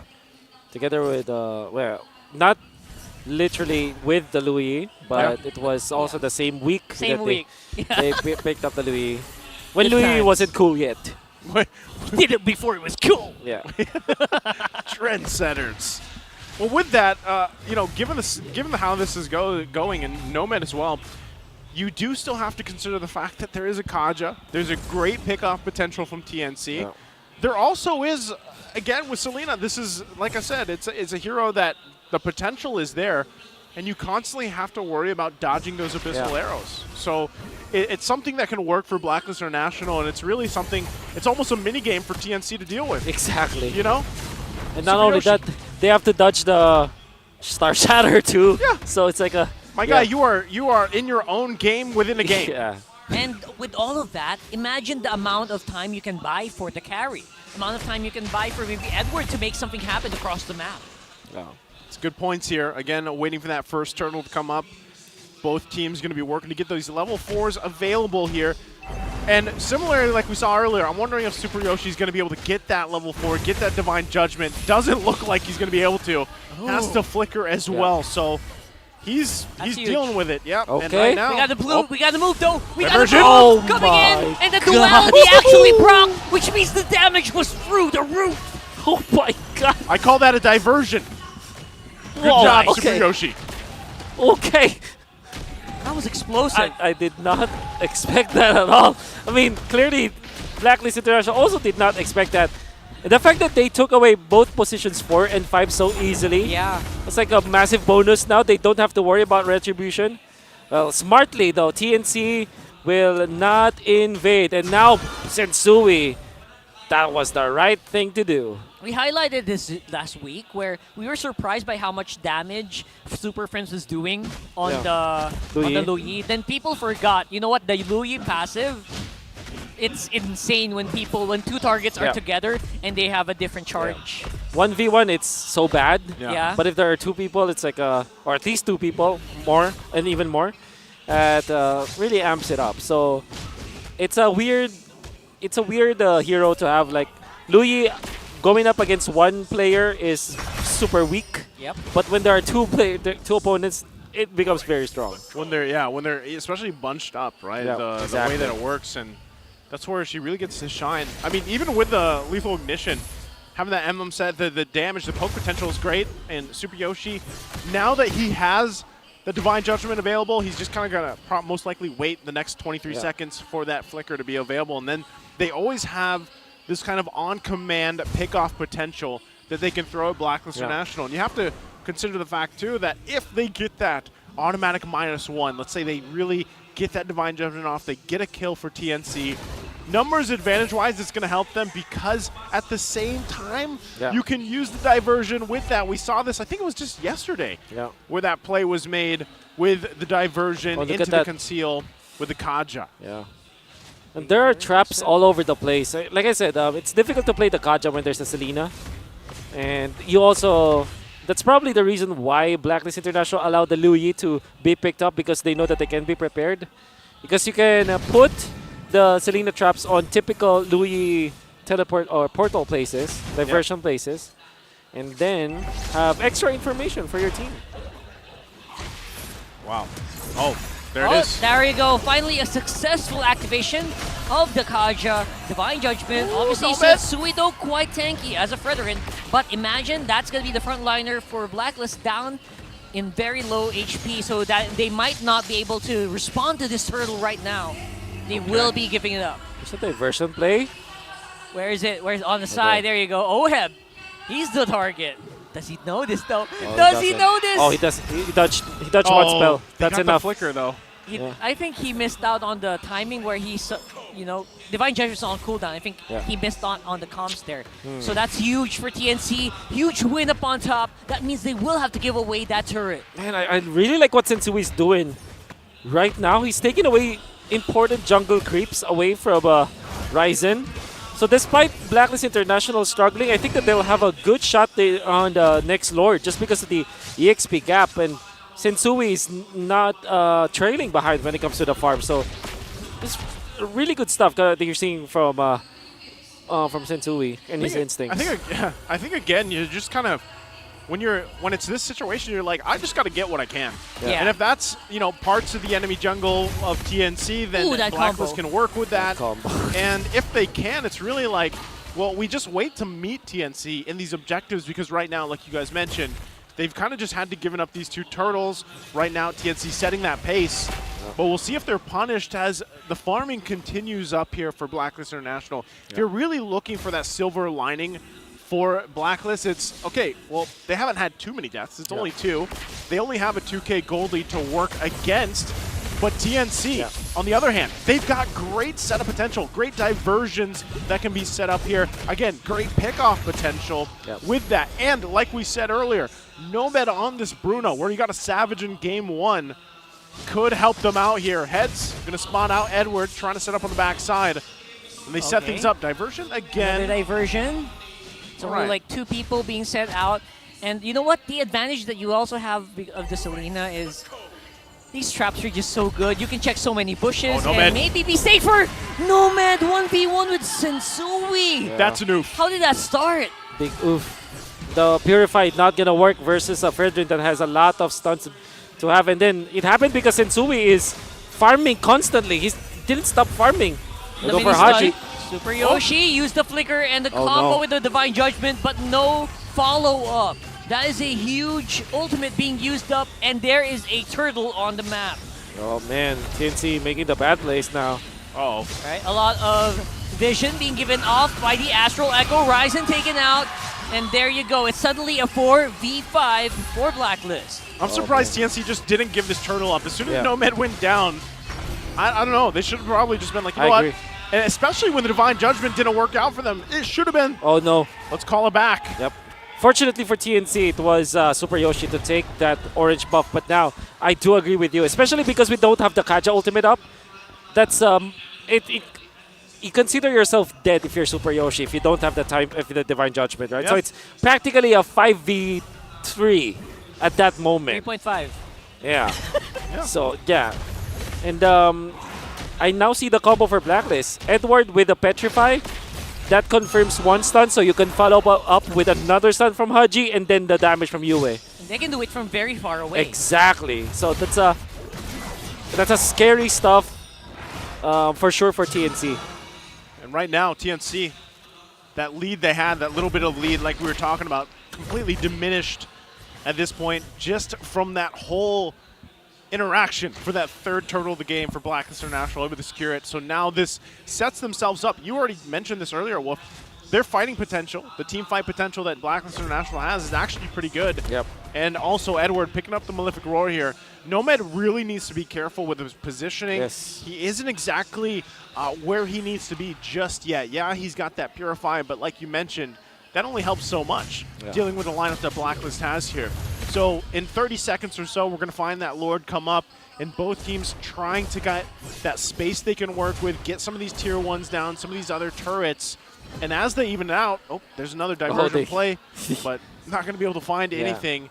I also have the Echo still in there, so they were caught. Oh, that's Hatred going to be hit by a Whistle Arrow up at this point, and Blacklist quietly taking over the game. Yep, slowly but surely for sure, especially with Agent Zero just starting to get warmed up. Although he is against Heads, I really like the Bakido pickup here. Kind of make sure that you can have a chance to chase Agent Zero, but again, we're yet to see what he can actually do here. Oh man, nice guess here from you with. Hits up 2 members of TNC, and now it's going to be Blacklist who seem to want to get something done here on the mid. Oh, that's such a good interaction too. Land the arrow, land the shot, land that scatter shot as well, work around that. And so now, or Star Shatter, sorry. Astral Echo. Yep, the Echo is going to come down, so now Lord's up here, half health. But you can see, even with this, they still have to be cautioned how they walk up to this. Hatred is Yoshi. Whoa! What? How does he know? Whoa, no way. That's how you stop that setup. That's how you stop that setup. Man, oh man.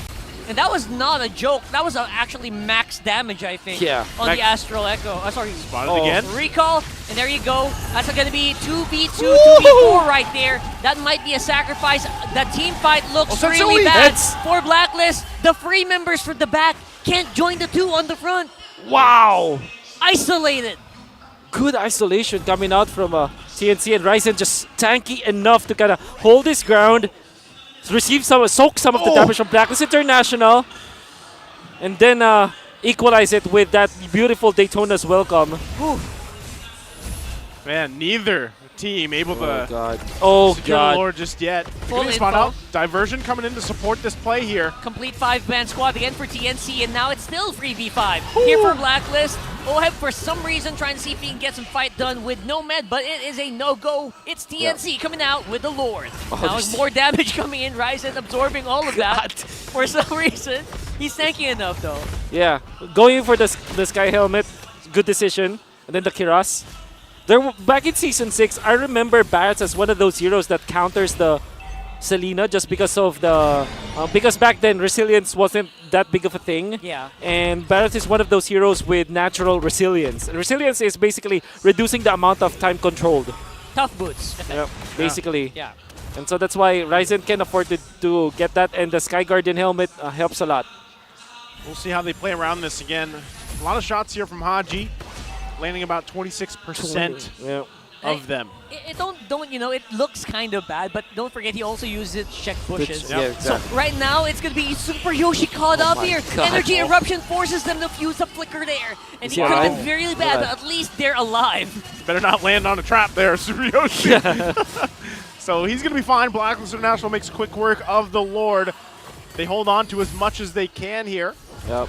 TNC, though, finding themselves again in a small lead that they lost earlier. So it's a pendulum right now between both teams here. Yep.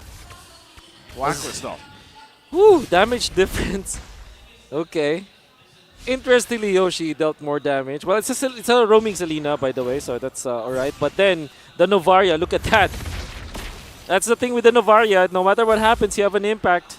Yep. No matter what happens, you're able to siege Yeah. from a distance, and that really does help. Hatred, though, picking up the Divine Glaive, especially now with this part of the game where you're going to have Blacklist International kind of bunching up a little bit in some situations. That's where the Lu Yi can really shine when you have these damage items available. Yeah. So other parts, gold lane looking pretty even as well here. And I would say that despite TNC leading by 2K, Yeah. this probably doesn't matter at all at this game. Like, probably leads don't matter as much. I think that it will boil down to actual gameplay. Like how Blacklist International are trying to hit their shots with both you and Haji.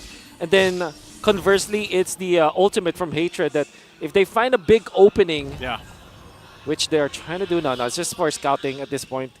Yeah, that's just about, what, 22 seconds at max level. So, yeah. Very short cooldown. Short cooldown.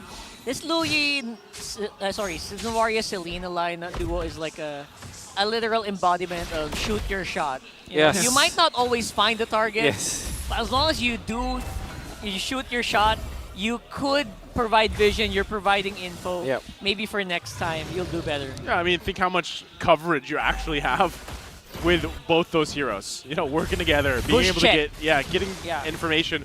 As if the echo isn't enough, you know, to get that, to get that information that you need here. Astral Echo is like the big guns, you know. Yeah, so with that, Blacklist International has quite a bit of vision available to them, and they don't want to actually commit to this lore just yet because even so, TNC has good damage potential. My big part here for Blacklist. Oh my god. Oh my goodness, as they land an seriously. arrow. Look at that, Seriously, so much area So of effect difficult, damage. dude. It's so hard to get near these Blacklist members. Oh my god, I can't stress that enough. Talk about zone. Like, this is zone pressure that you're just Exactly. dealing with. So much artillery you have to deal with. Oh, man. I think unless this can be stopped here, this looks like Blacklist might be able to just take this. But Ryzen, Nomad gets the information. There's Heads and Hatred as well on the top side. It's going to go through a soft reset. Conceal. Play. Yoshi, though. Oh, Yoshi, nice catch up on Edward here. Will be able to walk out, but goes back in with the elective final blow. That's going to be one kill coming over. Make that Nomad's two. out. Nomad's out as well. Man, Ooh. Oheb's looking really fire right now. And again, because man. all of the attention is on the other members, Oheb can just do whatever he Exactly. wants. And I think that's definitely bad decision from TNC to go for Edward. I'm sure that Edward is the only one that they can reach with Divine Judgment, but that doesn't mean that he is the right target to go to because of the fact that he can just eye for an eye out there. Right? They don't have the damage as well. So that's a really bad decision. Look at that shot. Oh my goodness, another one going down there, and that's going to be an instant assassination onto Hatred. Ryzen not going to be able to sustain against a carry. That shredding damage coming in from Oheb is unbelievable. Oh, look at that. Haji going into this bush. That's where you're starting to see it again. This, you know, you guys got to think about this. If you've never played against this before, the amount of mental clarity you need to deal with dodging all of these shots being thrown at you from Blacklist International. Oh my god. Look at that. It was moving. That was a moving target, but Head still got hit with the arrow. And now it's going to be the push up on the mid and on the bottom as well. Edward just doing Edward things. Oh no. Agent Zero making it hard. And he is a moving target as well, but looks like it's going to be cleared up. Nice defense coming from TNC so far. Dodging some of these shots. Make sure that they can clear their base. Clean siege coming up from Blacklist. They got to almost take it out the third without anyone falling. And now Blacklist International definitely in control of this game.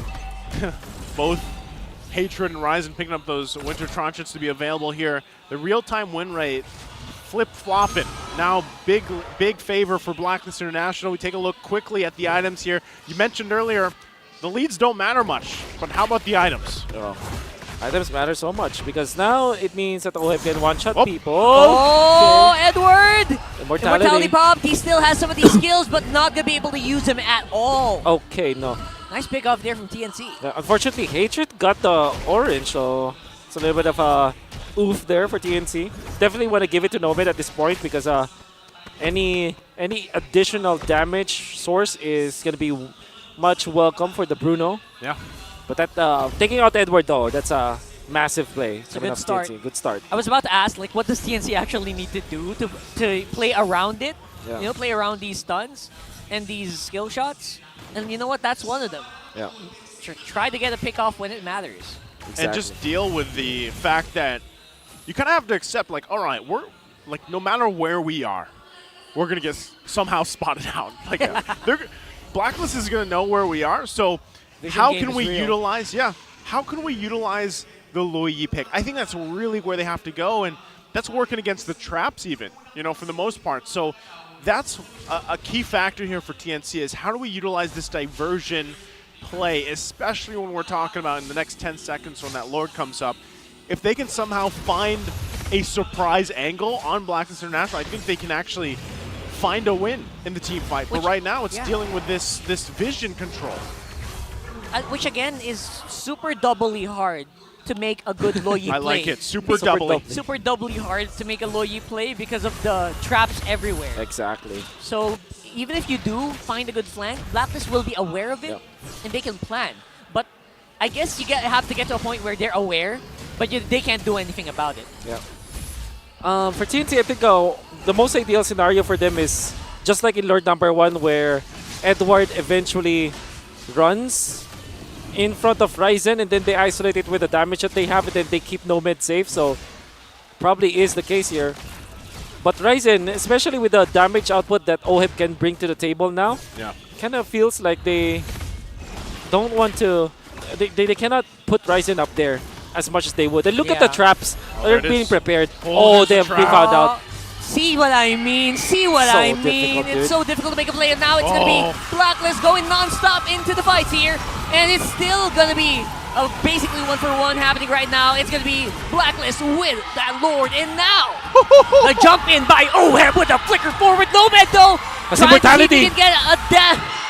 Get a kill, but yeah, the emo difference was real, and now Haji starting to feel it. They know they got this, and that's a wipeout. Blacklist come out on top against TNC in that Lord fight, and they take the series 2-1. The victory pose, the victory recalls. The agents do it. Blacklist International take the series. And a nice showing there once again. Great gameplay, great counter to that diversion. Last picked Selena. It works. No way. Selena Novaria, it works. I mean, It's insane. it's insane. And the fact of the matter is, TNC had a great idea, but the positioning of the trap is not exactly in the. It's not on the edge. It's not in the middle. It's not in the right side. It's like, it's off, right? So It's that off, yeah. Hatred actually tried to go for that play where he's gonna put the diversion in a spot where it's quite different. So they weren't found out. But yeah, unfortunately for TNC, this Louis pick that they tried to do, even when they started so well, didn't end well for them. Again, great to see this pickup come through, but it's a good answer to the Louis and dealing with some of those diversion plays as we saw there, and really just controlling vision in the map with the pair of that Novaria with that Selena, making it work here. TNC, they take their bow once again. They aren't able to win this series like in their previous meeting with Blacklist International in the beginning of the season, where they got some of their first points of the regular season. So they still have to calibrate here. Do they have enough time? But it's Blacklist International with this win, and we're going to hear from them alongside our hosts, Mara and Hot. Once again, congratulations to Blacklist International. All right, let me hear it from you, Blacklist. Congratulations. Now, ayan, nandito rin si Rana J. Oheb. Last time that you guys played against TNC, natalo kayo. So anong feeling na bawian nyo sila this time, especially pagkatapos ng savage nung counterpart, na savage kayo nung kalaban nyo? Anong feeling ngayon? Masaya kasi ngayon nakagain na kami ng momentum kasi papalapit na rin yung playoffs, so kailangan talaga naming manalo, maka-score ng points. So sobrang laking tulong na nanalo kami kahapon tsaka ngayon para makagain kami ng momentum going forward. Oo nga, 3 points para sa panalo ngayon. At maganda yung kanila ipinakita doon. This time, I wanna ask Haji. Haji, before we head on to this match, pinalabas namin yung video about Coach Bonchan addressing yung shot calling issue na kinakailangan ng team to move forward. Sa tingin mo ba, with the consecutive victories na nakuha nyo this week, nakuha nyo na yung timpla or na-address nyo na yung issue regarding that? Tingin po, konti pa. Kasi, tingin ko di pa ako perfect mag-shot call pero tinatry ko naman po. Basta tiwala lang po yung kampi ko. Walang hesitation po sa naisip kong play, ganun. Tiwala ang players, tiwala ang coaches, tiwala rin ang Blacklist agents sa kaya mong gawin. This time around, I'm gonna be asking you one more question kasi hindi ka lang nagpakitang gilas in terms of shot calls. You've also used Selena in this game. Selena, gumana. Isang hero na madalas hindi natin nakikita for this season. What was the reason behind the Selena pick? Ano po? Ano yung rason kung bakit nyo na-pick up yung Selena in this one? Trip lang po ni Coach Bon. Tsaka po kanina po kasi, nung nagpa-practice po kami, parang may nakalaban po kaming gano'n na Selena. So, hindi ko po siya na-practice, biglaan lang po na nagamit. So hindi niya ba na-practice? Opo, pasok lang po sa lineup ng kalaban. Kaya, So idea mo daw yon, Coach Bon? Biglaan lang kasi siyempre matagal ko ng teammate si Haji, naalala ko dati, magaling talaga siyang mag-Selena. Then, ayun si Karl, Selena main, 5K matches. Kaya, ayun, nakapag-Selena kami ng biglaan, although hindi na-practice. Good risk naman siya dahil alam naman nung gagamit na alam niyang gamitin. Wow, hindi nakapag-practice, pero that's one of the reasons kung bakit na-surprise yung kalaban at sila ngayon ang nagugi. And ang ating MVP of Game 3, Oheb! Oheb, once again, congratulations! Ikaw ang MVP. Ano naman mensahe mo sa lahat ng ating mga manonood? Maraming salamat sa mga sumusuporta sa amin kahit puro talo kami ng mga nakaraan. Mas gagalingan namin tsaka mas ayusin namin mga laro namin sa mga susunod namin na laban. Congratulations! It's time para magbuko juice ka na mamaya. Once again, congratulations to Blacklist. You may now take your bow. And next, you'll hear this once again. You may now take your walk of victory. Narinig ulit ni Dexstar at ng Blacklist International ang word na victory for today. Mara, yun na in-interview mo, we were talking to Haji a while ago. the other players were saying na magic bunot yung Selena. And it seemed like it worked pretty fine dahil nakuha nila ang series victory. Nakaka-surprise nga, pero nasurpresa din ba ang ating mga casters? We're gonna break down the analysis for you. Casters, paso. Thank you again. Great to hear from Blacklist International and kind of what fell into place here for them for this matchup. You mentioned this earlier too, Wolf, before you break down the game. You saw this picked up, right? You saw the Selena pick up here, and that maybe that's some of the inspiration. Taking a look at the MVP here as well. It's OHEB. 5-0-3. Knowing full well how to manage this Barretts, Blacklist International have drafted a carry. And in the last Lord Takes, you've seen how good it is. The efficacy of the carry going up against the Barretts is really felt in that particular game, especially because there wasn't anyone to kind of force and go to the backlines against OHEB. They tried to go for this Louis play, but they were practically countered by this Selena pickup. Let's look at it once again. But my, oh my, when TNC was working, it looked real good. Look at that Louis play.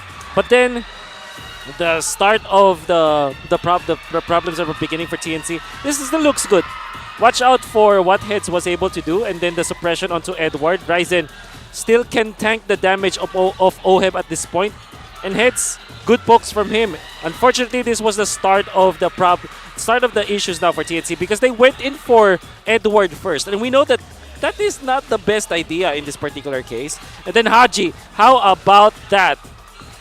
Hits it because of the echo. By the way, he's technically not gonna get hit by the by the arrow, but because of the astral echo, that's additional hitbox. And then the play, as you saw coming out from Haji himself, it's looking really good for the side of TNC to make this happen. But then again, Blacklist International are far too prepared for this. The Nomad tried to go for the OHIP kill, completes it, but there's immortality, so there wasn't any chance. But honestly, at that point, there's no chance at all for TNC to bring it back, just because of how Blacklist International have prepared for this Louis pick. In the end, it was just this Selena. And the thing with Selena is that as a roamer, you have so much impact that all you need is a frontliner for your team, which in this case is going to be Sensui, who also played so well in this game. And then, as Haji shown us, you can output so much damage even when you're from a roaming position. As you can see, going in for the dire hit into the Enchanted Talisman, so you can spam your traps as well as your arrows, as they did in this particular game. And then finish up with the Genius 1. And Genius 1 alone also already deals so much damage. And in the latter portions, because of the dire hit at the Starleaf site, anybody from TNC can fall easily. Ryzen, good itemization as well, going in for the Kiras into the Sky Guardian helmet. Unfortunately, at the end of the day, it will be OHEB to output the most damage in this game, with the carry taking out the bats. Yue still is the carry with 57.9k damage, and Ryzen just tanking 152,000 damage in this particular game. Understandably so, as the Barretts. And the TNC, it's also quite notable on how they were able to get the early stages of the game. They had about 2,000 gold lead before the second turtle. But then mistakes happen, and that's when the shot calling needs to be way better. Decision making as well. Super Yoshi, really good at the roam roll, the catch type of heroes. But when it comes to deciding on who to jump on as the Kaja, you felt that there was a lot of hesitation as well as a lot of, I guess, desperation coming out from Blacklist International. Sometimes when you jump with the flicker as the Kaja, you reach for anyone that you can actually reach. And that happened so many times where Edward was caught twice in this game. They couldn't find the correct targets. And that's the thing for the Kaja, right? Despite it being a very strong lockdown and very impactful, it's a big game changer for sure, you really have to choose your targets. And I would say that the worst target to go for in this particular game was definitely Edward, because he can turn it around, right? Imagine if he caught like maybe Haji. Haji is a roamer, so that's a position 5, least priority, right? But Haji cannot turn around the team fights afterwards. It's not like Edward that can, even make it worse for your team. Thanks for the breakdown there, Wolf. Again, great series to see it go, the 3 games. Now we're down to our last matchup of the day. To round out week number 5, it's going to be APBR and MNNE EVOS. Interesting, this one as well. We know APBR obviously sitting very wealthy up top. Obviously still vying for that upper bracket slot like a lot of the teams that have already secured their slots here. And MNNE EVOS obviously wanting to stay in contention and everything else going forward. So we'll see how that all unfolds. We're going to be taking a short break once again for us here on the desk. It's me, Naisu, Rockhart, and Wolf. We'll be back after this. 13th season of MPL Philippines is brought to you by the following sponsors. Smart, the official telco partner of MPL Philippines Season 13. Infinix GT Series, outplay the rest. Experience the MPL PH Season 13 action live at Shooting Gallery Studios. Tickets are now available on our official ticketing partner at /event.com. Don't miss any MPL PH action by following our official Facebook page and subscribing to our YouTube channel. Follow MPL PH on TikTok as well for more content. And don't forget to like, follow, and subscribe to the official accounts of MDL Philippines. To ensure the equality and fairness of our games, MPL Philippines is also monitored and supervised by the Games and Amusements Board.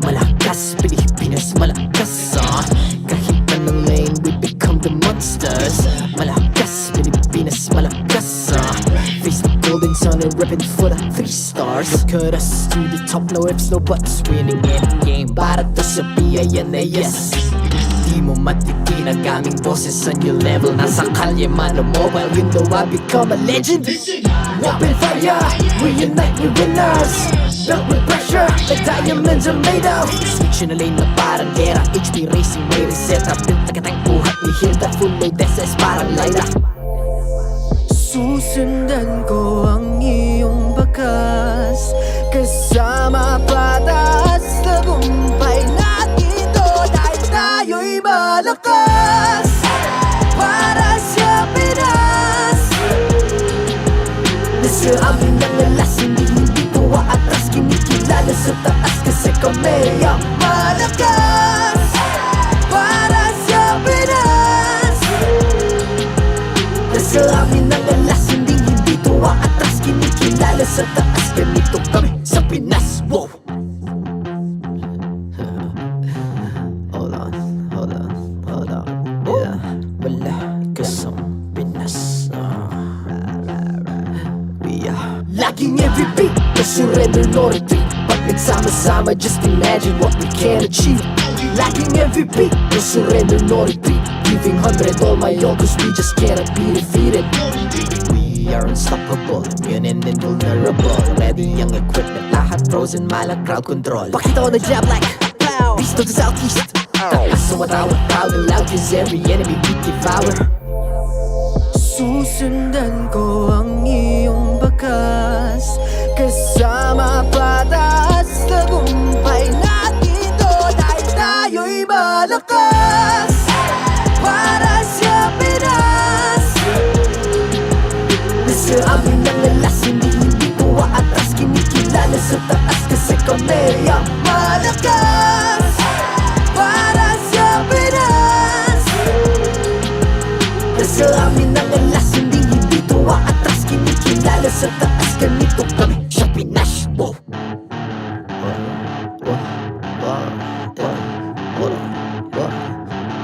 Malakas, Pilipinas, malakas. Kahit anong lane, we become the monsters. Malakas, Pilipinas, malakas. Face the golden sun and reppin' for the 3 stars.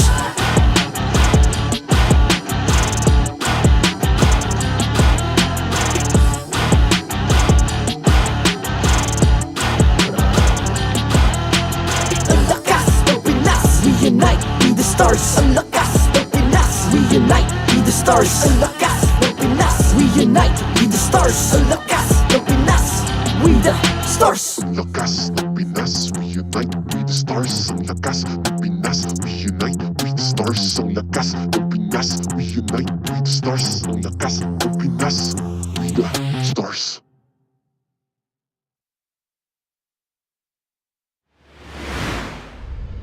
The 13th season of MPL Philippines is brought to you by the following sponsors. Smart, the official telco partner of MPL Philippines Season 13. Infinix GT Series, outplay the rest. Experience the MPL PH Season 13 action live at Shooting Gallery Studios. Tickets are now available on our official ticketing partner at /event.com. Don't miss any MPL PH action by following our official Facebook page and subscribing to our YouTube channel. Follow MPL PH on TikTok as well for more content. And don't forget to like, follow, and subscribe to the official accounts of MDL Philippines. To ensure the equality and fairness of our games, MPL Philippines is also monitored and supervised by the Games and Amusements Board.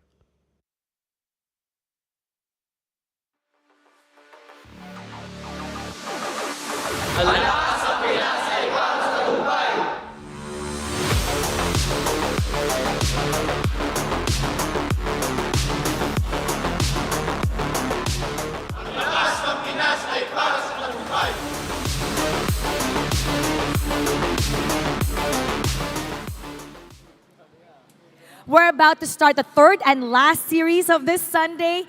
At bago tayo pumunta sa ating laban, syempre magchika muna tayo kasama sa AP Brent Pando and Ogwin. Kamusta na kayo? Ayos na, ayos lang. How about you? Uy, ang ganda ng performance mo last time, ha? Goods lang, chill lang. Nandito si Mami today? Yup, si Mama nandito siya nanonood ulit. Oh, hello to Mommy once again. Okay, ito ang ating question of the day kasi nga, di ba, ang init ng panahon ngayon. So, paano nga ba at ano ang paborito nyong palamig sa mainit na panahon? Sa akin, ice cream na flavor double Dutch. Double Dutch? Parang simula nang pumunta ka ng Europe, mahilig ka na sa everything European, ha? Paborito rin kasi ng girlfriend ko. Ano pangalan ni girlfriend? Si Princess. Princess! Hello, Princess! Okay, so yung double Dutch ice cream mo, usually ba sa cone yon, in a cup? In a cup. In a cup? Para pag natunaw yung ice cream, pwede pa inumin. Pwede pang inumin. 2-in-1 naging milkshake. How about ikaw, Pando? Paborito mong palamig? Mango shake po. Mango shake, green mango or yung yellow mango, yung ripe? Ripe. Yeah. Okay, so usually yun ang na-order mo na ba yun today? Hindi pa ngayon pero yung paborito ko, yun, na may gatas. Na may gatas. So, an ice shake na may gatas. Yes. So, mamaya, if ever manalo kayo, mag-double Dutch ka na. At ikaw din, mag-ripe mango shake. Kayo ba? Ano ang inyong paboritong palamig? Write down on the comment section below. At silipin muna natin kung nasa na nga ba si Hans. Hans, pasok! This time around, kasama namin ang Minana Evos. Lancy, ano bang paborito mong palamig pag mainit? Halo-halo po. Okay, halo-halo. Spider Miles, yung sa'yo ba, anong paborito mong palamig pag mainit? Water lang po. Ano? Water lang. Okay, so halo-halo. tsaka water. Yun lang yun. Nonchalant kami. Casters, pasok.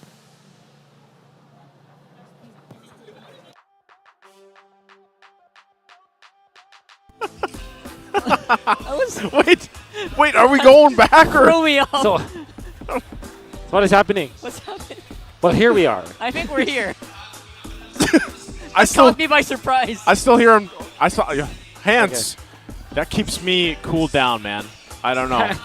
Hands keeps you cooled down? Yes, hands keeps me cooled down. Yeah. Because, you know, what a guy. What a Anyway, guy. welcome back to the desk. I think everybody was a little shook with that. Yeah. But again, I'm Nisu. This is Rockhard. This is Wolf. And we're here to bring you the last match of week number 5. Rounding it out between AP Brent and MNNE Evos. Guys, how are we feeling? I am feeling pretty good, and especially feeling really good about the chances of MNNE against. Maybe if you asked me like 2 weeks back if they were in a good position, you know what, AP Bren were. Yeah. But you know what, maybe they can do this. Yep. Mathematically speaking, securing this series is gonna secure the playoff slot as well for MNNE Evos. Mathematically speaking, A match win. Yeah, a match win, Yeah. a series win against AP Brent specifically. But then Spider Miles is the new shaper of meta apparently. The Florin, I think, is what we're going to be talking about here. Because we have to see how much influence, of course, there was here with this Florin pick, the MNNE effect here.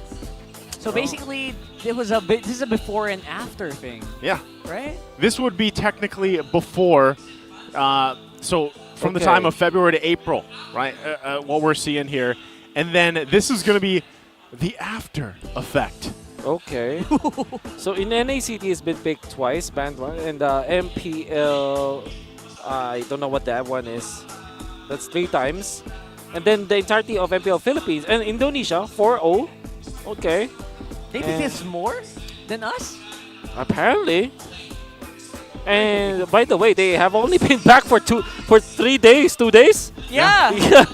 So, okay. Oh, man, with great power comes great bannable heroes. Well, you know what? He's been banned out 5 out of 5 so far. Each and every game. Can we talk about this? Because I feel like some of the international viewers might not know so much about this. Like, why is this happening? Why do we talk about this so much with Spider Miles specifically? And why is he targeted banned so much? I think maybe it's mainly because of the overall impact. It's weird to think that Spider Miles is a player that's not entirely known internationally and even locally. Like, why would you target ban that kind of player? But it seems like MNNE Evos really stuck with this kind of playstyle, this Ube playstyle that they have their own brand of. And I was able to talk to Spider Miles actually, and he kind of feels like, okay, we are on a streak technically because that's what happened in the ending of Season 12. They did not make it to the playoffs because they kind of got hot really, really late into the season. Yeah. And they were successful because of this brand of playstyle. So what he was trying to say what he was trying to tell me is, we already started being good at this kind of playstyle even before MPL Season 12 ended. Ooh. And if we follow up with this kind of playstyle, we will be successful. So expect MNNE Evos to be sticking to their guns, and the guns being this Ube playstyle. And I think they also hold like really long play times. Even in this first series that MNNE fought off against AP Bren, it really was a tough game. I mean, this went on and on and on, and I think they still hold the longest game duration. They do. Record. Yep. Am I right? 35 minutes for each side. I think it's 35, yeah. Somewhere around that point. But again, this is a team that... The Czech Bush, man. The Czech Bush. And we saw... I feel like if you really have followed MNNE Evos, and if you're not super familiar, because again, we have to always consider the fact that here in the English stream, these international viewers, they don't know some of the background, the story between this team. And for MNNE Evos, they really... I feel like, in a way, shocked a lot of people even from last season, and then, you know, they kind of developed through this whole thing to where they are now. And, you know, that's why when you see the draft, you even before, I think now that there's a little more flexibility in terms of the bans that go to against Spider Miles here, or Sir Miles out there with this hero pool. But That's the thing. That's how they deal with it. Hey, I was on the script, sir. Yeah. We're on the script. We're all sirs here. Yeah, I mean, like, I like that title. I want to like be it. called Sir eventually. I would like to be called Sir Rockhart. Sir Rockhart. Yeah. Sir Rockhart, we have something special for our ma'am and sirs out there. Yeah, what's up, YouTubers? Or not YouTubers, YouTube viewers, commenters. If you want a chance to win 500 diamonds for 4 people, please comment hashtag APBR or hashtag MNNE with That's your right. game and server ID. So that's APBR or MNNE, who you think is going to come out on top. Comment for a chance to win 500 diamonds. We're going to choose 4 of you. So we'll read your comments, and if you have like insights, analysis, or predictions, let us know. Let us know. Also, we want to give a early heads up for you guys to watch the star matches to win the MPL PH Season 13 playoffs. Tickets for 3. For 3 of you guys, just comment your winning team in the live stream post and then tag your 2 friends. Hopefully, you guys got 2 friends out there. I got my 2 friends here. I can't tag you, unfortunately. Yes, we are conflict of interest. And one winner per match will be randomly selected and will be announced on April 22. Why are we conflict of interest? Because we work here. You know what? You know who else works here? Our marshals. Let's go ahead and welcome out to the stage one more time for the fairness, integrity of the game. I bet they'll all tag each other to get those tickets as well. Chico, Jeff, Patrick, Wilbert. And now we get ready for this matchup once again for AP Bren and MNNE Evos. Let's go ahead and welcome the teams out to the stage.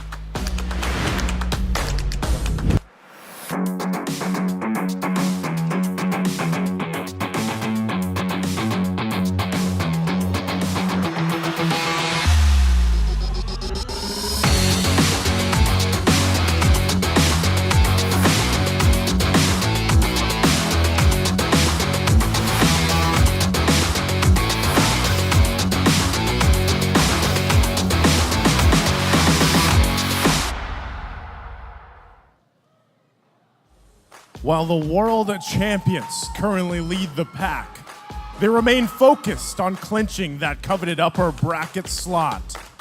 The Hive is buzzing with energy as they aim for another victory to round out the week.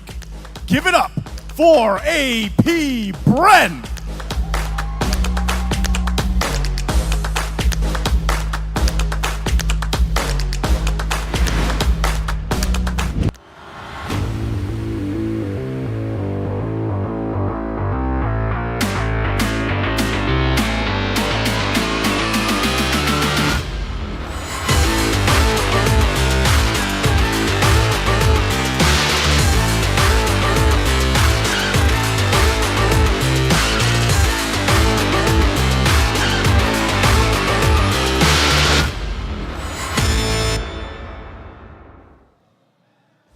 After yesterday's intense showdown, the Neon Tigers are eager to reclaim their strength. Determined to press onward, they must now conquer the formidable Goliath standing in their path. Let's rally behind MNNE Evos!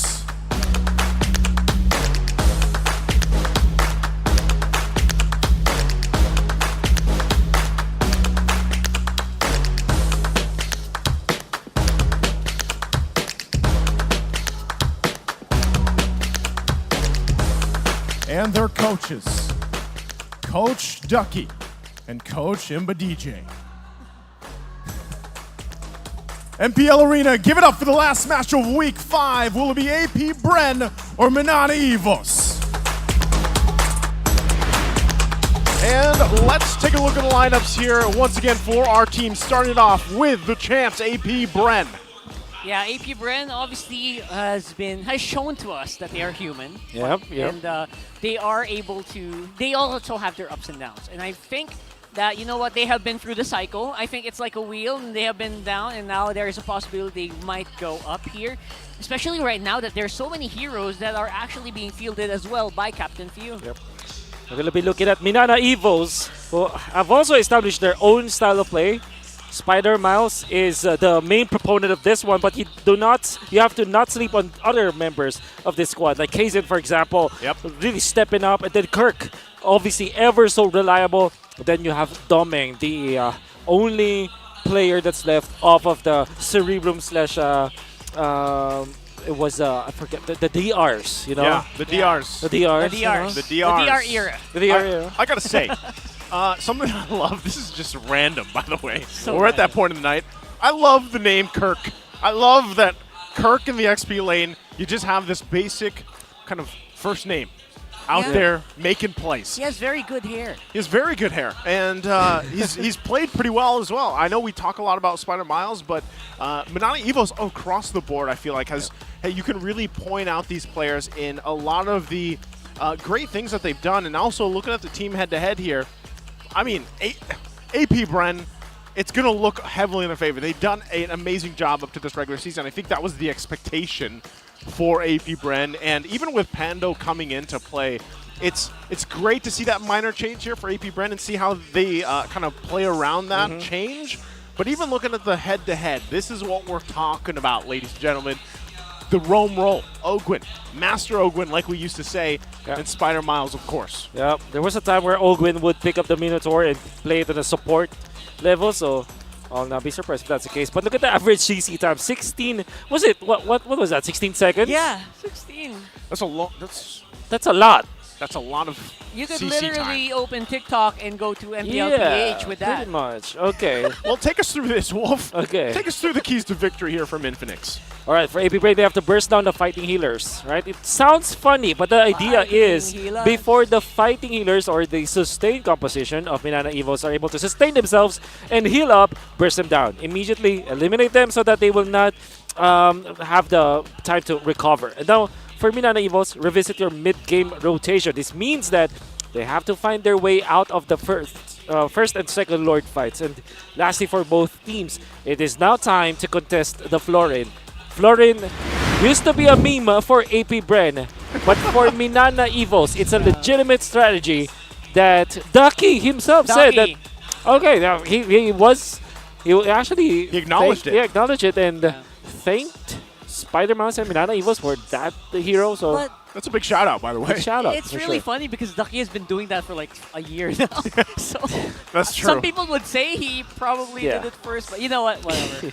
We'll see how it all unfolds here. Once again, before we get to the matchup of the draft here upon us, we want to invite all you guys watching over on TikTok. We do have the goodie bag lottery for all of you to join. Yes, just go to TikTok, open MPL Philippines TikTok channel at MPLPH_official. Click on the official live stream, and then you'll see a goodie bag on the upper left corner of your screen. I think that took 16 seconds. Yeah. I can probably do. Yeah, just do it. I wonder how that's calculated. While you're crowd controlled. While you're crowd controlled. Now that I'm thinking about it, like, how is that calculated? Like, crowd control time? Yeah. It's like a time in the air? No, Time it's stun? Is that just Yeah. all of it? Like, math is not my. I'm not really that great at math here, so I leave that to you, Wolf. Break it down. But let's jump into the draft here for game number 1.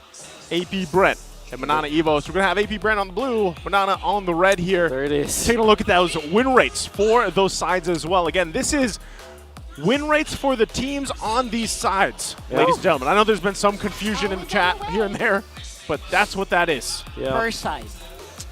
Okay, what else do we buy? Rafaela or Nathan? A very strong hero in the meta game that we We're have breaking right the now. Hack-a-Miles That's right. meta. So, MNNE Evos, I think that they might go for Rafaela in this case. Like, that's probably one of the considerations now. Definitely one hero that they really like to play. But then again, Fredrin is typically the priority here for AP Bren. So I think that might be the first pick, right? Arlott or Fredrin? Should be the first pick here for AP Bren. Just realized, Pando, you know what? He's been really hot right now. Maybe I think the Arlott deny it pick is more crucial. Not to mention, it's obviously a really good first pick. Fredrin, though. Yes, that's Fredrin. Angela is open. MNNE Evos might consider that, but they typically pick up Arlott actually. So might deny the Arlott and then go for Angela. Yeah, Angela is such a good hero for MNNE Evos because they can use it either for Lancy or for Spider Miles. Arlott though. Yeah, Arlott Angela. I was gonna say, Arlott Angela. I'm feeling the Arlott, but they Oh, go. Oh! Wow, Angela Faramis. Oh, no, it's Angela. Honesty is the best policy, so it seems from MNNE Evos. They're not even flexing the They're Angela. not hiding. Not hiding anything. Yeah. AP Bren, they can pick up Benedetta at this case. Benedetta and Arlott. Huh. Arlott's good. Benedetta slash Arlott. Right now that the Or Claude. Arlott's open, like that's just you're kind of thinking, all right, Arlott's gotta be picked up in this first That sounds phase. like a question mark now because Yeah. obviously they have a very sustainable lineup. Arlott alone is not really enough to, to set Yeah. these fights. Or maybe what if they just go basic like Mino and Mino Claude for AP Bren? Mind games after mind games. That's right. The stars. All right, Okay, there's so the, that's there's Louis. the Louis. Okay. And Arlott. Okay. Oh my god, that's a nasty combo by the way. But then they have the Angela to kind of support their team for any kind of initiation from AP Bren. MNNE Evos, they can supplement this Faramis as well as this Angela with another tech like a Barrett's, for example, or a Baxia, so that they will have a good shot at the jungle role. Or maybe they pick up the Brody immediately, or a Claude. Oh, if they went that in the first phase here. That sounds like a really good deny pick Yeah. because Brody's so good against Faramis lineups, right? Yeah, we'll see if they go that route. Taking a quick look before this pick comes through. Spider Miles' stats here for the heroes. Akai. There's the Akai. Out of nowhere. Okay. As usual. Wow, interesting choice. And they're gonna be putting all of their damage when it comes to damage onto the doming basket this time. So I wonder, maybe a X-Borg as the ban for AP Bren could be good. And then they just put on like a hard carry late game hero for doming.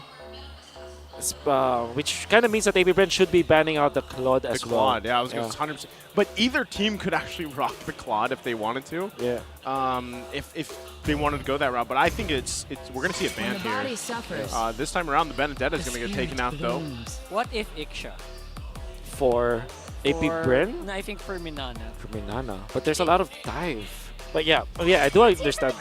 But For that's the front, right? For the front, Yeah. you have good. But yeah, if you get flanked with a Loyi diversion, you're dead. Yeah. So that's a good point. But yeah, I do like the Iksha. It's just that usually you want to go for a vehicle for the Angela, right? So that's why I feel that the A Claude is vehicle, good for yeah. for Minana. Claude's good. Yeah. Vehicle for the Angela here. Still, too, when we see these kind of like double support heroes pop up and for these team compositions, it just means dragged out team fights. So Yeah. in that sense, AP Bren, wondering if they're going to be able to handle this. Just the fact that, again, quite a bit of damage comes through with the Loyi early on, especially if they're bunched up, and that's kind of what you're expecting with the Netherrealm being across from you. So that could help in their favor. We'll see. Next ban's going to be that Minotaur that is taken out here. Good ban as well. Yep. So definitely MNNE Evos are eyeing the Claude this time. AP Bren will have to look for an answer to that unless they ban it. So for AP Bren, there's that option of going in for maybe a Lapu-Lapu, actually. A good answer to the Faramis in general. And there's Edith. AP Bren might go for Edith. What if the Arlott is the part of the flex here? Yeah. They go to Edith. Yeah. Edith is also a good flex. I like that because it's also like it's a great XP laner that's very tanky. At the same time, you can use that Edith's Primal Raft to burst through the Netherrealm. Basically, if you can't like completely crowd control them, you can destroy them straight up. Exactly. Good ban on the Claude, as we expected. That's perfect. Really perfect. Minana will have to rely on... What if they steal the Harith this time? What if they pick it up? But that means that they will not have enough damage though. Yeah. The late game. What is a good late game marksman? What, Moskov? I don't know. I won't blame you. Well, given what's open here, I'm wondering if we just see AP Bren pick up the Brody like we mentioned, like Rockhard mentioned earlier. So there's the answer. X-Borg's going to be picked up though for Minana. So let's see what AP Bren wants to do here. Harith looks good, honestly, for AP Bren. And we mentioned also the Ixia. And then I really like the Edith even better now for AP Brand, so that you tank up so much damage and then you pop your ultimate. There go Paquito, alright. And there's the Harith. Okay. So you don't have, this is difficult definitely for MNNE EVOS. No Nathan, no Claude. Yep. You're left with what? Bruno. Ixia is suggested here. Ixia's gonna blow up, I But think. he's gonna blow up for sure. Yeah, Man, with the Harith. you have to be crafty now. Come on, pick up the Moskov. Moskov? Or Beatrix, actually. The classic. Those Beatrix are very could classic be heroes. Okay. Let's go Moskov, honestly. You're really going to throw out the Moskov out there. Or Freya Gold Lane. Oh, what if they pick... Just kidding. Just Layla? Layla looks good Nah. here? Really? It doesn't look good in anything, but you know. It It can has to be work. something. It could work. But yeah, if they want to go starter, I think Beatrix is such an okay. Oh, or 1-1. 1-1 could... Well, that was Okay, Beatrix. Yep. Okay, picked up here. Yep. It's been picked up twice before. It's got a very, minuscule win rate. What but season is it, Minan? This is a Yeah. very season 9 something? Season 8 pick? Season, I would say season lineup? 10-ish. Season 10, yeah. Well, you guys in the chat can let us know as well, again, on YouTube. Let us know who you are thinking is going to win this game. Remember, you guys have a chance at, once again, winning tickets as well for the MPL Season 13 playoffs. And don't forget those on TikTok to grab that goodie bag while you can before the base explodes. Now, taking a look at the lineup here, you see AP Bren, the lineup rating. It's a little bit less than MNNE EVOS, but we'll Is see. it? Yeah, Okay. it was a little bit less. Okay. Maybe by like point two Okay. ish. Yeah. I don't know. Again, I'm not great with numbers here, Wolf, but let's look at this lineup once again for both teams. Yeah, like the Beatrix, we said that it will be a good hero. I mean, it's one of our predictions. We said it was the safest hero. Yes, to sir. last pick. And understandably so. But then, this Harith pickup coming out from, I think AP Brent's composition are just safe. It's That's what I'm safe. saying. Yeah, So it's I'm saying. safe. 100%. So, jumping into Land of Dawn here, last match of the day. AP Bren and MNNE EVOS. We'll see exactly kind of how this safer lineup from AP Bren is going to work against MNNE EVOS. I think, too, man, we just haven't seen so much of Beatrix this season. Yep. Wondering if it'll be able to work out with this lineup here. I'm sure it will.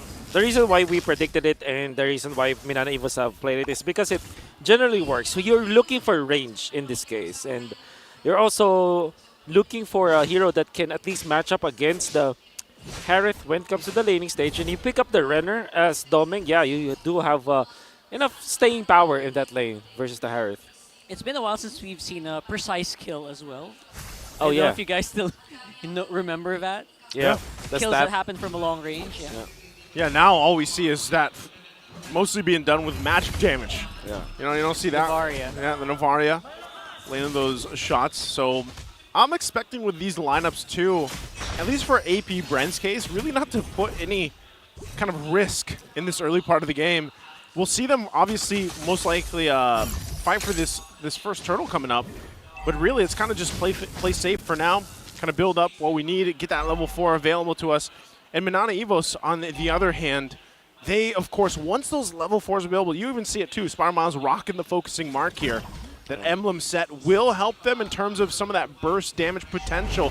You have to even consider the fact that the Fermis early damage can be kind of tricky to deal with here. So there's a level 4s coming online. AP Brent going to start up the turtle. They definitely came out on top here with the level 4s. KZen is close by, but they're also waiting for everyone. I think Lancy, yeah, they went online, came out on top. Kirk, though, and that's KZen going heavy with a spin, pushing KarlTzy way back to their line, to their side of the map. There goes the last Insanity. They take out the AP Bren jungler. Yeah, both junglers going down here. So where's this going? I don't know if Kirk expected that, but he got blown up there. Beautiful diversion from Few. Oh man, Louis, the reason why it is one of the most bad heroes, the flavor of the week for sure. Because if it is played by a veteran team or a team that has a lot of in-game knowledge, man, it's devastating. Devastating. As Few showed us how it's done. I mean, like, obviously MNNE Evos did not expect that play at all. Nobody did. And that's why. I mean, who would expect a shotgun diversion in your face, Oh, right? that's the thing. You don't expect the diversion. In front of you. Like, Yeah. you like always expect it behind you. Most of the time. That's why whoever decided to name that spell, you did a great job. It's literally, it's such a. I'm surprised we're just now seeing the Louis E pop up in this in this part of the regular season. Look at that. Look at that. Yeah. That was actually pretty good from Pando. You know what? Showing up Pando right now, he's doing a marvelous job, you know, considering it's only his like second series of the season. Yeah. I think Pando's been waiting. You know, he's been learning, he's been waiting. Of course, he had a lot of play time even last year throughout their basically world tour. Yep. And they kind of worked around that. And here we go. That's a beautiful Shadow Stampede there. Obviously, if you with just a safety of the flicker, and they also force the heart guard, so that could be something here for AP Bren. Will they try to go for it? Not really. Obviously, everyone's in vision, and here it is. Here it comes, although they did show it. That's interesting, right? They decided to show where they were going. Yep. They only wanted to push, I believe, or maybe just threaten. I mean, they know that they could not convert afterwards, but they're just taking over the map this time. Like, them ushering each other to farm faster. I mean, you have to consider the fact that even sometimes when they use that diversion and they show it, then they expect the team to kind of rotate as well, and then they can make a play where they want to go from there. So you can already see being some pressure put there on that purple for KarlTzy. Doing a pretty good job, obviously, right? Because they are 2.2k ahead. Yeah. So, just to go back on Pando, I was able to talk to Coach Ducky and Manager Bengs, the Philippine Esports Awards Manager of the Year. Yes. 2023. Award-winning. Award-winning. He said that Pando is game ready no matter what. Ever since, Ever right? since. So right now, it looks like a really good engagement here from MNNE. And of course, while all of this is happening, AP Bren already working on that turtle. So I would say a bit of a worthy sacrifice here for El Capitan himself. Yeah, little trade going on. So still, you know, in terms of the macro, this is something you can always learn from watching AP Bren's games. They really kind of play around that. That's one of their strengths, of course. And then when it comes to the fighting as well, and that's where I think you really have to, if you're MNNE Evos, you kind of have to utilize that. In a way, it's a little bit of the way they fight things. It's a little scrappy. Yeah. Like there's some scrappiness to the way that MNNE Evos fights these team fights, these early skirmishes. But I think with this lineup, it's more so they need time. They have to let time build up here because their biggest power spike, at least for the lineup they have, obviously is the Beatrix. They need time for her to get online. You know, they can poke a little bit. Yeah, you've got a Faramis here. And you can lock down if you can. Last Insanity can actually do quite a bit of surprising damage as well if you're able to lock on. But really, you just have to wait. And I think the biggest kind of card they can play is, again, the focusing Mark Angelo with Domang later on. Yeah. That's where that big burst might be able to pull through for some of these fights. But right now, it's kind of maintaining this lead that AP Bren has built up. Diversion again up top. They're going to put some pressure there. Conceal as well. Yep. But no one here from MNNE Evos just yet. With this play, they can probably make a push happen, and they also have Super Marco close by. So maybe they can, if you know what, if MNNE was not careful, did not respect that, that could have been a few fights happening. Yeah, it's a good push for AP Bren for sure. Really like that idea that they use the conceal just to clear out some of the bushes so that Super Marco will eventually have the green light to eventually push. And then they also use KarlTzy with the Retribution to steal one jungle creep away from KarlTzy, further improving the gap between the EXP of the junglers that we have. I think he's about to hit level 11 now. That's right. So that's pretty big. That affects Retribution damage. That's right.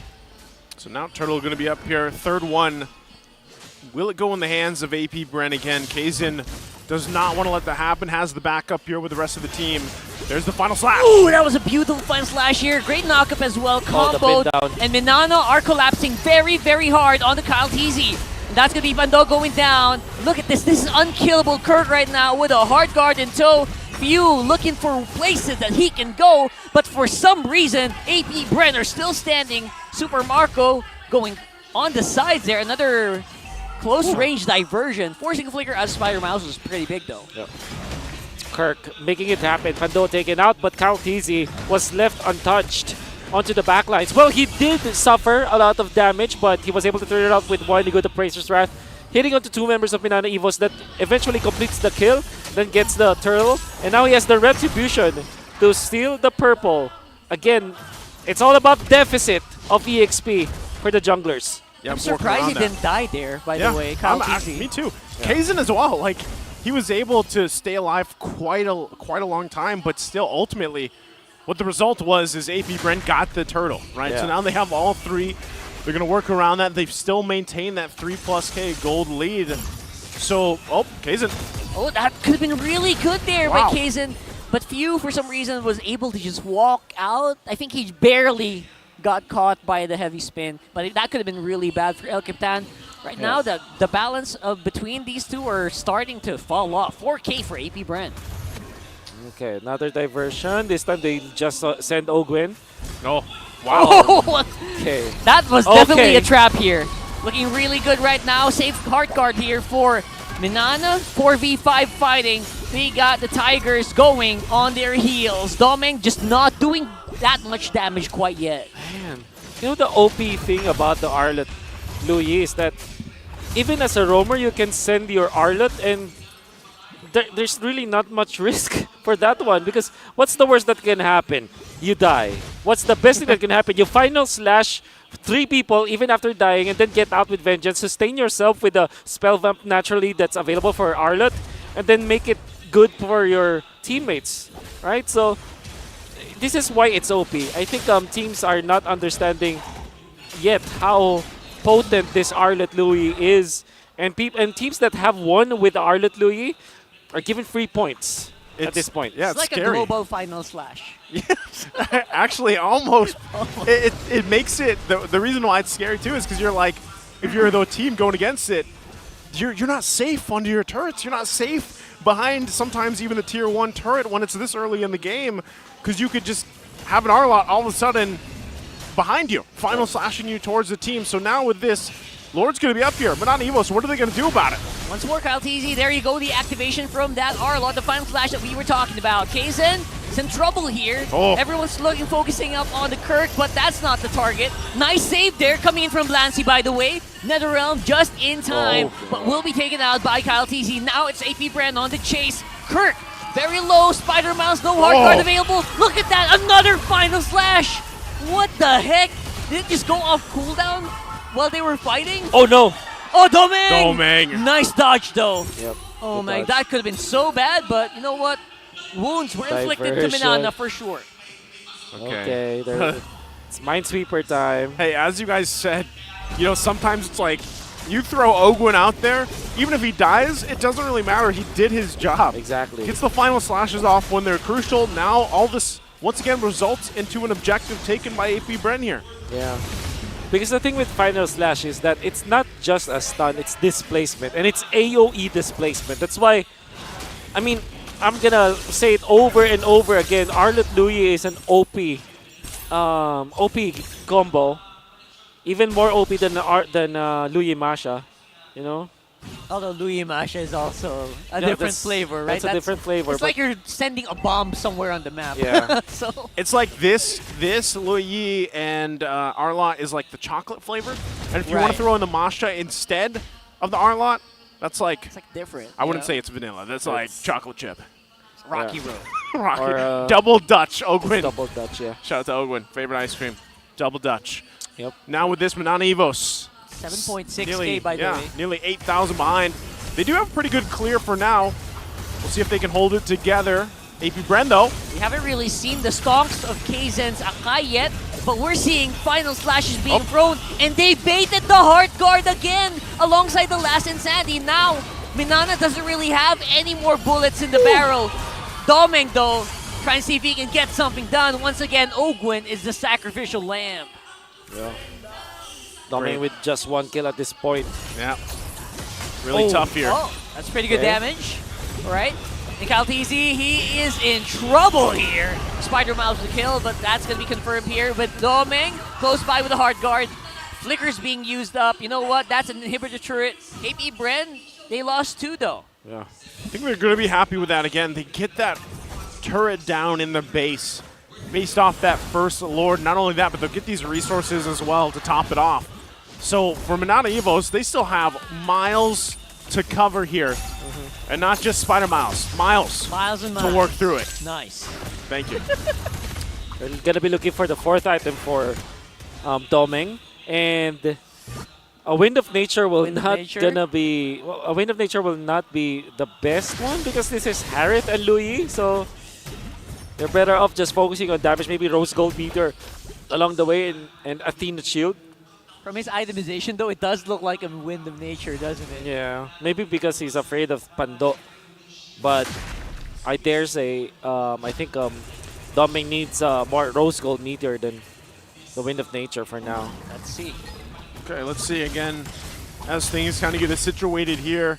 All this less than 30 seconds away from that Lord coming up here. And that's where, once again, you have to be able to find how is MNNE EVOS going to actually deal with this? Is it better, once again, to just kind of deal with, okay, give up that Lord, let's defend in our base. Domeng, yeah, he hasn't died yet.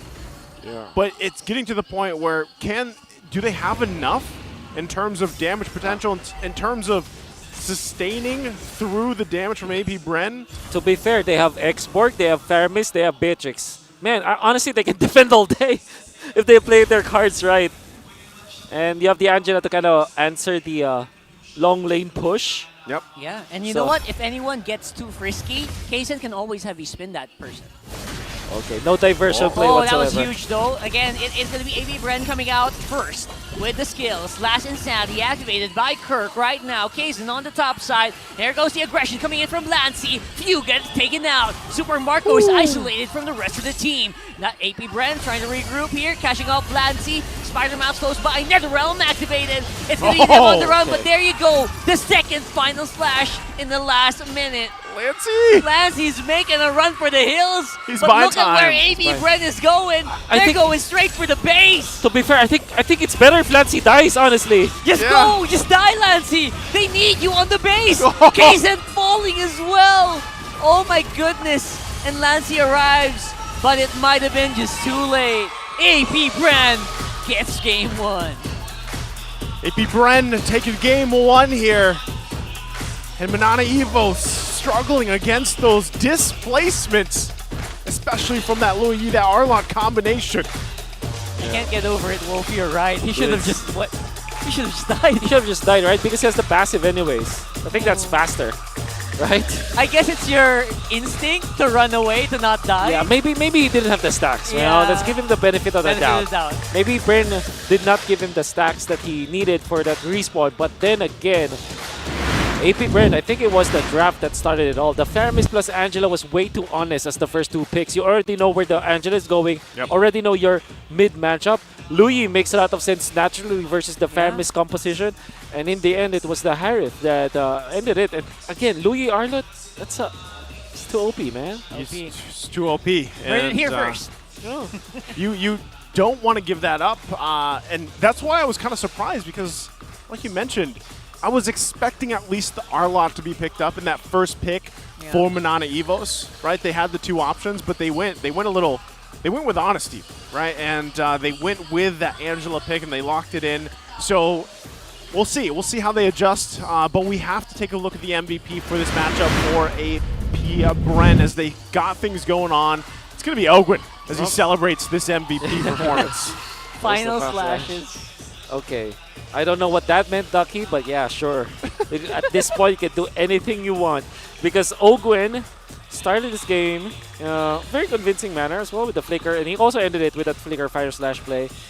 Honestly, nothing much to explain about Ogwin because this is a team effort from AP Bren. I would start with the draft, however.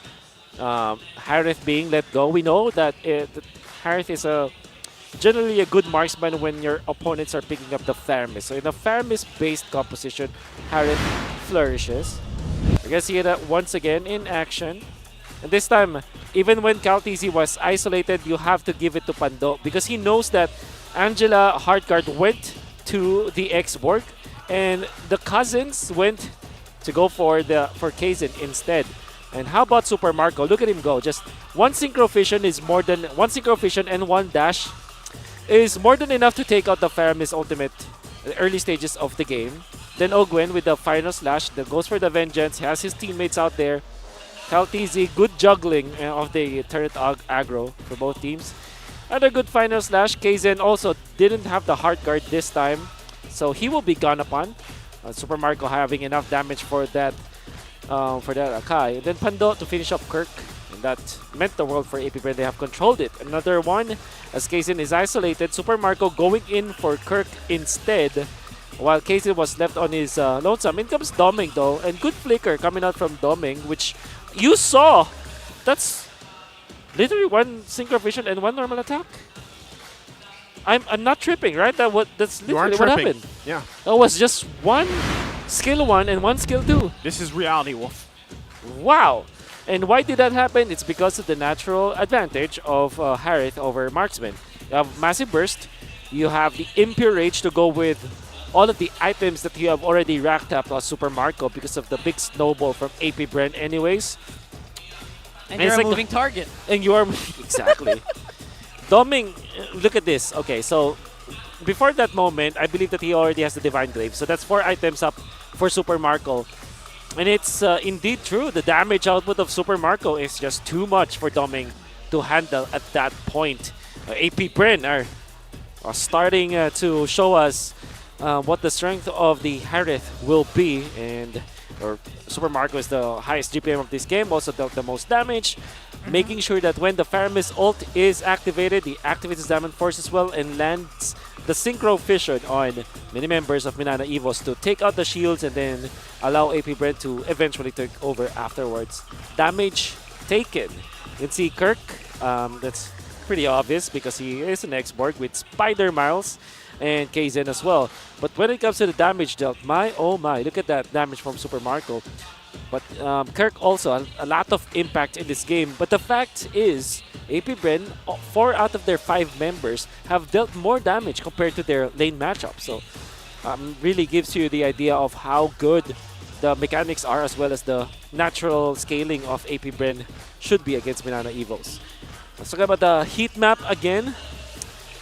For Ogwen being very active in the river, taking over that fact, and then going to the EXP lane as soon as possible so that he's able to support his teammates. Ogwen and his impact in this game, I imagine that if we take for consideration the ultimate of the Lui, that heat map will be a lot larger. For sure. Because he's being sent alone as the Arlet. But you know what? Speaking of Ogwen, I feel like I like MNNE's draft. It's very, what do you call that? I like their lineup in concept. Very tanky, very sustain heavy. But because of how sustain heavy they are, Ogwen final slashes once, and then the fight goes on for so long, he final slashes again. Yeah. 2 times in the clash. That's what I said. That those fights are going to be long. So when you have that Arlot there, that's a lot of final slash usage and everything else. So we saw how that game 1 unfolded. Now, once again, we want to go ahead and just let you guys know we have an Project Esports for everyone going on. You guys can show the world your impeccable esports prowess. And everyone who's asking, this is how you get tournament mode access, guys. Yeah. Free in-game items, diamonds, and more. You can register now by scanning that QR code. I get that comment a lot. Like, how do we get access to tournament mode? How do we play tournament mode? Just go to Project, guys. Yes, sir. Rewind, scan that QR code. Join us there. And, this is, once again, as Ogwen got that MVP performance. We'll see what happens in the game ahead of us. Well, we've got an interview for us, for you guys to watch. Let's head over out in the audience. Talagang nakakatuwa pag nandito ang mga magulang ng ating superstars. Nandito ang parents ni KarlTzy, si Daddy Egay, at si Mommy Nori. Kamusta po kayo? Okay naman kami. Okay naman. At least kahit pa paano, nakakatulong na anak ko sa amin. Oo nga po. Alam niyo, yun po yung gusto kong tanungin. Kamusta po ba si Kyle bilang anak? Paano po niya kayo tutulungan? Ano po yung ginagawa niya para sa inyo, sa pamilya? Hindi totally super bait. Kaya lang, kung ano makailigan niya, ginagawa niya. At kung anong tama, go lang ako ng go. Pero pagka halimbawang ayaw ko, talagang kinokontra ko siya. Alam mo, Mara, yung isa sa mga na-mention ni Daddy Egay sa atin kanina is yung kung ano yung kahiligan ni KarlTzy na nung nagko-computer po siya dati, tapos basketball, di ba? Ko sa kanya. Kasi kung anong hilig niya, binibigay ko. Kasi hindi ko naman nahawak ang isip niya eh. Kung anong hilig niya, go. Ginagano ko lang anak ko. Tsaka po, Daddy, kanina may kinukwento kayo na kung paano tumutulong si Kyle sa pamilya. Kapatid niyang panganay, siya nagpapaaral ngayon. That's nice. Pinapaaral niya. Yung kapatid po niya, di ba, ano na po, nasa college? Bali, college na yung panganay na anak ko. So siya po yung nagpapaaral. Tapos That's... yung naiipon niya dito sa game na to, tinatabi niya. Hindi kami nakikialam sa pera niya. Kasi kung ano ang plano niya sa buhay, go. Hindi ako kontrabidang ama. You're such a cool dad. You let him do I whatever agree. he wants, but you also let him be the man that he is. I agree. This time, Mami Nori, ano po ba yung naging reaction niyo po ni Daddy Egay nung gusto po ni KarlTzy or ni Kyle na mag-pursue bilang isang pro player ng esports, specifically ng MPL? Dati po nung una, hindi po ako, kontra po ako kasi po nag-aaral siya ay mapapatigil. Pero kasi gusto niya po kasing maglaro talaga at yun po yung ano niya, sinuportahan na po namin kasi gusto niya po kasing maglaro. At Yun po. mahusay. Opo. Napakahusay. Oh, Mami, ano naman po yung feeling na world champion? Ang anak niyo nakapunta sa iba't ibang bansa.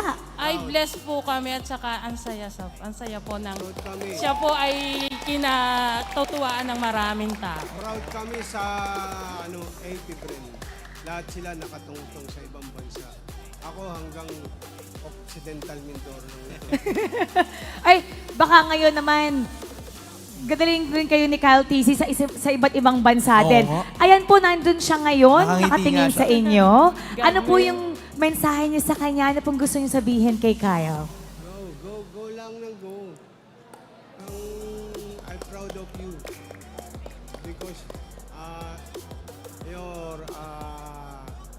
yung gusto mo, go. Hindi kita ko kontrahin. Pero totally, mag-aral ka muna ng college. Kasi for life ang pinag-aaralan. Kaysa yung mag-asawa ka na maaga. Malabo tayo dyan. Ay, malabo dyan. Mag-aral muna bago mag-asawa. Okay. Hindi kayo magkakasundo niya pag mag-asawa yan. Sige po, Daddy. Makikinig siya sa inyo. Kayo naman po, Mami. Ano pong gusto niyo sabihin kay Kyle? Basta po galingan niya at yung plano niya na sa pera niya, sige go lang. Support lang po kami at pagdadasal namin na laging manalo sila. Maraming salamat So sweet. na sinusuportahan niyo po si KarlTzy. At ngayon, babalik na po tayo kasi mag-uumpisa na ang kanilang susunod na laban. So, babato natin sa ating casters. Alam niyo po ba yon, casters? Casters, Pasok. Thank you so much, Maya Hands. Great to hear from the parents, from the players as well. KarlTzy's parents there. Now, again, just to sum it up for you guys, they obviously were a part of his journey getting to the point where he is. Very proud of him, of course, as well. And I think, you know, we share this esports, whether you're talents, whether you're players. We talked about this before, Wolf, as well. And I'm sure if you are involved in esports, you've had to convince your parents or family in some form or another. And it's great to see once again the support coming through here. And apparently KarlTzy is a very dutiful son, always helps out. Yeah. Like So that. that's always good. Like it's one thing to be angry at your parents if they're not allowing you to play. It's also another thing to keep that rage, you know? And it's also a totally different thing to use everything and be successful as a family, you know? Like support each other, you know, and understand each other. Obviously our parents will be angry at us if we're irresponsible, so, you know. Do your chores. Do your Now, chores. let's go ahead and throw it out to the audience to see who our smart game face of the day is. And MPL Arena, all you have to do is flash something on your phones here. Yes, the power of smart on your devices, the green background, and put it on your game face to redeem a redeemable in-game code. Winnable, redeemable. You can win it, you can redeem it. Either That's for or. Sure. Where's your phones, guys? Where's your phone, guys? Okay. Yo. Maybe they didn't get the memo. I think. Oh, there it is. There it is. Okay. Is this our winner? Yep. She's got the smart game face of the day. Congratulations. Okay. Right there. Apparently, the whoever is the caster in the middle of the English broadcast will have to copy the game with. It's your turn. That's right. Is that real? It is real. It is real. Oh no! Hey, come on! Give something to the rocker, dudes. All right. That's the thing that kids do. The Redeemable code. Redeemable code. The girls and the women do these days, apparently. Yeah, that's the thing. You know that works. And also, I just want to say, speaking about family and everything, and doing your chores and all that. Yeah. Fun fact, and I need to get to talk about this on the episode here. When I was playing video games when I was younger in my day, my father told me, imagine this, every hour of gameplay that I had on the computer, Yeah. Papa Nice said, hey, you have to go work out for 10 minutes. So if I played 8 hours in a day, I had to do 80 minutes of exercise. I'd take that trade. That sounds like a healthy way. That sounds like a healthy way to live your life. For sure. Yeah, maybe it's probably applicable even today, right? I feel like it is, you know. I don't get to play as much of that anymore, but that's also true. It's opposite.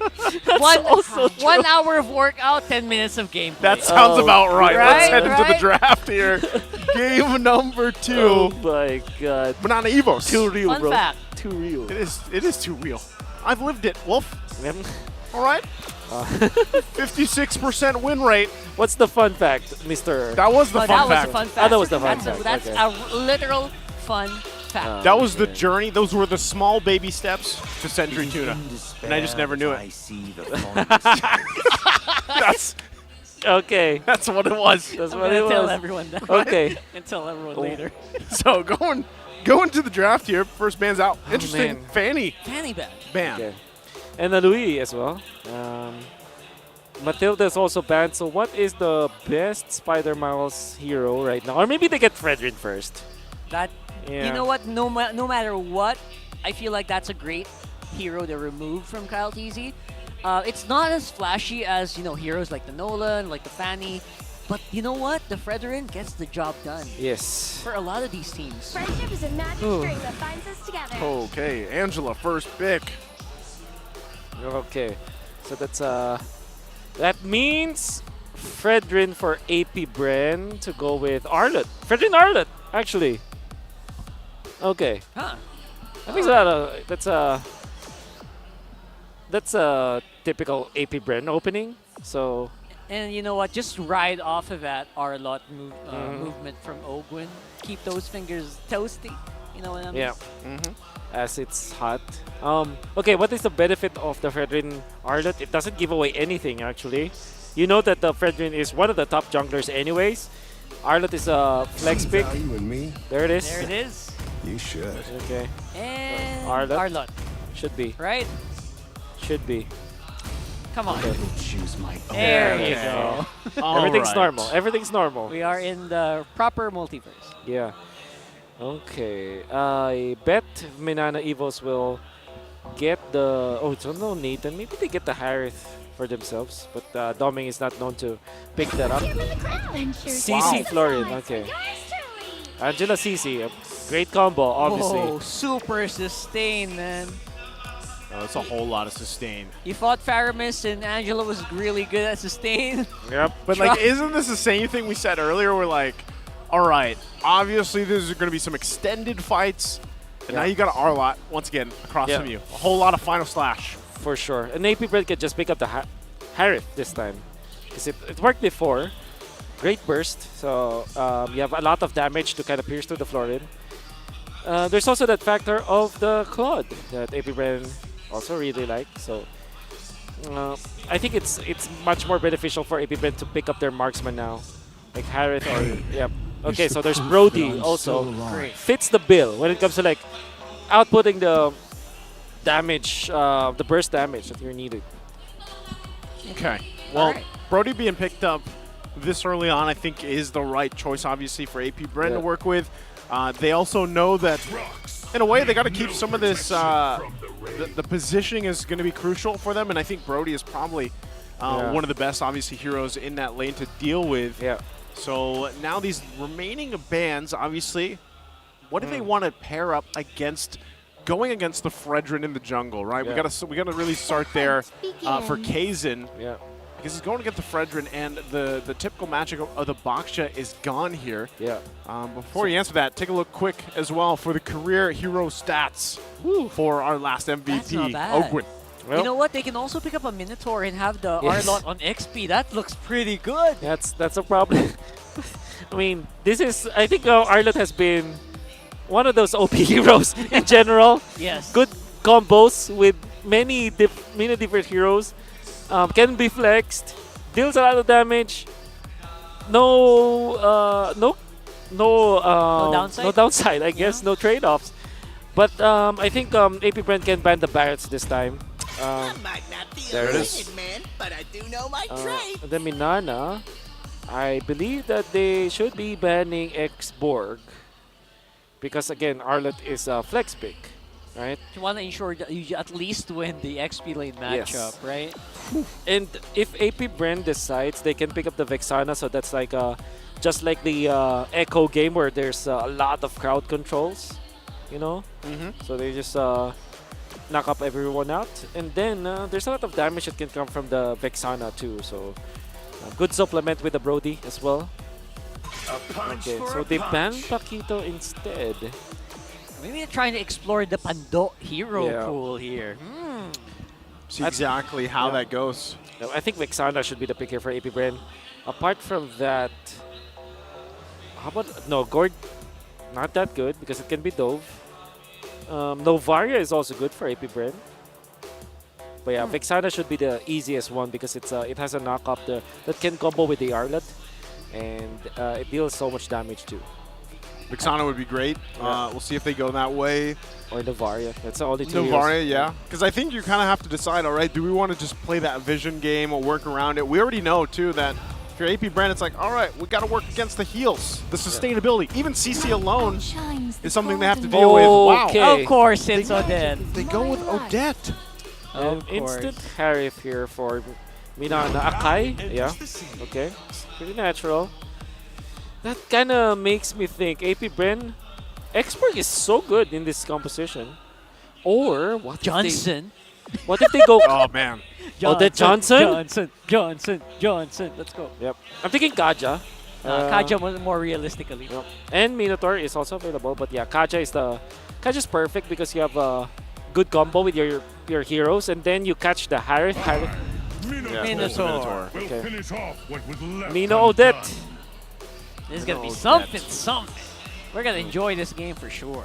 Okay, so we've got it locked in here. We see some of the changes going as well. Pando obviously locking in this R-Lot this time around. We'll see how that matchup against Kirk goes because CC, we've seen how kind of tanky, again, that this hero can be and withstand a lot of punishment. But that R-Lot, that performance so far from week to week has been undeniable. So again, in the chat, you guys can let us know who you're feeling more with this lineup for this match. You can see the lineup ratings as well.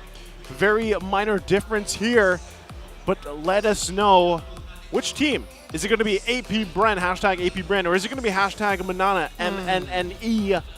Give us your ideas out in the chat as well. Someone from chat, YouTube, Ocean Fall says, Minana seems like they're lacking damage. And Monimon says that as well. So I wonder if you guys think that's true. Well, we'll find out. Let's jump into the game here. Game number 2. It's AP Bren at match point against Manana Evos. Are the adjustments going to be enough here? Can Manana Evos get the ball rolling to get to a game 3? We'll find out as AP Bren gets settled in with Manana. I understand why our audience thinks that there's a lack of damage for Minana, but wait till you see the CC Angela, man. That's I don't know if you've ever played up against it. In lane? Yeah. Like in late game, 1v1. That's just unkillable. Unkillable. And Kirk decided to go for Purify. I love that decision. It's like one of those moments where the CC is non-stop flexing on you, diving on your face, and you can't remove him. You can't stop him because he's... I war flashbacks, bro. Dude, man, I mean, everybody's, everybody's very happy playing Mobile Legends until you see like Louis Masha, Louis Arlot, CC Angela. What do you mean they're not happy? Yeah.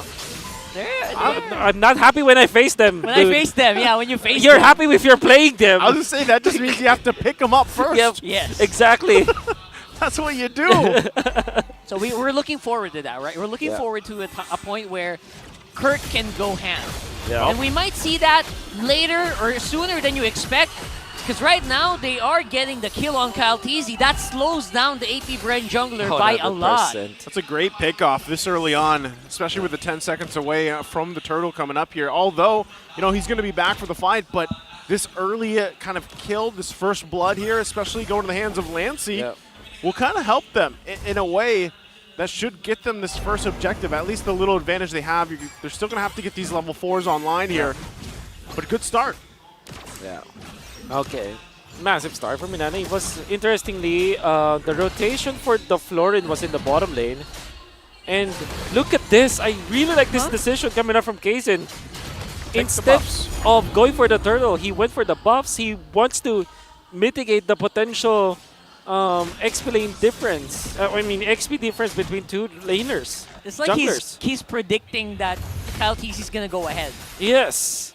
So he preemptively got a purple buff, which means that they are more interested in fighting Turtle 3 and Lord 1 instead of Turtle 1. Interesting. Because we've seen teams do this before. Yes. We've seen them also we've actually seen teams just give up all 3 turtles. Even against APBR, some teams actually opt for this, and then they just try to get to a point where, okay, we're ready to fight for that next objective after those 3 turtles, which is the Lord. Yeah. Now, I don't think they give up each one. The first one was, it looks like they just want to go that route and then get ready for that second one and contest it. But for now, it's still pretty much even across the board. We'll see if MNNE EVOS can find another pickoff. That's one of the great things about this Akai pick. If they can find the lockdown, that's great. Lancey picking up the Necklace of Durance is going to help with some of that sustainability. But I feel like when we get to this point in the game, my kind of worry here from MNNE EVOS when they start forcing some of these fights is now dealing again with few on this Odette pick, which we know can the Thorough Pit with the damage can actually be quite intense early on. Gotta be APBR resolving. Let's see how they will approach this, because the thing with Odette is that this is very strong when it comes to like dealing the damage, but there are a lot of conditions to be met. First is items. You need 2 items, or at least 1 item at the start. And next is your positioning, and also your management of your flicker and your dash with your ultimate. So as much as it looks explosive when it's good, but you know, it's not the easiest to pull off. It feels like a 2-part ult where you kind of have to rely on your roamer too much compared to other mid laners. But this is good too. The fact that few got the Necklace of Durance as well, sometimes the job might just be, you know what, get the Swan Song off, get that debuff around, and then let the rest of APBR kind of capitalize on that. Right now, they're just going to grab another turtle here. Yep. So MNNE EVOS still choosing not to go ahead and really contest this, continue to farm up in these side lanes especially. Heartguard as well there, down for Domeng. It makes sense, right? It makes sense why they're doing this, because Kaizen, I think he experienced that last game. He was gapped tremendously. Yes, exactly. And he couldn't actually answer any objective because of the level difference. I remember when there was when I was handling a team with Akai, it was last season. I always say that Akai was meta back then, but the main weakness of Akai is he cannot play catch up when it comes to the farm. So sometimes it's worth it to just secure the jungle and let go of some of the kills, let go of some of the neutral objectives, just to make sure that Lord 1 and 2 you have good EXP. So that means that you're level 12 by Lord 1, and by Lord 2 you're maxed out level 15. By then you can now start to focus on kills.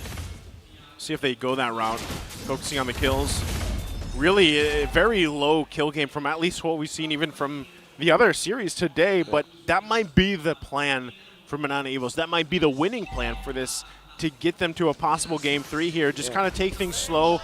Know that we have to build up, especially in terms of, you know, having a Harith on this lineup, dealing with that, like you mentioned, even with Kaizen on the Sakai, and working around the strengths and weaknesses of the lineup they have. Sustainability is going to be great, but really, for Domeng, especially like we've seen from Harith before, even in other series today, you need that time to build up here. So already some focus on this bottom side. Hard guard as well, but they're just going to push them back for now, holding on to these tier 1s as much as possible. I don't know if that's going to feel good, already using up your hard guard, but look at HP bars of Doming, man. My goodness, this Odette can really dish out the damage.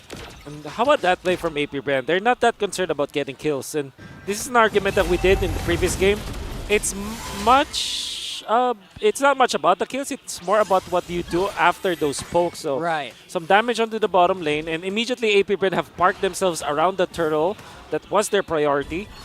They weren't really concerned about the kills. All they need to do was to take this on a macro level where Super Marco is able to double lane, and they naturally push the bottom lane as well because they cleared up the minion waves down bottom. Wow. Again, I think that's something you really have to talk about when it comes to, working with the macro level from this. APBR, Kirk, okay, he's going to be fine, but the master class that you see from APBR from series to series is this macro display that they have. And they've really refined it over the past year, depending on even what lineup they have. And so when you're kind of playing this game, you're hoping that they just don't get too far ahead because it's okay to slow things down and take things as MNNE has done. But eventually, APBR continues to get this small lead. The compounding effect happens here. Yeah. So given the whole, 8 minutes, nearly the 8 minutes here, MNNE has to hope that they can find a winning moment leading into that objective so that it's all worth it is basically what we're getting to. So that it's all worth it, this slow kind of pace steady, the slow pace that they're going for against APBR, because if they lose that objective or something like this happens before the First Lord, the snowball effect's going to be huge for APBR. And now another macro move from APBR. They're already guarding the orange buff. Super Marco already took away the Crammer that should have been there for KarlTzy. So now KarlTzy is a level ahead of the Marksman. And what they're doing now is to try to usher that bottom lane and then just guard some of the potential jungling pattern for KarlTzy. This is like super macro, right? Super macro gameplay, literally, for APBR. Just denying even the smallest camps means that they're just pushing KarlTzy further and further with the retribution damage. And that matters so much. Now it will be a question of whether or not kills can happen here, as we are seeing MNNE, seeing if they can maybe fight back a little bit. Oh, they might actually put the pressure here. For the heavy spin, trying to push KarlTzy to the turret, but it's not going to work. KarlTzy, he's very, very deep in the fight here, though. There goes the Tore Apart memory. And again, the sustain from MNNE is making sure that none of them dies. Yeah. Okay, good enough to stay alive for that whole exchange. Couple ultimates on both sides going to be used, and now happy with the resources. APBR will go ahead and start up this Lord here. So MNNE, can they go ahead and get reset, stall things out? Ultimate should be available by the time this fight actually breaks out. We know that these dances can take some time, so we'll see how APBR establishes this, the positioning that they have. They still have to respect the fact that even with an Akai across from them, they could get pushed out of range for that retribution battle. Unless MNNE decides, hey, we can't even fight this, let's give this up. Yeah, we'll see how they play it out. Spider-Miles. KarlTzy's close, though. He could actually, I think he wants to try for it. Yep. I mean, you can only give away so many objectives, right? Before you are forced to actually go and take a fight. Although the damage is going to be real here from Doming. Oh, what a reset. Oh, that was a huge reset. Doming's low, but here's Kirk. A healing here. Pandok making work onto that gold laner while Kirk is on the side. He's the one who has the heart guard. Okay, and now we're going to see how good this CC is. Well, right now, it looks like APBR are still able to completely dominate MNNE, pushing them back and securing that. Actually, no, they didn't go for the Lord yet. Not yet. They got the Lord. No, they didn't. But they probably could. They put the Lord very low. That prompted MNNE to kind of commit. And then when KarlTzy showed himself, they did not hesitate. They went in for that chain stun, forcing the heavy spin, and they did. Then eventually they took out KarlTzy. Kirk had an opening to go for Super Marco, but this is a Brody. It's not easy to take out the Brody at this stage of the game. And then you have Few to pop the ultimate, not only dealing the damage to KarlTzy, but also pseudo-guarding Super Marco, because if you're the CC, you cannot go up close and personal against Super Marco because you're going to receive a ton of damage from the Odette. So Few had a lot of impact in that game despite the APBR getting only one kill. Yeah. it's 11 minutes, one. That's the thing, man. Like I just realized that when you pointed it out. It's very low kill game, but this is where you really have to appreciate the macro stuff happening here from AP Bren, because that's really how you control these games and you win these objectives. It's not always about obviously these kills and everything like that. It's the macro level that AP Bren has chosen with this game too. And they don't have to get scrappy. These are like kind of extended team fights like we mentioned with the lineup that MNNE EVOS has. But even so, AP Bren still plays around it really well. So they have this first Lord. These shields are going to go down here, but they're going to lose this turret in the base of MNNE EVOS. We'll see if they can hold on to the rest of them. Yeah, this looks really bad, obviously, for MNNE, but you know what? You can't underestimate the damage coming in from Doming at this point. And if Super Marco, if you're not careful, that could be bad. KZen trying to go for broke here, knocked up by the Minoan Fury. Now it's a non-stop aggression coming in from AP Bren, knocking on the door here. 4v5. It is going to be tricky, but they're able to clear. They have enough wave clear, at least to handle just for now. They want to just get this top turret if they can. Get that base completely cracked open. This is Brody. They have so much damage in the early stages. Oh, the final slash will miss in from Pando, but doesn't really matter, does it? Curtain Call already activated. Kirk does not have enough power here to deal enough damage. And Doming, I think he's waiting for that perfect Zaman Force timing. But while waiting, all of their turrets, all their inhibitor turrets are going to fall. I'll be very happy about that. AP Bren just first Lord take, and they are already able to take out all of the inhibitors with only 2 kills. It's almost like a whatever. What was that? Gandhi, the pacifist kind of thing. Yep. I forgot what it's called, but I think you know what I'm trying to say, right? I do. What did Gandhi say? What did It's Gandhi something like say? about peaceful. Something like maybe the chat knows. I can't pull up quotes from Gandhi here. Guys, can you let us know what Gandhi says? Yeah, something about being peaceful but also achieving your goals or something. Yeah, because that's what AP Bren is doing. They're just poking MNNE EVOS. MNNE EVOS couldn't fight. Super Mark is always scary. Okay. Put on a show. Okay. Okay. They probably deserve it. They're choosing what was that? Peace? Choosing peace and happiness. Choosing peace. Yeah. Okay. Well, with that, AP Bren, massive lead at this point of the game. Yes, a very low kill game, but we'll see. With this, working on that Lord, and MNNE EVOS trying to inch into this if they can actually get some vision here. They already activated Curtain Call, so I think they should have went there. But Kirk, again, just dodging so many skills here. Now Doming going up with the Zaman Force, dashing in and out. Synchro Fission taking out KarlTzy this time around. Now it's MNNE looking really good. It's only a 1-for-1 though. Okay, 1-for-1 trade. Lord taken though. AP Bren gonna go ahead and get ready for this march in. Again, base fully exposed from MNNE EVOS. Yeah, it could be a good play for Pando. Has the flicker still and the final slash. See if might he go can do for it it. here.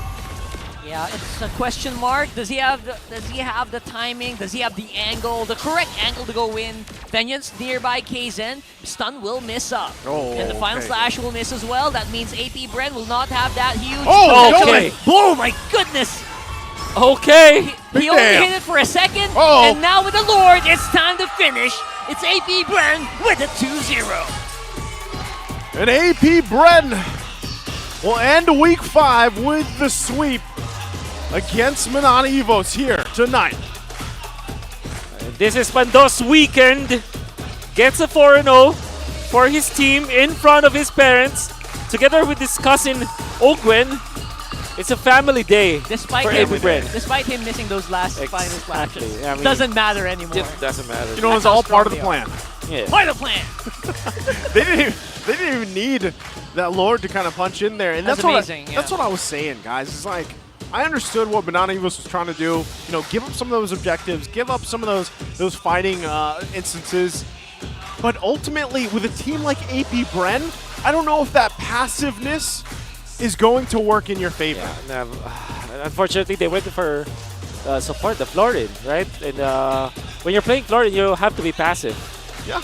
And eventually, you'll stay passive in the early stages, wait for your timings. Eventually, there's no one that can take you out. MNNE EVOS It did not work this time. They had a good streak before week number 5. Yeah. Week number 5, unfortunately, is not their week. Yep, we'll see exactly how they can make the adjustments that are going to be needed as they go on forward. Again, for AP Bren, feeling pretty good at the top here. Let's go ahead and throw it on stage to hear the winning interview alongside Mara and Hans. Congratulations to AP Bren. Let's give him a round of applause. Oh, Gwen, since ikaw yung katabi ko, ikaw ang aking tatanungin. Last time na nagharap kayo ng Minana, napahirapan nila kayo sa 35-minute game. But this time, it seems like you have them all figured out. So, paano nyo ba pinaghandaan ng laban nyo? Pinagandaan po namin yung healing meta eh. Kasi nung time na may mga nagpa-practice kami, ginagamit rin naman talaga namin yun. So, parang inisip rin namin yung mga counter na na pwedeng gamitin nun nung healing meta. Healing meta, handang-handa na sila for this second round against Minana. They had their own aggressive twist to it. This time, Pando. Ikaw naman to. Incredible performance. Of course, narinig mo lahat. Ano? Nananatili kang 100% win rate sa Season 13. Ha? Kakaldag ka daw, sabi ni Pew. No. Ano yun, Pew? Sorry, Pew. Ano yun, Pew? Ha? Ano yun? Kakaldag daw siya pag sabi nanalo ni kami, Coach. sabi niya eh. Sabi ni Coach. Okay. Coach, sabihan mo nga, Coach, na kumaldag. Kaldag na, Pando. Ayun, sabi. Sinabihan ka na ni Coach. Sabi ni Coach mula sa multiverse. Oy! Oy! Oy! Nandito si Mami, no? Swerte talaga. Pag nandito si Mami, swerte. Hi, Mami! O, di ba? Nanalo ulit dahil nandito ka. Congratulations once again.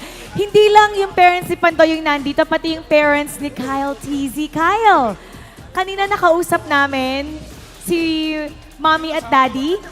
Narinig mo ba yung message nila sa'yo kanina? Okay, ang damo nilang, sabi ni Daddy, di daw ganun kabait. Pero pwede na. At sinusuportahan mo nga daw, ikaw na nagpapaaral sa kapatid mo sa college. That's really, really nice. Ngayon, nandito ang iyong parents. Anong gusto mong sabihin sa kanila? They're here to support you. Last time, anong season sila? Season 12, nanonood sila. Yeah. Doon pa tayo sa Eastwood nun, di ba? Oo nga. So it's been a long time. So anong gusto mong sabihin kay Mami at Daddy ngayon? Maraming salamat sa pagsuporta mo sa akin simula nung bata pa ako. Salamat sa paghihirap, sa pagsusumikap. Wala ako dito kung wala kayo. Kaya maraming salamat po. Ang cool ng daddy mo, Hinahayaan ka na gawin mo kahit ano. Ang cool niya. Hello, Daddy. O, di ba? Nanalo sila. At ngayon, announce mo natin ang ating MVP. And our MVP for game number 2 is none other than Few. Congratulations! Kakaldag daw siya. Kakaldag din daw si Few. Ayaw naman niya, pero idea niya yung kay Pando kanina. Hindi, si Coach Daki na lang daw kakaldag. Si Coach Daki na lang daw yung kakaldag. Si Coach Daki! Coach Daki. Coach Daki in Multiverse, ikaw daw yung kakaldag. Ayaw kumaldag ni Coach. Coach Daki, masaya ka ngayon, Coach Daki? Masaya ako ngayon kasi win streak pa kami. Alam mo, nalilito kami. Kasi parang ano yung pinagbiyak? Ako rin eh. Twins ba kayo? Nabanggit kasi na nanay ko na may kapatid daw ako na hindi ko pa nakikilala. Long lost. Dito ko lang pala mamimit sa MPL. Small world. Small world. Long lost brother from another mother in another multiverse. Well, that works too. But of course, Coach Daki, message mo naman sa lahat ng sumusuporta sa AP Brand. Maraming salamat sa sumusuporta pa rin sa AP Brand. At saka sa lahat naman sumusuporta sa MPL and all the fans supporting their respective teams. So, please continue supporting the MPL. Sana dumami pa yung viewers natin.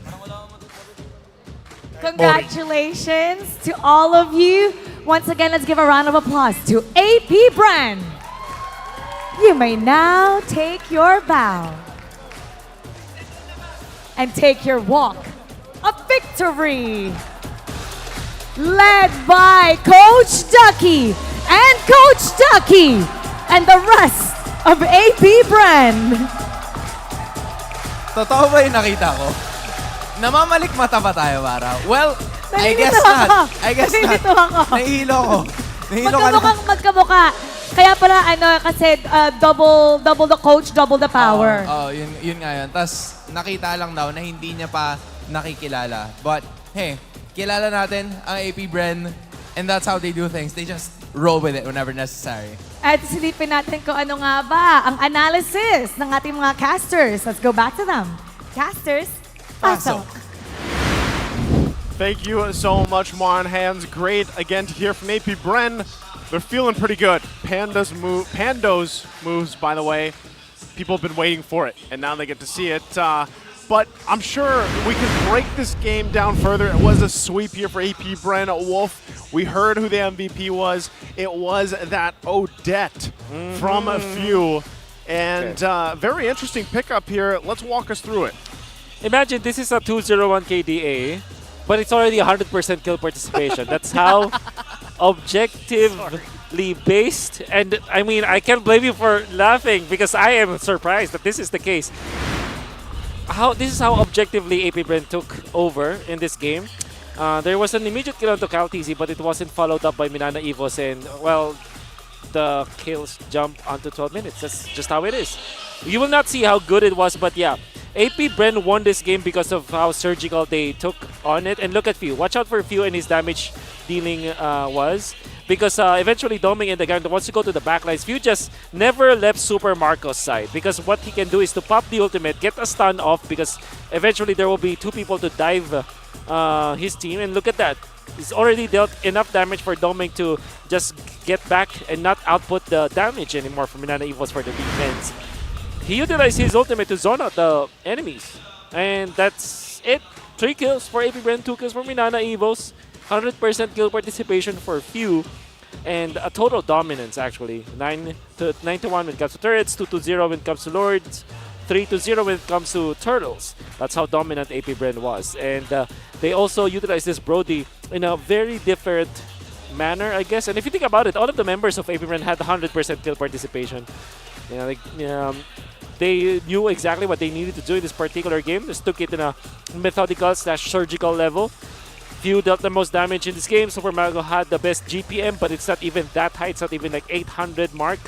And KarlTzy, best wingman with only 3 assists. That's how trippy this game is. But if you look at this particular game, it's not about how they went in for the kills. It's more about how AP Bren managed to win over the map versus MNNE Evos. So there was a time where they poked the members of MNNE, but they only did that so that they could push the bottom lane and then quickly transfer to the mid to allow Super Marco to have 2 lanes of minions, then go for the neutral objective, which was then the 3rd turtle of the game. And apart from that, they also took a turtle. So in just a string of a minute and 4 moves coming out from AP Bren, they've already completed 4 different objectives while also keeping Super Marco up. And look at that, the GPM is just way too dominant for AP Bren. I believe that MNNE Evos really flourish with this Ube strat that they have. Unfortunately, they went in very honest with back-to-back drops. They went in Pharah Miss Angela first, and then this time it's Angela and the Florin very early. It's as if they are kind of scared that it will be banned out. Understandably so, because that has been the trend, right? So, but unfortunately, it didn't work against AP Bren. Well, thank you for the breakdown, and thank you for everyone that joined us to close out week number 5. Again, I'm Naisu. This is Rockhard and Wolf. We're going to throw it over the host to close out the week. We'll see you next weekend. Sinimulan natin ang linggo with streaks and sweeps, and we're ending it with broken streaks and a couple of game 3s. Painit na nga ng painit ang mga laban na natutunghayan natin dito, Mara. Well, we've asked a lot of players a while ago, so tatanungin din kita, okay? Anong paborito mong palamig ngayong ganito kainit ang panahon? I love everything fresh, so fresh fruit juice. Ikaw ba? Well, nothing beats an ice-cold halo-halo, that's for sure. Kayo dyan, always stay hydrated dahil magkikita ulit tayo next week dito lang sa tahanan ng pinakamalalakas na Mobile Legends Bang Bang players sa buong mundo. Muli, ako po si Mara Aquino. At ako naman si Ans Galeria. Nagpapaalalang, magkakaiba man ang ating pinagdadaanan, sama-sama pa rin tayo sa laban para sa tagumpay. Keep it good vibes, everybody! And see you next week.